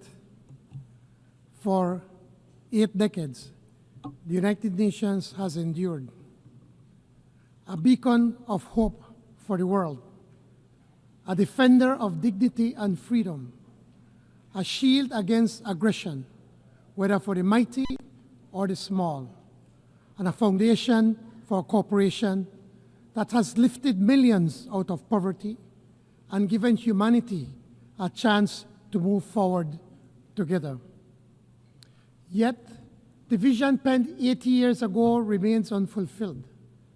Peoples and nations continue to suffer under oppressive regimes.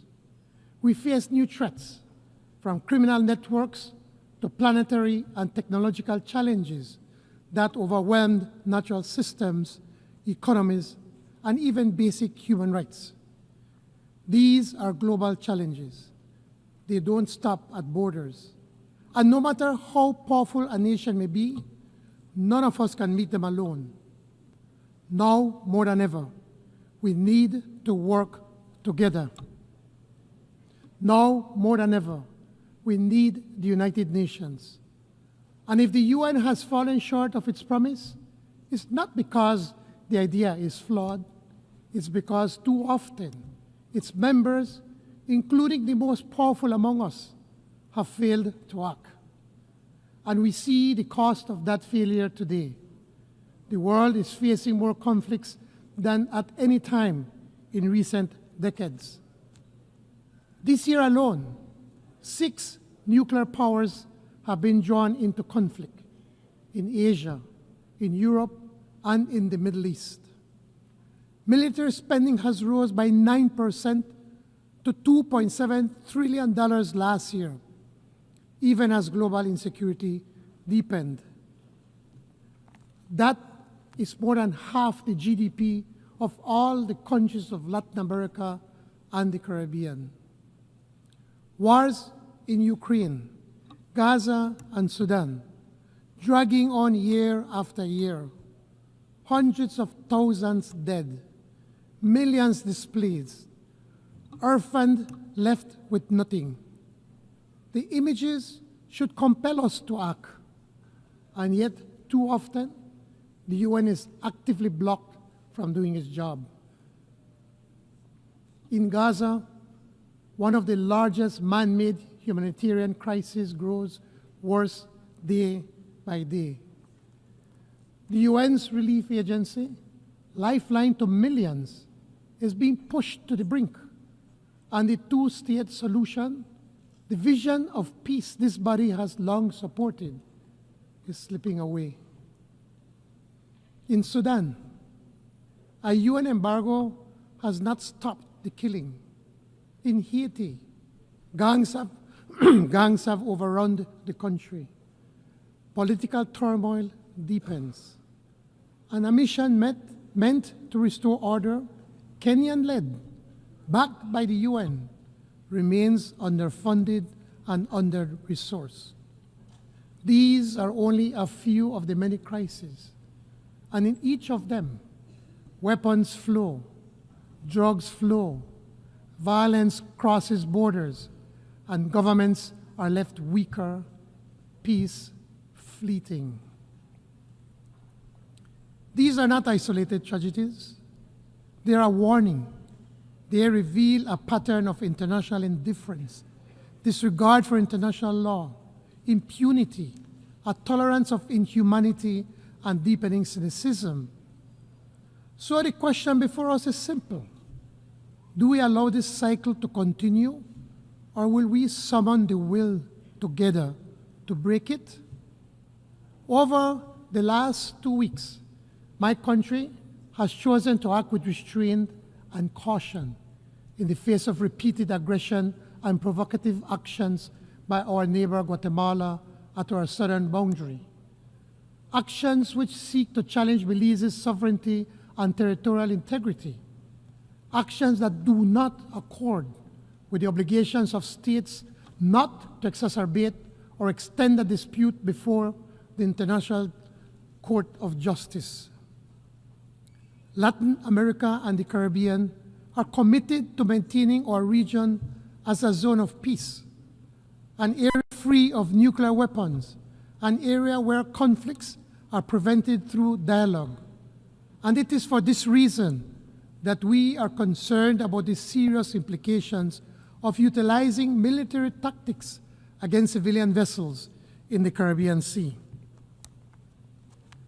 Madam President, for 44 years of independence, Belize has been a peaceful and welcoming nation. We have been a refuge for those fleeing war and terror from countries near and far. Per capita, we have absorbed more migrants than any other country in our region.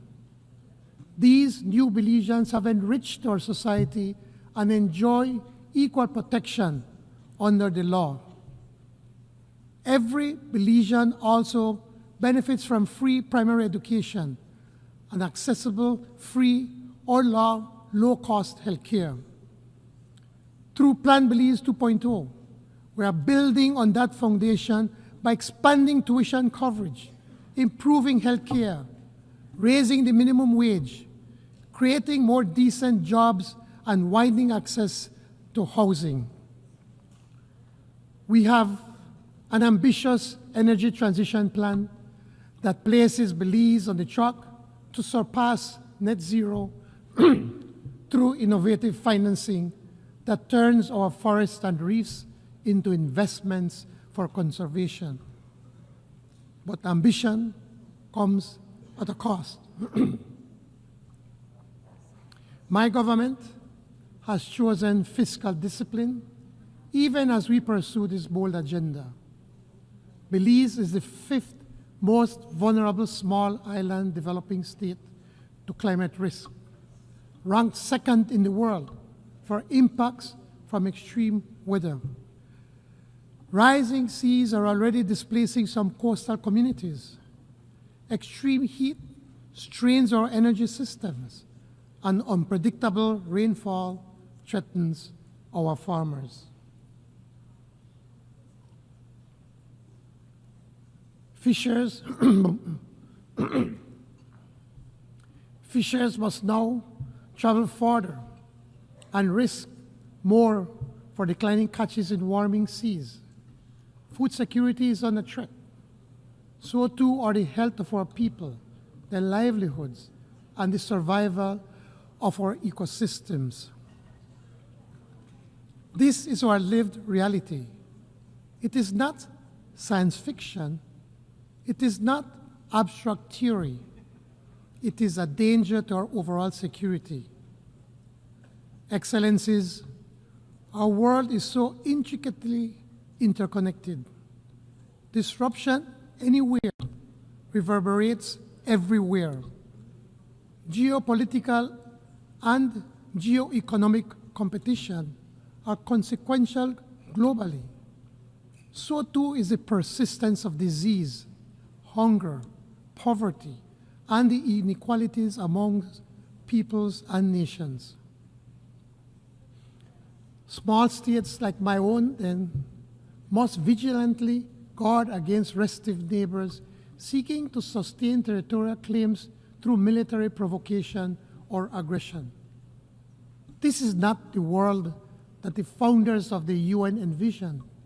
Instead, it is a world embattled, a world divided, and yet it is not a world without solutions.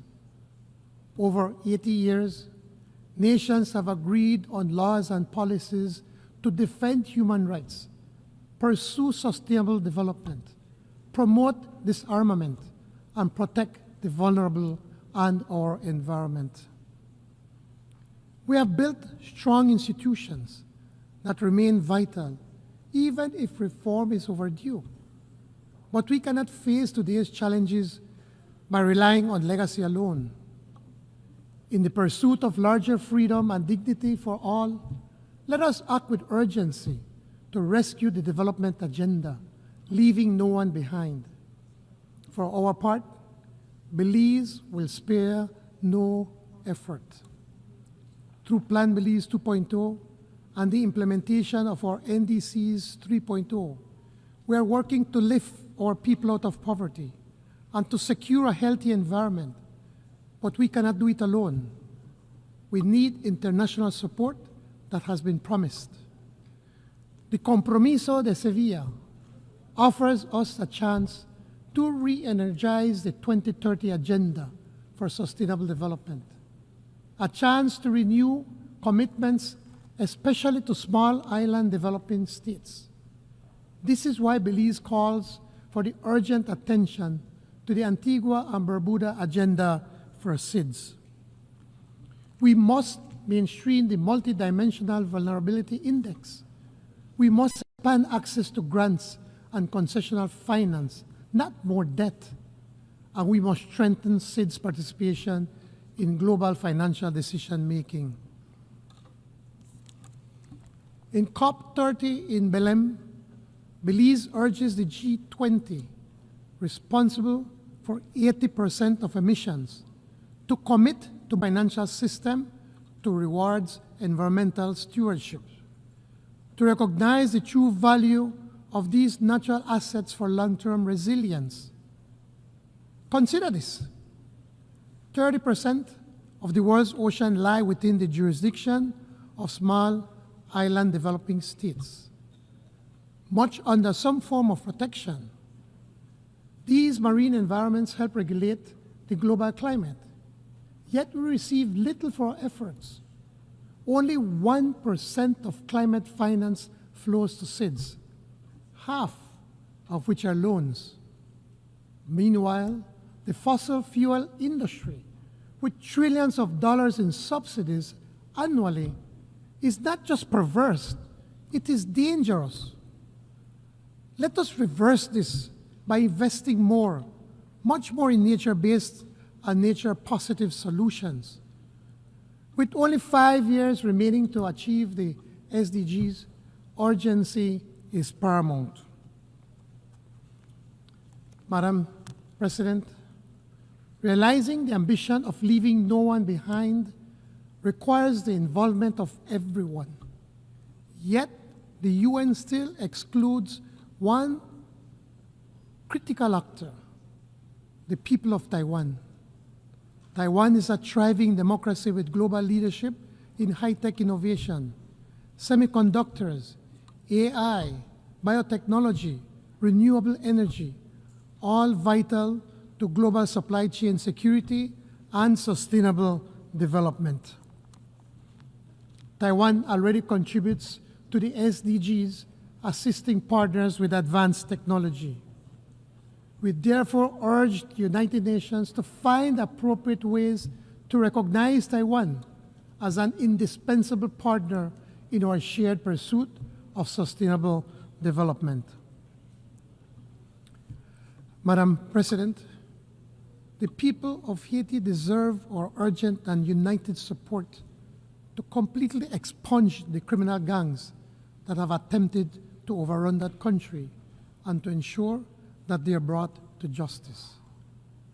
A workable path forward for Haiti exists, but it requires sustained security assistance, resources, and a coherent international response. We must act now. Excellencies, each nation must be free to define its own path. The International Court of Justice has affirmed that self-determination is a preemptory norm. We must end the denial of this right to the people of Western Sahara, whose plight the world continues to ignore. The economic, commercial, and financial blockade imposed by the United States of America against Cuba must end, and Cuba must immediately be removed from the list of countries that allegedly sponsor terrorism. It is illegal, inhumane, and contrary to the UN Charter. And the genocide in Palestine must stop now.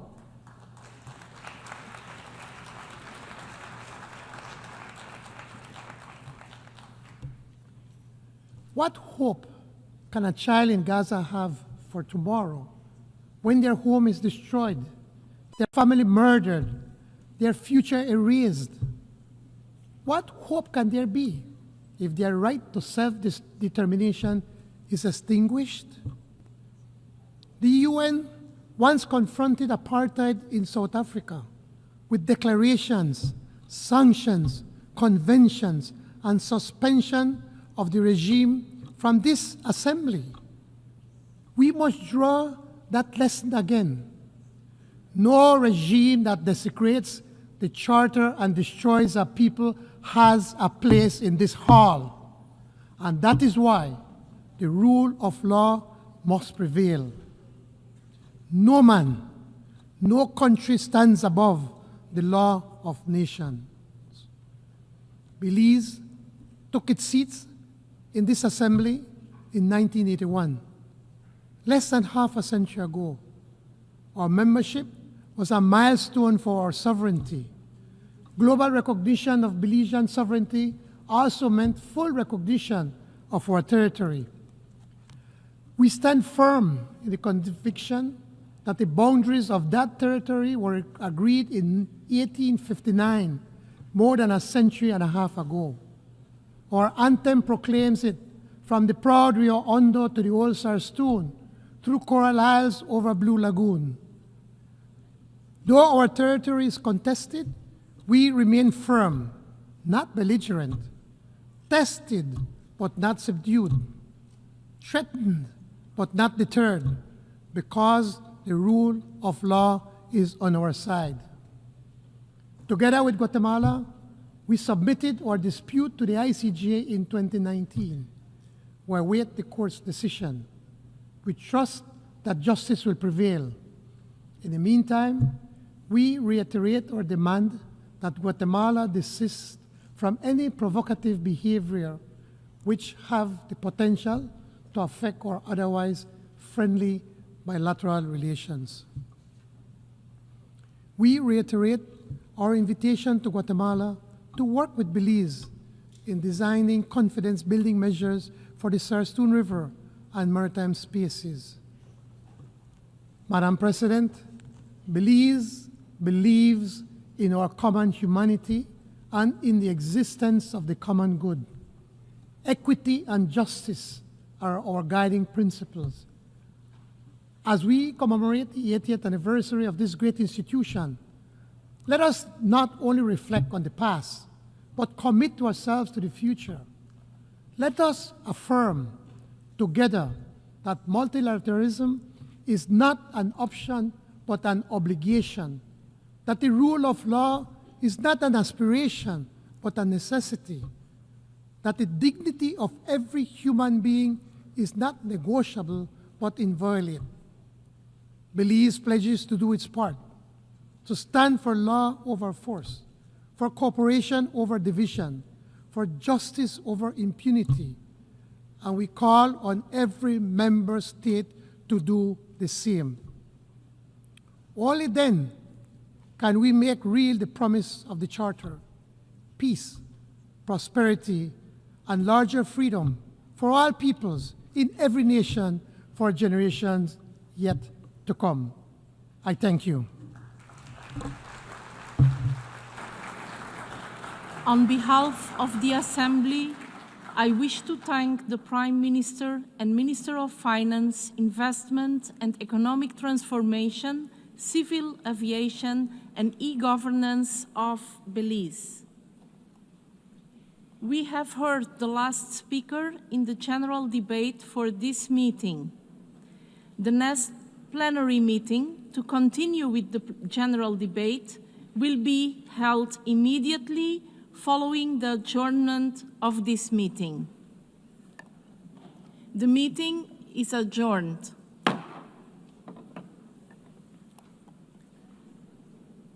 The 10th plenary meeting of the General Assembly is called to order.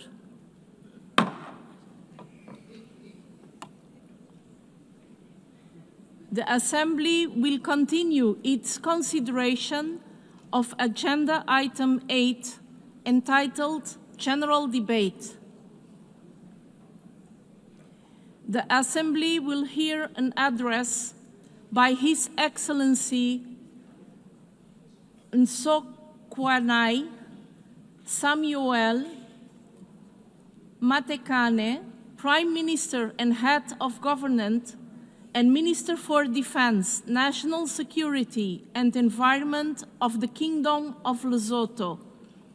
I request protocol to escort His Excellency and invite him to address the Assembly.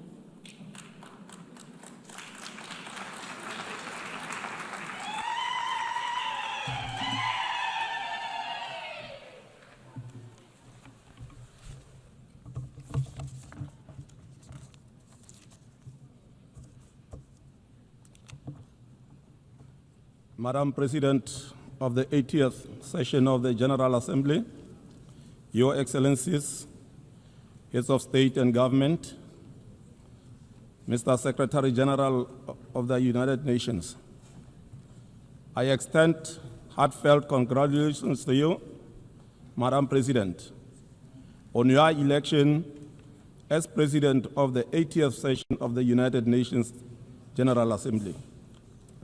Your assumption of this esteemed office as the 5th woman since the founding of the United Nations 80 years ago stands as a powerful affirmation of member states' enduring commitment to the principle of gender equality and women empowerment, which are the essential pillars of the United Nations.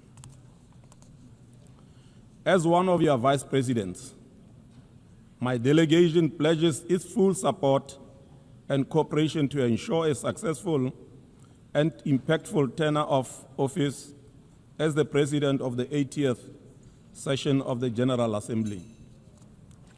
We also take this opportunity to commend your predecessor, His Excellency Mr. Philemon Yang, for his distinguished leadership during the 79th session. Africa takes its pride in his exemplary service and the values he brought to the global stage. To the Secretary General, Mr. Antonio Guterres, we express our profound appreciation for your unwavering dedication to the multilateral system and to the service of humanity, particularly in these challenging times underpinned by rising global tensions and trade wars. Notwithstanding these selfless contributions, we remain deeply concerned by the budgetary constraints facing our organization, which should derail the work of the organization and the attainment of its goals. The ongoing volatility in global trade and the unilateral measures, including the selective adherence to the principle enshrined in the Charter of the UN, constitute the main challenges to the multilateral system. In addition, the apparent disregard of the United Nations General Assembly decisions by some of the powerful members undermines the credibility and effectiveness of the United Nations. All these challenges require our collective and concerted efforts to achieve the objectives of the UN. Madam President, I wish to inform this August Assembly that since 2014, the Kingdom of Lesotho has embarked on a path of comprehensive national reforms aimed at addressing the legacy of political and security instability. These reforms, supported by our international partners, including the United Nations, the European Union, the Commonwealth, the Southern African Development Community, and the African Union, have culminated in the adoption of the 10th Amendment to our Constitution, a landmark achieved in our pursuit of sustainable peace and stability. Under my leadership, the government of Lesotho remains resolute in engaging all stakeholders to complete the remaining components of these vital process. We recognize that peace and security are the foundations for inclusive and sustainable development. The success of our reform agenda will serve as the testament to the power of preventative diplomacy and its alignment with the principle of the United Nations Charter. In this regard, we call upon our friends and partners across the globe to continue supporting our reform efforts so that Lesotho can reclaim its rightful place among the Committee of Nations. Madam President, at the sub-regional level, the Southern African Development Community, SADC, has acknowledged a significant milestone in Lesotho's national reform journey by formally removing the kingdom from the SADC organ Troika agenda of countries under special observations. We welcome this decision with deep appreciation and reaffirm our unwavering commitment to completing the remaining constitutional amendments, namely the 11th and 12th amendments. With the continued support of the international community, we are confident that our collective efforts will culminate in lasting peace and stability while paving way for inclusive economic development. Madam President, the theme of this 8th session, Better Together, 8 years and more for peace, development and human rights, resonates profoundly with the founding principles of the United Nations. It also reflects the enduring mission of the United Nations. It further calls for renewed multilateral cooperation to address global challenges and advance the pillars of peace, sustainable development, and human rights. We welcome the outcomes of the 4th International Conference on Financing for Development and the 3rd United Nations Conference on Landlocked Developing Countries. These landmark gatherings offered member states a rare opportunity to renew their commitment to bridging the financing gap for developing nations and to address the unique challenges faced by countries in special situations, such as Lesotho. While official development assistance is regrettably in decline, it remains a vital source of development financing for least developed countries. Its reduction threatens to erode the progress achieved thus far. We therefore make a clarion call to development partners to honor their ODA commitments, thereby safeguarding vulnerable nations from the risk of entrenched poverty and underdevelopment. At the national level, Lesotho is intensifying efforts to mobilize domestic resources by curbing illicit financial flows and enhancing revenue administration. This includes improving the efficiency of our tax systems and broadening the tax base through aggressive industrialization. We are also embarking on a transformative path through the Just Energy Transition Initiative, a visionary program championed by His Majesty King Letsie III. As we may all be aware, Lesotho is endowed with the pristine mountains water, strong winds, and a year-round sunshine that's offering unique potential for hydro, wind, and solar energy. Our goal is to harness these resources to achieve our domestic and regional energy security and climate adaptation. This clean energy potential also creates opportunities for Lesotho to host data centers, powered sustainably by renewable and cooled naturally by our temperature highland climate. Such facilities would not only advance Africa's digital transformation, but also do so in a way that is environmentally responsible and cost-effective. Lesotho is therefore open for investment and partnerships in building global data centers, renewable energy and water resources. Madam President, digital transformation is reshaping our world. For developing countries like Lesotho, the implementation of the Global Digital Compact is not a luxury, it is a necessity.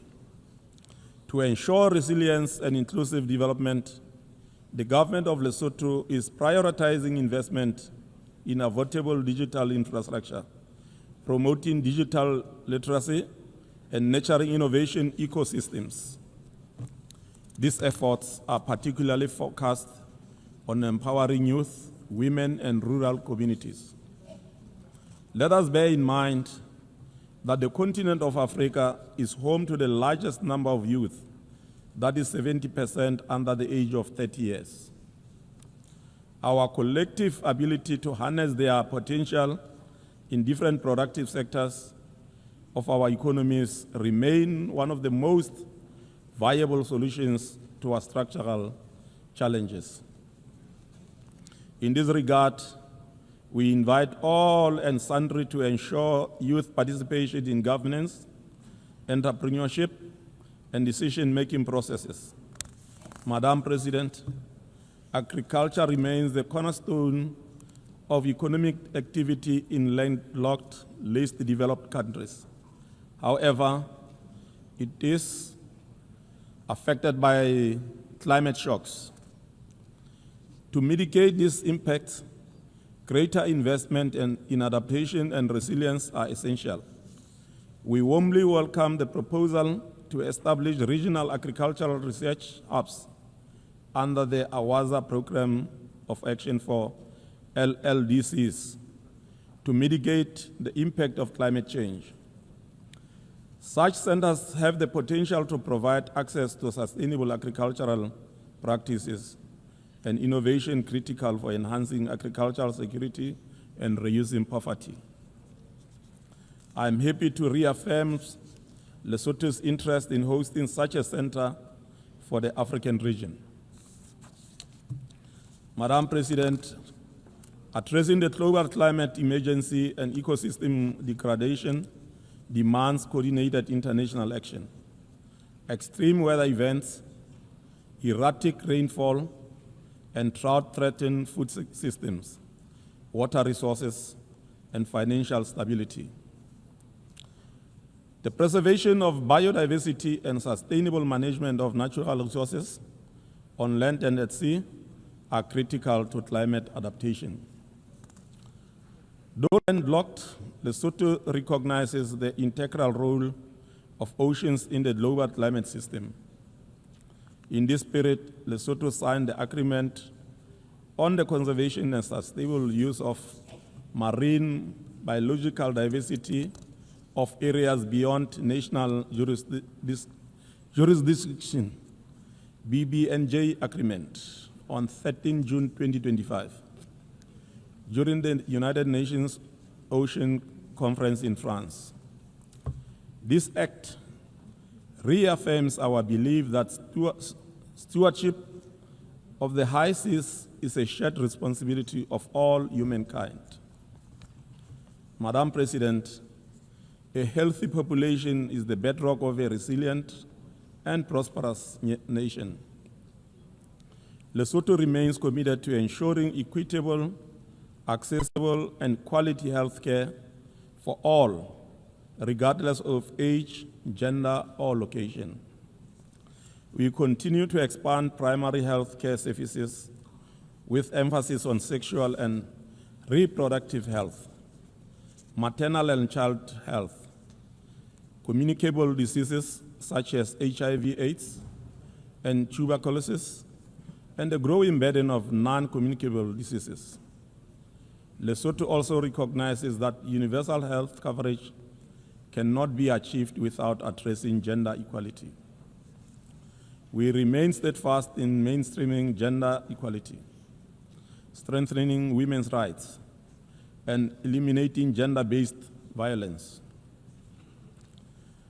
Madam President, as we mark 8 years of the United Nations, the UN institutional reforms are indeed essential for relevance and efficiency.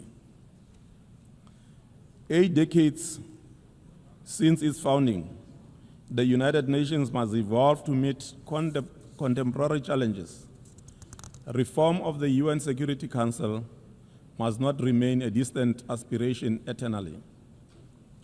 Deliberate efforts by all of us must be made towards ensuring that negotiations garner the requisite support so that the historic injustices of the past are corrected.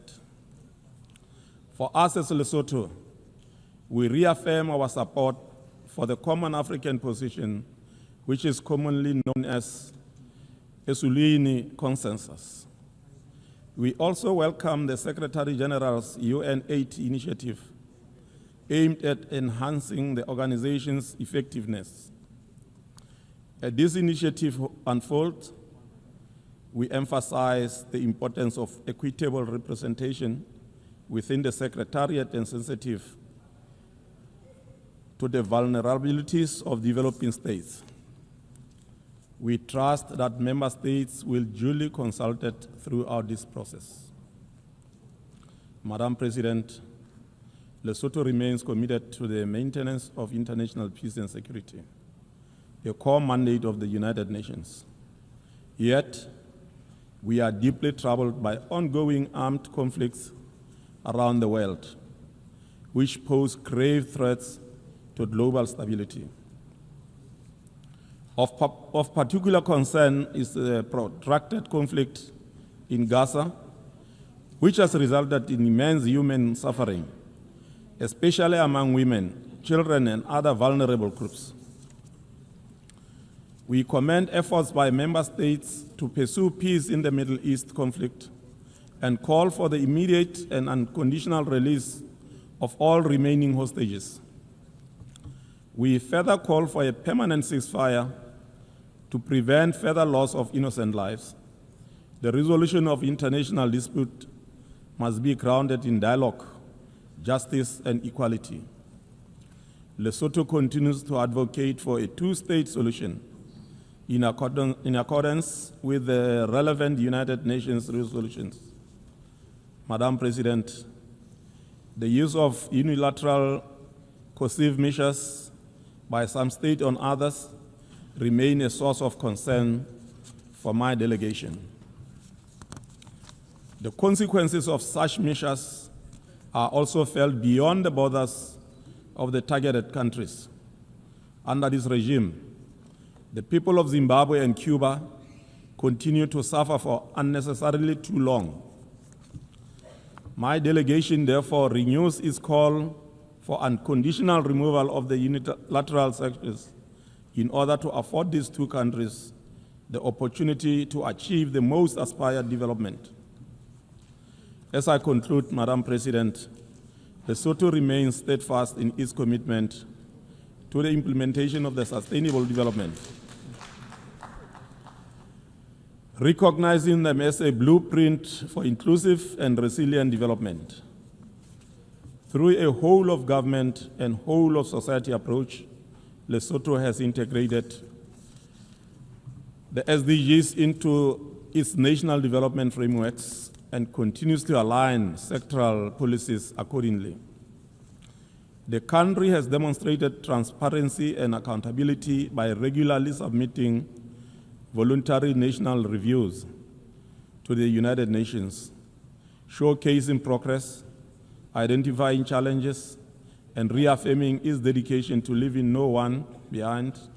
The last of these reports was presented in July 2025. The 80th anniversary of the United Nations marks a profound milestone in the collective journey of humanity towards peace, development, and the protection of human rights. Over 8 decades, the organization has stood as a beacon of multilateral cooperation, guiding member states through moments of triumph and adversity. As we commemorate this legacy, we must also look ahead with renewed purpose and resolve. The future demands a United Nations that is more inclusive, responsive, and equipped to address emerging global challenges, from climate change and digital transformation to rising inequality and geopolitical tensions. The next chapter must be defined by bold action, strengthened solidarity, and a shared commitment to leave no one behind. I thank you for your attention. Thank you. On behalf of the Assembly, I wish to thank the Prime Minister and Head of Government, Minister for Defense, National Security and Environment of the Kingdom of Lesotho. The Assembly will hear an address by His Excellency José Ulisses Correia e Silva, Prime Minister and Minister of Reform of the Republic of Cabo Verde. I request protocol to escort His Excellency and invite him to address the Assembly.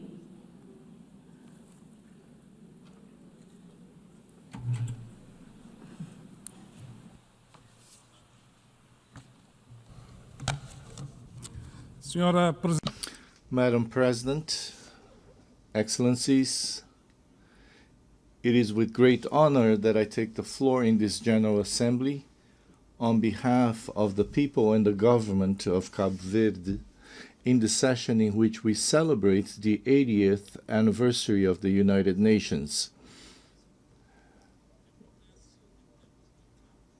This is taking place during turbulent times marked by devastating wars and armed conflicts, humanitarian crises of enormous magnitude, expansion of populism and extremism, a structured anti-system that fights to impose a system that eliminates the boundary between democracy and autocracy, as well as between truth and lies. This turbulent world helplessly watches the acceleration of climate change, threatening planet Earth and humanity. No country is immune to this disruptive movement that advances with the impulse to exercise absolute power, the provocation and exploitation of social fractures, and the ideology of post-truth. This turbulent world requires a United Nations empowered as a global regulator, and that is only effective when resulting from the political will of its member states. In this context, I would like to praise the UN 80 initiative launched by Secretary General Antonio Guterres as a space for reflection and renewal of multilateralism and to mobilize political will for peace, sustainable development, and human rights. Cabo Verde welcomes the revitalization of the Commission on the Status of Women, a central instrument for the promotion of gender equality in the multilateral system. We believe that the acceleration of the Sustainable Development Goals depends on the empowerment of women. We will continue to be staunch advocates for this cause, both inside and outside the United Nations. We advocate the urgent and necessary reform of the Security Council in line with Africa's position. The Summit of the Future offers a unique opportunity to strengthen commitment to the SDGs. More than global goals, it is the human dignity of millions of people that is at stake. Real people, children of God, living in real countries. Acting in multiple dimensions, we recognize the importance and relevance of the Global Compact for digitalization, for equitable access to digital technologies and artificial intelligence. Excellencies, Cabo Verde is an active and dynamic CIDS committed to the multilateral agenda. We currently hold the vice presidency of AOSIS. We actively participate in the Third Ocean Conference. We were chosen to co-facilitate, along with Australia, the negotiations that led to the Nice Declaration, Our Ocean, Our Future, Our Responsibilities, containing firm commitments to the sustainability of the oceans.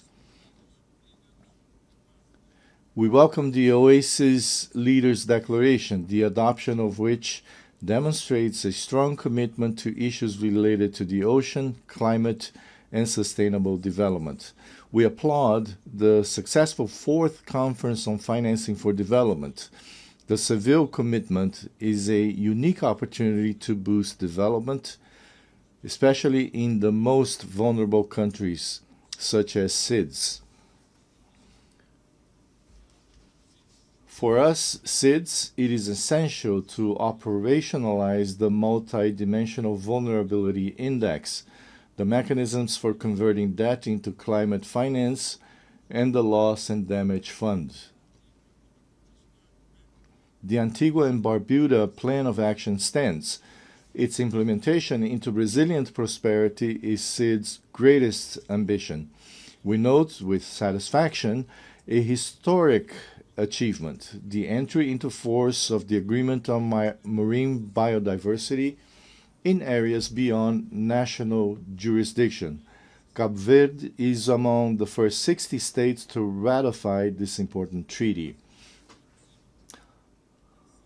Unfortunately, we were not able to achieve consensus, and we must insist. The special meeting on climate convened by the Secretary General and Brazil's President Lula as a preparation for COP30 in Belém, and it is a crucial moment for the full implementation of the Paris Accord.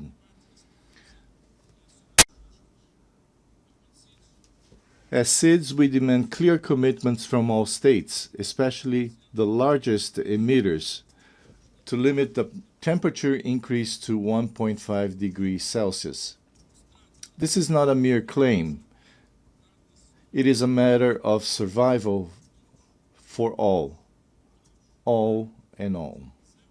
Excellencies, Madam President, global peace and security remain threatened, increasingly threatened. Cape Verde's position has been clear, predictable, and consistent. We condemn coup d'etat, we condemn terrorism, we condemn genocide, we condemn assaults on the territorial integrity of countries. We advocate for dialogue and diplomacy for the prevention and resolution of conflicts. We support a just and durable peace for the resolution of the war in Ukraine. We support the two-state solution with Israel and Palestine living side by side in peace and security. We advocate a strong commitment to preventing and combating terrorism and conflict in Africa. We advocate for multilateralism and a strong and effective UN, converging with the principles of the Chinese Global Governance Initiative. We are democracy based on the rule of law and political freedom, freedom of expression and economic freedom, and we want to continue like this. We belong to ECOWAS, a space of economic integration and neighborhood, and to the CPLP, a space for the Portuguese language and cultural affinities. We have a special partnership with the European Union, anchored in shared values of democracy, freedom, and good governance, a region with which our currency has been linked with a fixed parity to the euro since 1998, and with which we have strong economic relations. Due to our location between the African continent, Europe, and the Americas, the EU, the USA, and Brazil are our first-line partners in cooperative maritime security, preventing and combating drug trafficking, human trafficking, maritime piracy, illegal fishing, and cybersecurity. It is this democratic, stable Cape Verde open to the world and guided by trust in the relations with our partners that we want to preserve and develop in this troubled geopolitical world. Madam President, Cabo Verde has the honor of assuming one of the vice presidencies of this General Assembly with our Ambassador Tânia Romuald, and reaffirms its unwavering commitment to the Charter, the principles and values of the United Nations. We will continue to be a constructive voice, an active partner, and a country committed to being useful to the international community. Together we are better. Together we can honor the 80th anniversary of the UN and face the future with renewed hope for more peace, more development, and more human rights. Thank you very much. On behalf of the Assembly, I wish to thank the Prime Minister of Cabo Verde. Senhor Primeiro-Ministro, muito obrigada. The Assembly will hear an address by His Excellency Rosen Dimitrov Gelyaskov, Prime Minister of the Republic of Bulgaria. I request protocol to escort His Excellency and invite him to address the Assembly.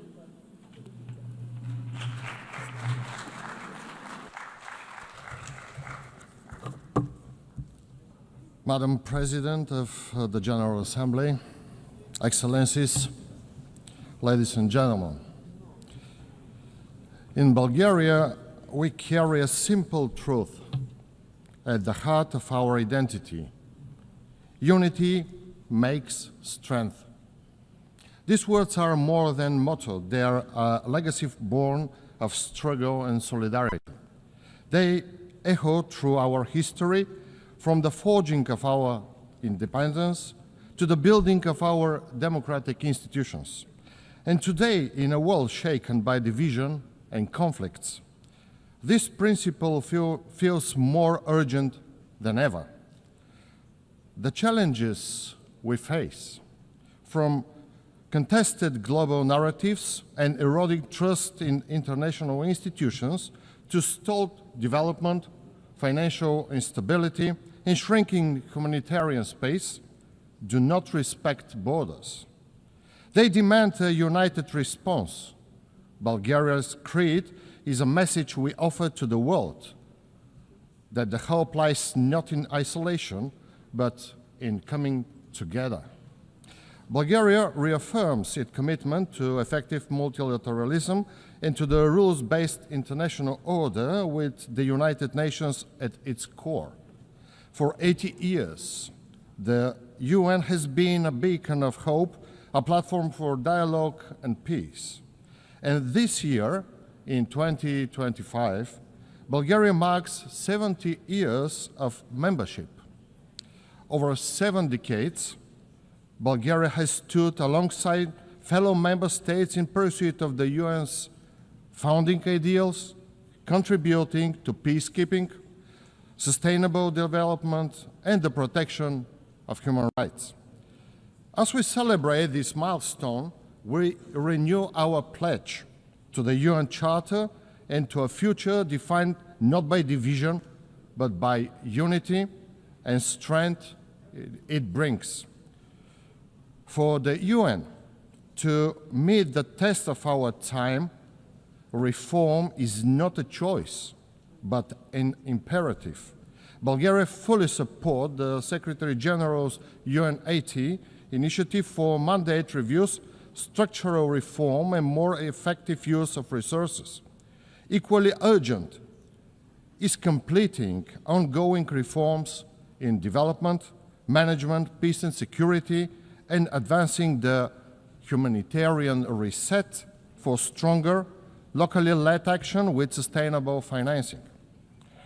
At institutional level, we believe that the Security Council must be reformed to reflect today's world more effective, more representative, more accountable. We need genuine progress, including a fairer balance in membership, one additional non-permanent seat be allocated to the Eastern European group and limits on the misuse of the veto. The General Assembly must remain the heart of the organization, where our shared forum for dialogue and decision-making. Excellencies, ever since the adoption of the UN Charter, international peace and security have never been more threatened. Russia's full-scale war of aggression against Ukraine, with its far-reaching global repercussions, represents an existential challenge to the rule-based international order. This is not merely a European conflict. It threatens the very legitimacy of the United Nations.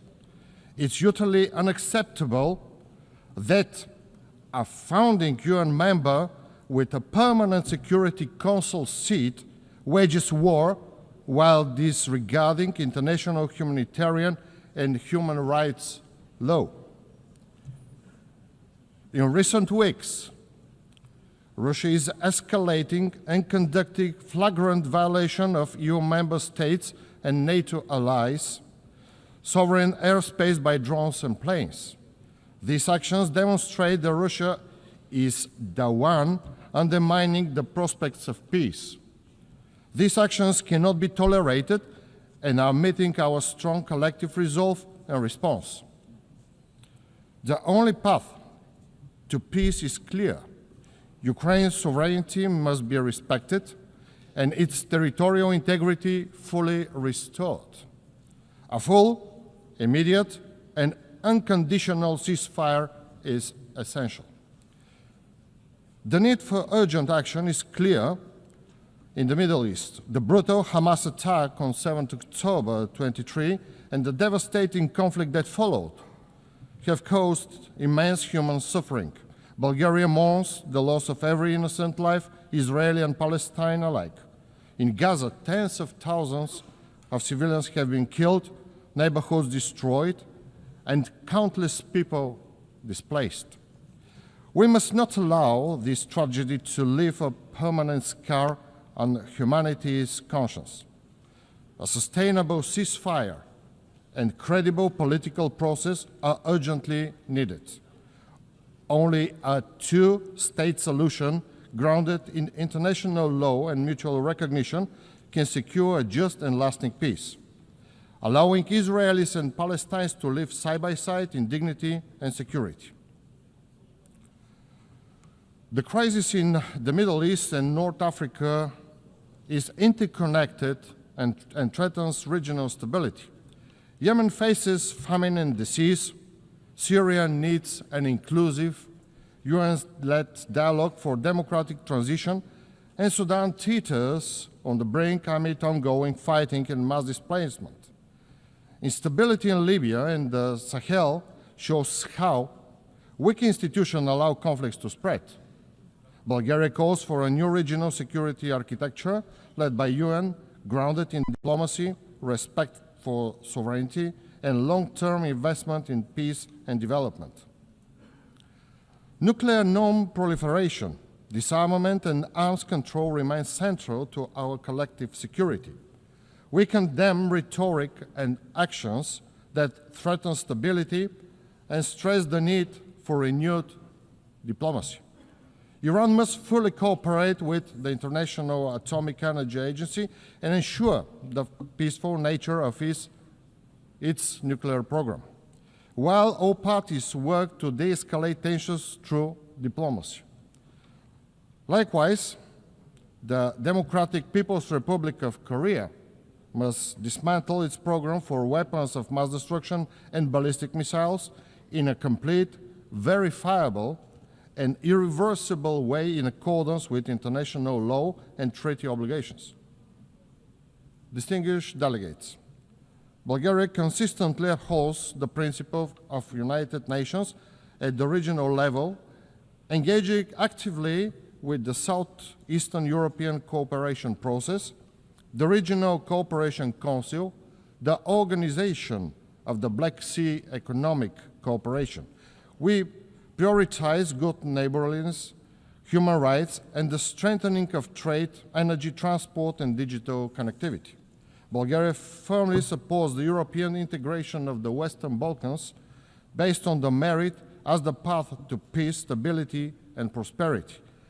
The Black Sea region remains strategically important for European security and energy resilience, and Bulgaria works to make it a space of stability and sustainable development. On 1 July 2025, Bulgaria assumed the chairmanship of the Southeast European Cooperation Process and the organization of the Black Sea Economic Cooperation, strengthening our leadership in advancing regional security, stability, and resilience. Bulgaria firmly believes that the human rights are universal, indivisible, interdependent, and interconnected. Our policies are grounded in this understanding, guiding our efforts to protect and promote human dignity at home and globally. As a member of the United Nations Human Rights Council for 2024-2026, Bulgaria is committed to advance human rights through dialogue and cooperation. We prioritize gender equality and the empowerment of women and girls in line with international human rights instruments and the Women, Peace and Security Agenda. In all conflict prevention, peace process, and post-conflict recovery, women must be at the center with their protection and access to justice ensured. We stress the need to empower young people, ensuring their meaningful participation in decision-making, including on climate action and heritage preservation. Ladies and gentlemen, sustainable development cannot be separated from human rights, peace, and security. We remain fully committed to implementing the 2030 Agenda and its 17 Sustainable Development Goals. On 23 July 2025, Bulgaria presented its second voluntary national review at the high-level political forum, highlighting national progress, government actions, and stakeholder engagements. For the first time, Bulgaria, your delegate, contributed, sharing the perspective of young people on the implementation of the goals. We know that accelerating progress requires stronger political will, inclusive participation of civil society, academia, the private sector, and youth, and urgent action to address social, economic, and environmental challenges. We look forward to the upcoming World Social Summit, where diverse voices and all stakeholders can come together to renew the global social contract and ensure it reflects human rights for all. Financing is a key aspect of development. Adequate, predictable, and innovative resources are essential to achieve sustainable development goals. Bulgaria supports mobilizing domestic resources, engaging the private sector, and building global partnership. We welcome the first biennial summit for sustainable, inclusive, and resilient global economy, held on 24 September 2025 here in New York, which reinforced commitment from the Fourth International Conference on Financing for Development and strengthened cooperation with multilateral financial institutions. For its part, Bulgaria remains a steadfast contributor to global development. Through the National Development Program 2030 and our development cooperation policy, we implement tangible projects and build sustainable partnership for a fairer, more balanced world. In all our efforts, we prioritize poverty eradication, sustainability, and equality, focusing on key regions, the Western Balkans, the Eastern Partnership countries, the Middle East, North Africa and Asia, with special attention to education, health, and building resilient societies. Digital governance and new technologies are central to our efforts.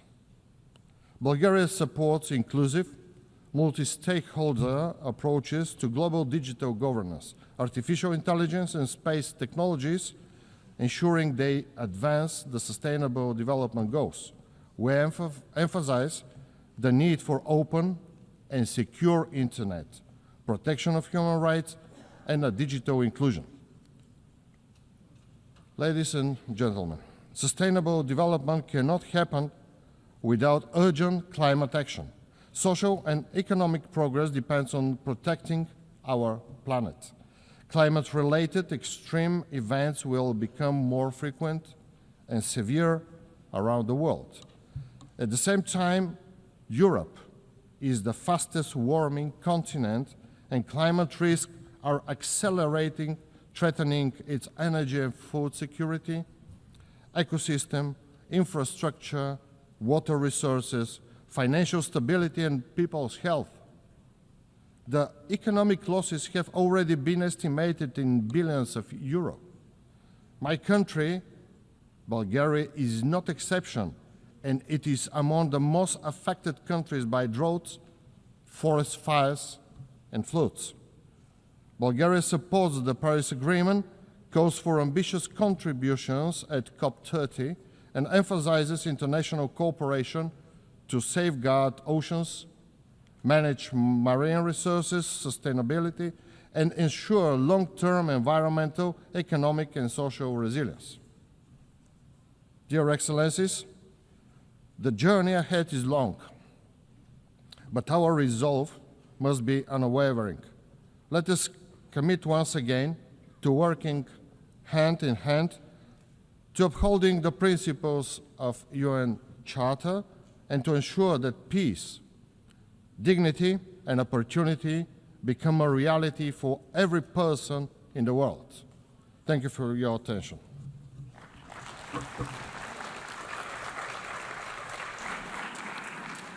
Au nom de l'Assemblée générale, je remercie Monsieur le On behalf of the General Assembly, I thank the Prime Minister of the Republic of Bulgaria.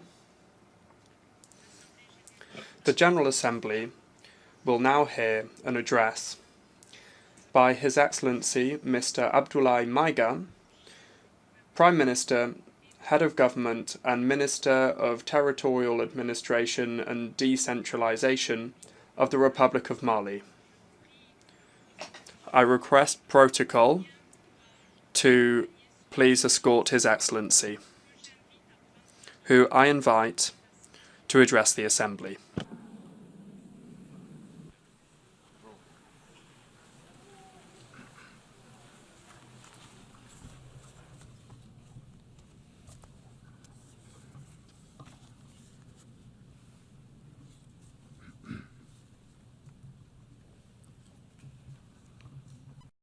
Madame la Présidente, President of the General Assembly, heads of state and government,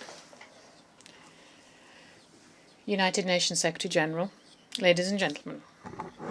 As I begin my statement, I have the honour to extend to you the cordial greetings and the message from the founding fathers of the Alliance of Sahel States, Their Excellencies, Army General Assimi Goïta, President of Transition Head of State of Mali, and the President of the Alliance of Sahel States, Captain Ibrahim Traoré, President of Burkina Faso, Head of State, and Army General Abdurrahman Tiani, President of the Republic of Niger, and Head of State. I would also like to share with you the warm congratulations from the dignified people of the Alliance of Sahel States, determined more than ever to free themselves from the yoke of imperialism and enjoy their right to self-determination in a Pan-African spirit. As we wish you every success in your election to preside over this 80th session of General Assembly, Madam President, the Alliance of Sahel States would also like to congratulate your predecessor, His Excellency Mr. Philemon Yang from the Republic of Cameroon, and congratulate him on his exemplary leadership of the work of the 79th session. Finally, I wish to reiterate to our Secretary General, Mr. Antonio Guterres, reiterate our appreciation of the efforts that he continues to undertake to achieve the noble objectives of our shared organisation. Ladies and gentlemen, the topic chosen for this 80th session of the General Assembly, Better Together, 80 Years and More for Peace, Development and Human Rights, end of quote, is of particular importance for the Member States of the AES Confederation. Yes, peace, mutual assistance, development and the preservation of human rights remain the main objectives. Indeed, the raison d'etre of the United Nations. Alas, these key objectives have never been so sorely tested in the world, and in Sahel in particular, because essentially of armed groups with dark age thinking, weaponized and supported by foreign state sponsors. The member states of the Alliance of Sahel States are on the front line of the fight against terrorism, which is both a real threat to international peace and security, but also and above all, a grave attack on the very foundations of our states. Led by our heads of state, our security and defence forces of the 3 countries of the Sahel Alliance are working closely together in a spirit of collaboration and complementarity that has never been seen before. We are driven by a common commitment to pool our efforts to tackle the scourge of terrorism. This new momentum, which is built around strengthening operational capacity of our security and defence forces through far-reaching recruitment, suitable training and appropriate provision of equipment, is seeing results, encouraging results every day on the ground. This confirms the relevance indeed of our sovereign decision to work together to fight our common enemies. Unlike some states who open safe passage corridors onto their territory for terrorists so that they can attack other countries to use their territory as a rear base, the founders of the alliance, through, again, this Pan-African spirit and concerned as they are to preserve the interests of their people, decided to make their countries more safe, trying to stop this threat spreading to other African countries and indeed around the world, doing a real public service for security in the region and the world. There is no shadow of a doubt that through their sacrifice, the valiant security and defence forces are contributing to the security of other regions, particularly countries on the West African coast. We take this opportunity to pay tribute to the memory of the civilian and military victims of insecurity in the Sahel. The sovereign approach that's been implemented is part of a vision borne by the heads of state of the Alliance of Sahel State, which is dedicated to safety and security of our states following the withdrawal of international forces. Against all the odds and far from scuttling our plans, our country showed ingenuity and was able to benefit from the historic geographic characteristics and the resilience of their people who, despite more than a decade of security and humanitarian crisis, continue to show exceptional strength and patriotic engagement. Overall, 3 countries were able to provide a coordinated, homegrown response to this war that was imposed on us. Here I wish to reiterate the determination of the Confederation of the Alliance of Sahel States to become a Pan-African regional power, to continue and step up our actions, to put a stop to terrorism once and for all in our shared home. We are also determined to consolidate the authority of the state, to protect our people and their property, and ensure our own prosperity. The Alliance of Sahel States reiterates strongly its condemnation of the open, blatant, sometimes public support of foreign state sponsors, who, for imperialist reasons, are destabilizing our entity on the one hand, providing advice to terrorist groups as well as logistical support, arms and ammunition, and on the other hand providing political support to them, providing them with rear bases located in some neighbouring countries in violation of all international rules. Ladies and gentlemen, though it may seem far away, the war in Ukraine and terrorism in the Sahel are connected. let us remind you that following the terrorist attack against the Malian Security Defence Forces patrol on the 24th to 26th of July 2024 in Tenzawaten in the region of Kidal, Mali denounced this incident, by the way, in its statement on 2024 here in this room, and we condemned the attitude shown by Ukrainian officials who publicly claimed affirmed their participation in this terrorist attack. This outrageous conduct, which we thought we just was simply that the Ukrainian officials unfortunately confused the international stage with a stage. 1 year later, the situation has worsened, and the Ukrainian regime has become one of the main suppliers of kamikaze drones to terrorist groups around the world. In this context, some Western states should stop supplying arms to Ukraine because they risk contributing to the promotion of international terrorism. For others, including the French regime, who's nostalgic for the colonial era and concerned by their loss of influence in the Sahel, support for the Ukrainian regime is a maneuver that's consistent, which aims to occupy the attention of the international community, focusing the attention on the war in Ukraine, at the same time sponsoring terrorist groups who are growing in number in the Sahel. Loyal as we are to the principles of the United Nations Charter, on the 15th of August 2022, Mali seized the Security Council to ask for a meeting of the Council so that my country could provide irrefutable proof of France's support for terrorist activities. So far, this request has not been followed up on, whereas their sabotage continues on various levels. It is time to act so that those responsible for this violence be identified and brought to justice, and resolutions be translated into concrete commitments, and the Sahelian spell should be safe once and for all, and the resources of the Sahel should benefit the people of the Sahel.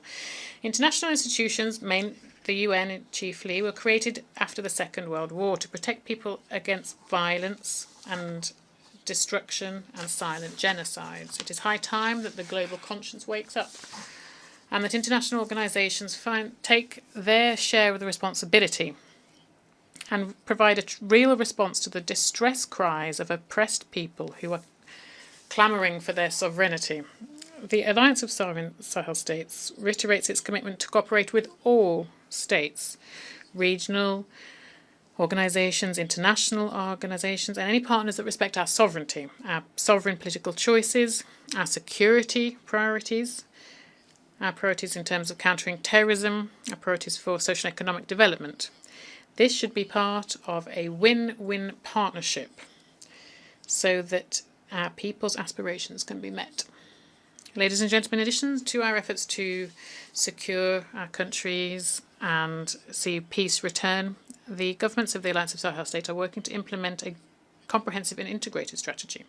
This includes political measures, economic and social development measures, as well as work on justice and reconciliation. In choosing to be audacious in our sovereignty, the Alliance's bodies have launched initiatives, disruptive initiatives, focused on homegrown development. Here, there's a clear path so that we can ourselves provide the added value that is crucial for our economies, all the while preserving the dignity of our people. This choice, which we own fully, shows how unwavering we are in our wish to be masters of our own fate. In the same vein, we have included in our national priorities in strategic investment policy in different priority fields, such as infrastructure, energy, industrialisation, and the diversification of our economy. As part of this work, we created the Alliance Bank for Investment and Development, which carries out various different projects across the Alliance. The Alliance of Sahel States has as one of its ambitions to development ambitions some clear advantages: a vast territory and 75 million inhabitants, and the majority of these inhabitants are young people. In addition, we have a strong, committed and active diaspora. We also have fertile lands, a lot of water, energy resources, reservoirs and mining resources, which are amongst the richest in the world. Ladies and gentlemen, the third dimension of the theme for this UN General Assembly session is human rights. The Alliance of Sahel States reaffirmed its commitment to respect international law. Human rights law is and international humanitarian law respected, and make sure that they are respected in line with our millennia history that goes back millennia of humanism and our national and international commitments. However, we remain strongly opposed to the weaponization of human rights for political purposes or in order to destabilize our national institutions or indeed entire independent and sovereign states. This concerned as we are to preserve the sovereignty and dignity of our people, the heads of state of our alliance withdrew with immediate effect from the Statute of Rome of the International Criminal Court on the 22nd of September 2025.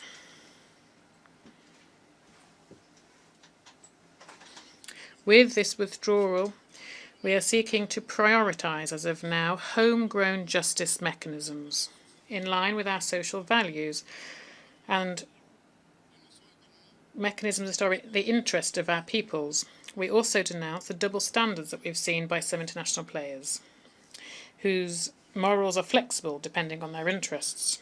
They like to give lessons, teach others lessons, but they're not themselves the best example for respect for human rights. We call on our partners to prioritise dialogue and cooperation, which remain the best tools for promoting human rights around the world. Ladies and gentlemen, at a time when we are marking the 80th anniversary of the United Nations, we must state that our multilateral framework, as embodied by the UN, is being sorely tested in an international context that is notably polarised, where we are seeing a return of nationalism, protectionism, inward-looking attitudes and struggles for power. Despite this reality of the time, and also aware that the main three objectives of the United Nations Charter are peace, development and human rights, all of these remain relevant, we must say.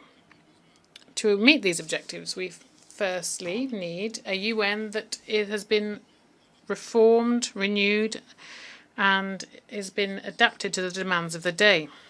This is an essential criteria to make it more legitimate on an international scale and ensure that its decisions can be effectively implemented. Here I wish to recall strongly that Africa has for more than 20 years now been demanding reforms in order to repair historic injustice that it has suffered, particularly in terms of its representation at the Security Council. Here I wish to reiterate the total support of the Alliance of Sahel States to the Common African Position on this issue, as set out in the Eswatini Consensus and the CERT Declaration, so that Africa can have 2 permanent seats at the Security Council and 5 non-permanent seats. Secondly, we need a United Nations that can guarantee the respect for international law for all. We are concerned to see flagrant violations of international law around the world with complete impunity. At this 80th anniversary of the UN, for us, Member States, this provides us with the opportunity to reaffirm our unwavering commitment to the multilateral framework that is based on the law and not on force. Thirdly, we need robust follow-up and implementation mechanisms for the outcomes of international conferences. One thing is clear here, the creation since 1945, when the UN was created, we've held dozens of international conferences, and the commitments from these international conferences have barely been implemented, and they're not benefited the people that we represent here. This situation must change. This is why we advocate for the envisaged reforms to be implemented and tackle this problem, so that our respective nations can benefit from the dividends of the commitments made at the United Nations. On our side, the Alliance of Sahel States is ready to make its contribution to undertake the necessary reform for the multilateral framework of the United Nations. In terms of current global governance, it is ever clearer that the UN is not adapted, it is not able to address the current challenges and future challenges. Global governance needs to be reformed, and economic and financial institutions need to be reviewed too, and they should take into account financing security in the fight against homegrown crises. And this innovative mechanisms, for example, like in BRICS, provide a constructive alternative that respects the interests of emerging and developing countries while African initiatives of development financing that the Sahel pays particular attention to could break the vicious circle of dependence and over-indebtedness. Along in the same lines, the concerns of Africa's development concerns should be taken into account too.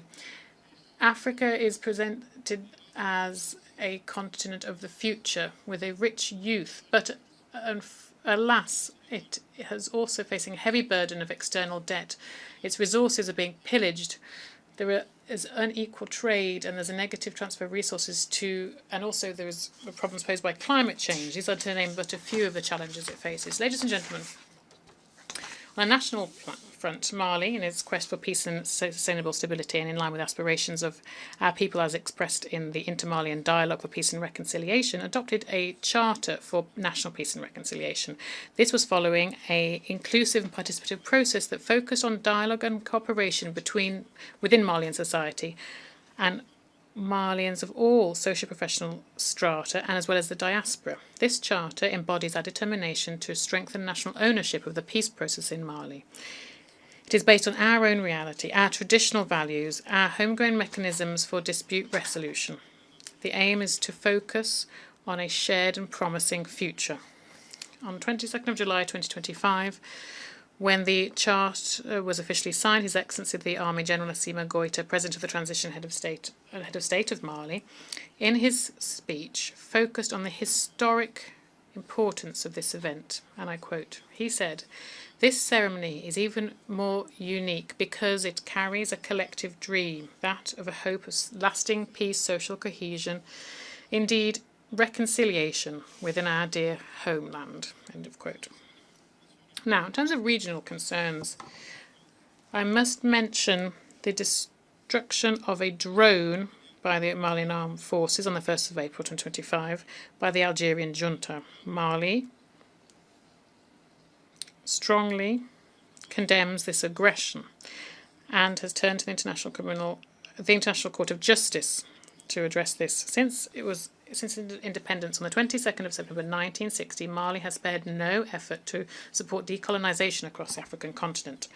Here, we actively supported Algeria in its war for liberation from the French colonizers. Given this political position and favour that we have always maintained for Pan-Africanism, in addition, we have geographical proximity between the two countries. We have a border that is 1,300 kilometres long. Mali has always looked kindly upon our brotherly neighbours in Algeria. In return for this constructive approach in Mali, we underscore three situations that are incongruous and incomprehensible, and they have marked relations recently between our countries. Firstly, the cowardly, perfidious attack that targeted the Malian armed forces in Tinzawante, a few kilometres from the Algerian border. Curiously, the Algerian junta didn't see anything, hadn't heard anything, even though this terrorist act was planned on its Algerian territory. This is strange for a country that was designated as a AU champion for counterterrorism, and in recent years has become a champion of the promotion of terrorism and exporter of terrorists.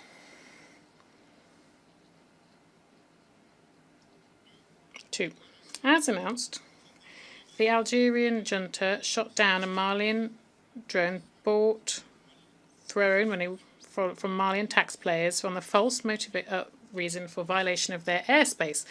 Mali is concerned by the idea that the Algerian junta put forward, defying the laws of physics, and whereby this object was shot down in its air, it would be capable to travel from where it fell 22 kilometres and then be found on Malian territory. And indeed, it's important to underscore that the debris of the Malian drone was found on Malian territory, thus validating our own arguments.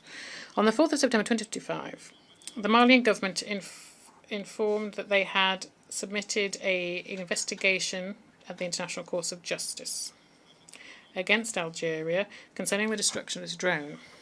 In a communiqué from the Algerian Ministry of Foreign Affairs from the 19th of September 2025, we were perplexed to learn that there was an allegation whereby this investigation request from Mali was motivated by the press conference of the Algerian Foreign Affairs Minister on the 3rd of September 2025, during which he denied Mali had submitted a request to the International Court of Justice. We would like to share with the Minister that the request submitted by Mali on the 4th of September has never meant that it was automatically registered by the International Court of Justice. Mali would recall that diplomacy, the aim of diplomacy is to defend your country's interests. In presupposing that the Malian complaint was launched by this press conference, the maniacs of Algeria show that their vision of diplomacy is to push other states to prosecute their country and international fora, thus scoring an impressive own goal, as we call in Mali, Yabe. Concerning, I would say. In passing, Mali is paying a vibrant tribute to the Minister of Foreign Affairs of the Algerian junta. Indeed, lies corrupt everything. They've lost all their version of the Algerian version of the destruction of Mali and Joan has lost all credibility. And then, surprised by how events turned out, the Algerian junta refused to give their consent to the jurisdiction of the ICJ following the drone destruction case, thus fearing being publicly unveiled as an aggressor and supporting a sport of international terrorism.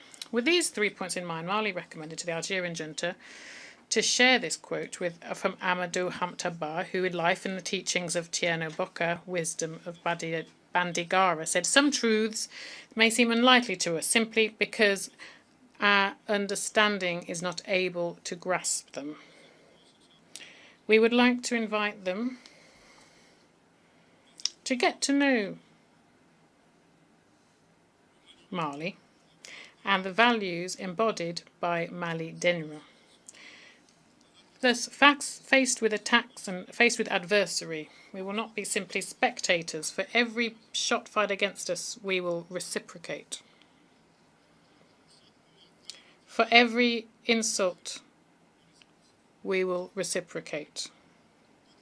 On the other hand, it is strongly recommended to the Algerian junta to organise in Tin Zawatin in Algeria and their international annual festival on the artifice of human intelligence.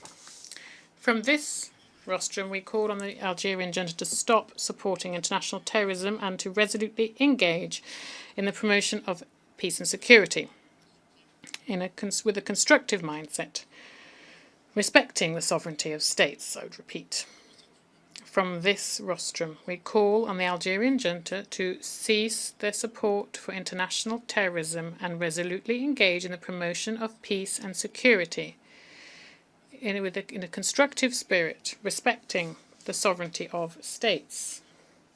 Once more and for the last time, from this rostrum, we call on the Algerian junta to resolutely involve themselves, engage in promotion of peace and security in a constructive spirit, respecting the sovereignty of states.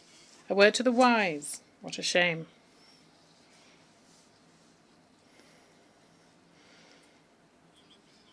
President, ladies and gentlemen,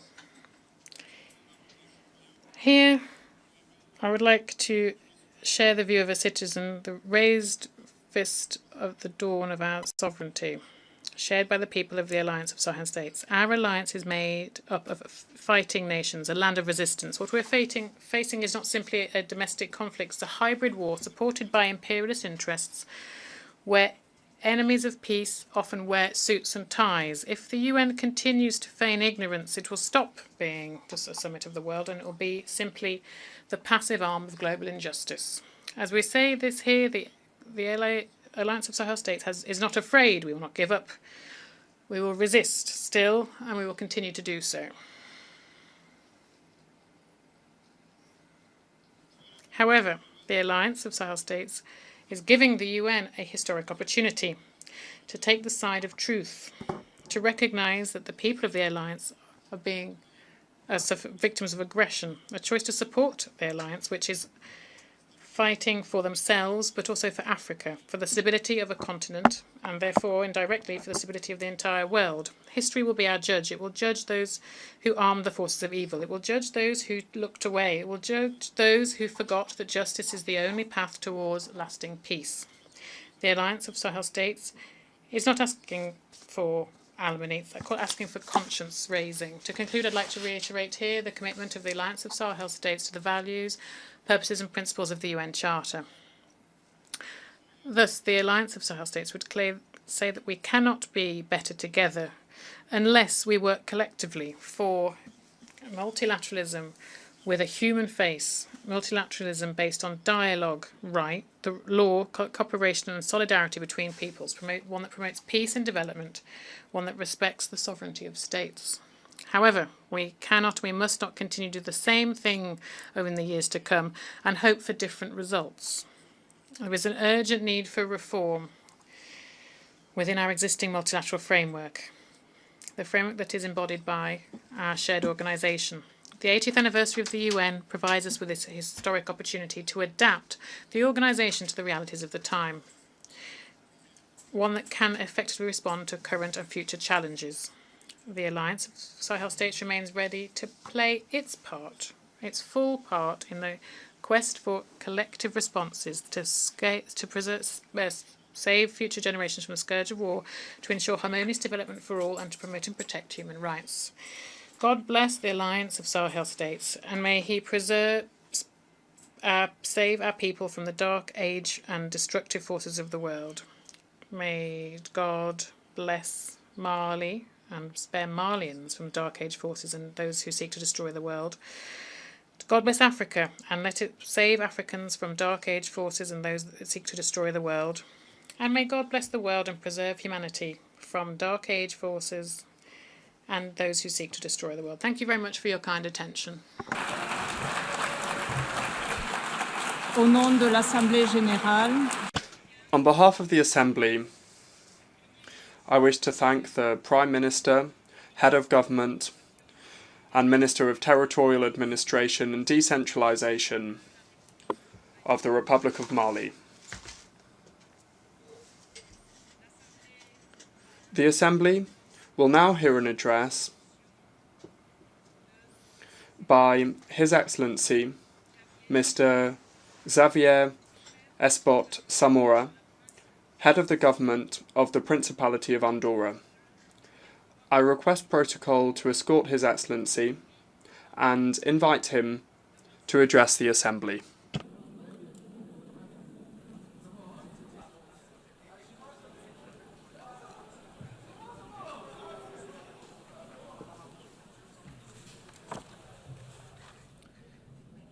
Señora Vicepresidenta. Madam Vice President, Mr. Secretary General, Excellencies, ladies and gentlemen. On the coat of arms of Andorra, there is a motto that embodies a profound political and ethical truth. Virtus unita fortior. United, virtue is stronger. This motto, which guides the preamble of our Constitution, carries a universal message, that moral and political strength does not lie in imposition, but rather in the unity of values, in shared coherence, and in collective virtue. It is a lesson that transcends borders, and that today is ever more relevant than ever in today's global context. And in this spirit, which carries something Aristotelian, we are reminded that virtue is not an extreme, but rather a middle ground, attained through reason, and above all, for the common good. International cooperation, when balanced, fair, and guided by prudence, is a demonstration of political virtue, and when this virtue is shared and organised among nations, it becomes stronger. We face more challenges than ever before: climate change, armed conflicts, and forced migrations. Where we once saw horizons, we are now seeing walls rise. For this reason, now is the time to bring to the international stage the spirit that guides a country like ours. With more than 7 centuries of peace, we must uphold the essence of multilateralism, the raison d'etre of this United Nations, which is an organisation of the peoples and for the peoples. Ladies and gentlemen, it is a great honour and a profound responsibility for me to address this General Assembly today on behalf of the Andorran people and government. I wish to begin this speech with a double expression of gratitude. First, to Her Excellency Miss Annalena Baerbock, who I congratulate upon her election as President of this 80th session of the General Assembly. We wish her every success in her role. Second, I wish to say that for Andorra, it is a privilege to serve as one of the vice presidencies of this symbolic session. This year's theme, Better Together, 80 Years and More for Peace, Development and Human Rights, is a theme that really speaks to us, and not just as a declaration of intentions, but as an urgent need. We live in difficult times, times of conflict, polarization and uncertainty. However, these are also times of opportunity to strengthen international cooperation, to update the institutions that support it, and to build lasting solutions collectively through multilateralism. 8 decades of diplomacy, peace building, development aid, and the promotion of human rights. In this context, Andorra also celebrates 32 years as a member state of the UN. Of course, this is a shorter history here than many, but it has been an intense one as well, during which multilateralism has been fundamental to our international recognition, to making our voice heard abroad, to our legal security, and to our economic and social progress. Since our accession to this organisation, our commitment to it has been clear. Andorra advocates for effective, inclusive, and people-centred multilateralism. A multilateralism that leaves no one behind, that listens to all voices, including the voices of small states. This position was emphasised during the first summit of heads of state and government held last May in our country on the occasion of the Games of the Small States of Europe. From this summit emerged a declaration in which the participating states affirmed the need to strengthen multilateral governance, to defend international law, to promote human rights, and to adopt joint measures to address global economic, social, climate, and technological challenges. It is from this perspective that we wish to contribute to the renewal of the United Nations in order to meet the global challenges of the 21st century. We cannot speak of development or human rights without also mentioning peace and security. The world faces an alarming multiplication of armed conflicts of a scale and violence that is unprecedented in the past 80 years. The war in Ukraine is approaching its 4th year, with devastating consequences for the civilian population and international stability. Andorra reiterates its condemnation of all violations of international law and once again expresses its firm support for the sovereignty and territorial integrity of Ukraine. Looking toward the Middle East, the situation in Gaza is extremely concerning for us. The number of civilian casualties, the destruction of essential infrastructure, and the worsening humanitarian crisis demand an urgent response from the international community. We wish to express our deep concern and strongly call for the respect of international humanitarian law by all parties. For this reason, we condemn, without distinction, all attacks against the civilian population, including all acts of terrorism and indiscriminate assaults. We strongly and specifically condemn the Hamas attacks of October 7, 2023, and we call for the release of the hostages. We believe that a lasting peace process for the conflict between Israel and Palestine and in the Middle East region can only be achieved through the two-state solution. It is for this reason and in line with these principles that last Monday we took the decision to recognise a Palestinian state.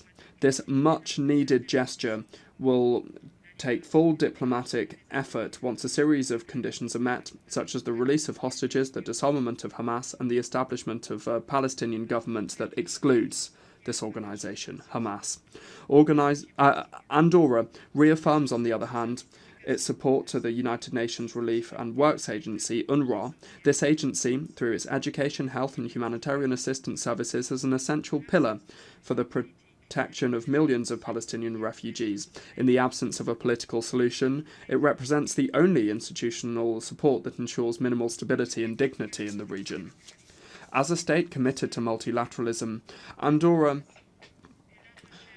underscores that only dialogue, diplomacy and the pursuit of shared solutions can lead us towards a just and lasting peace.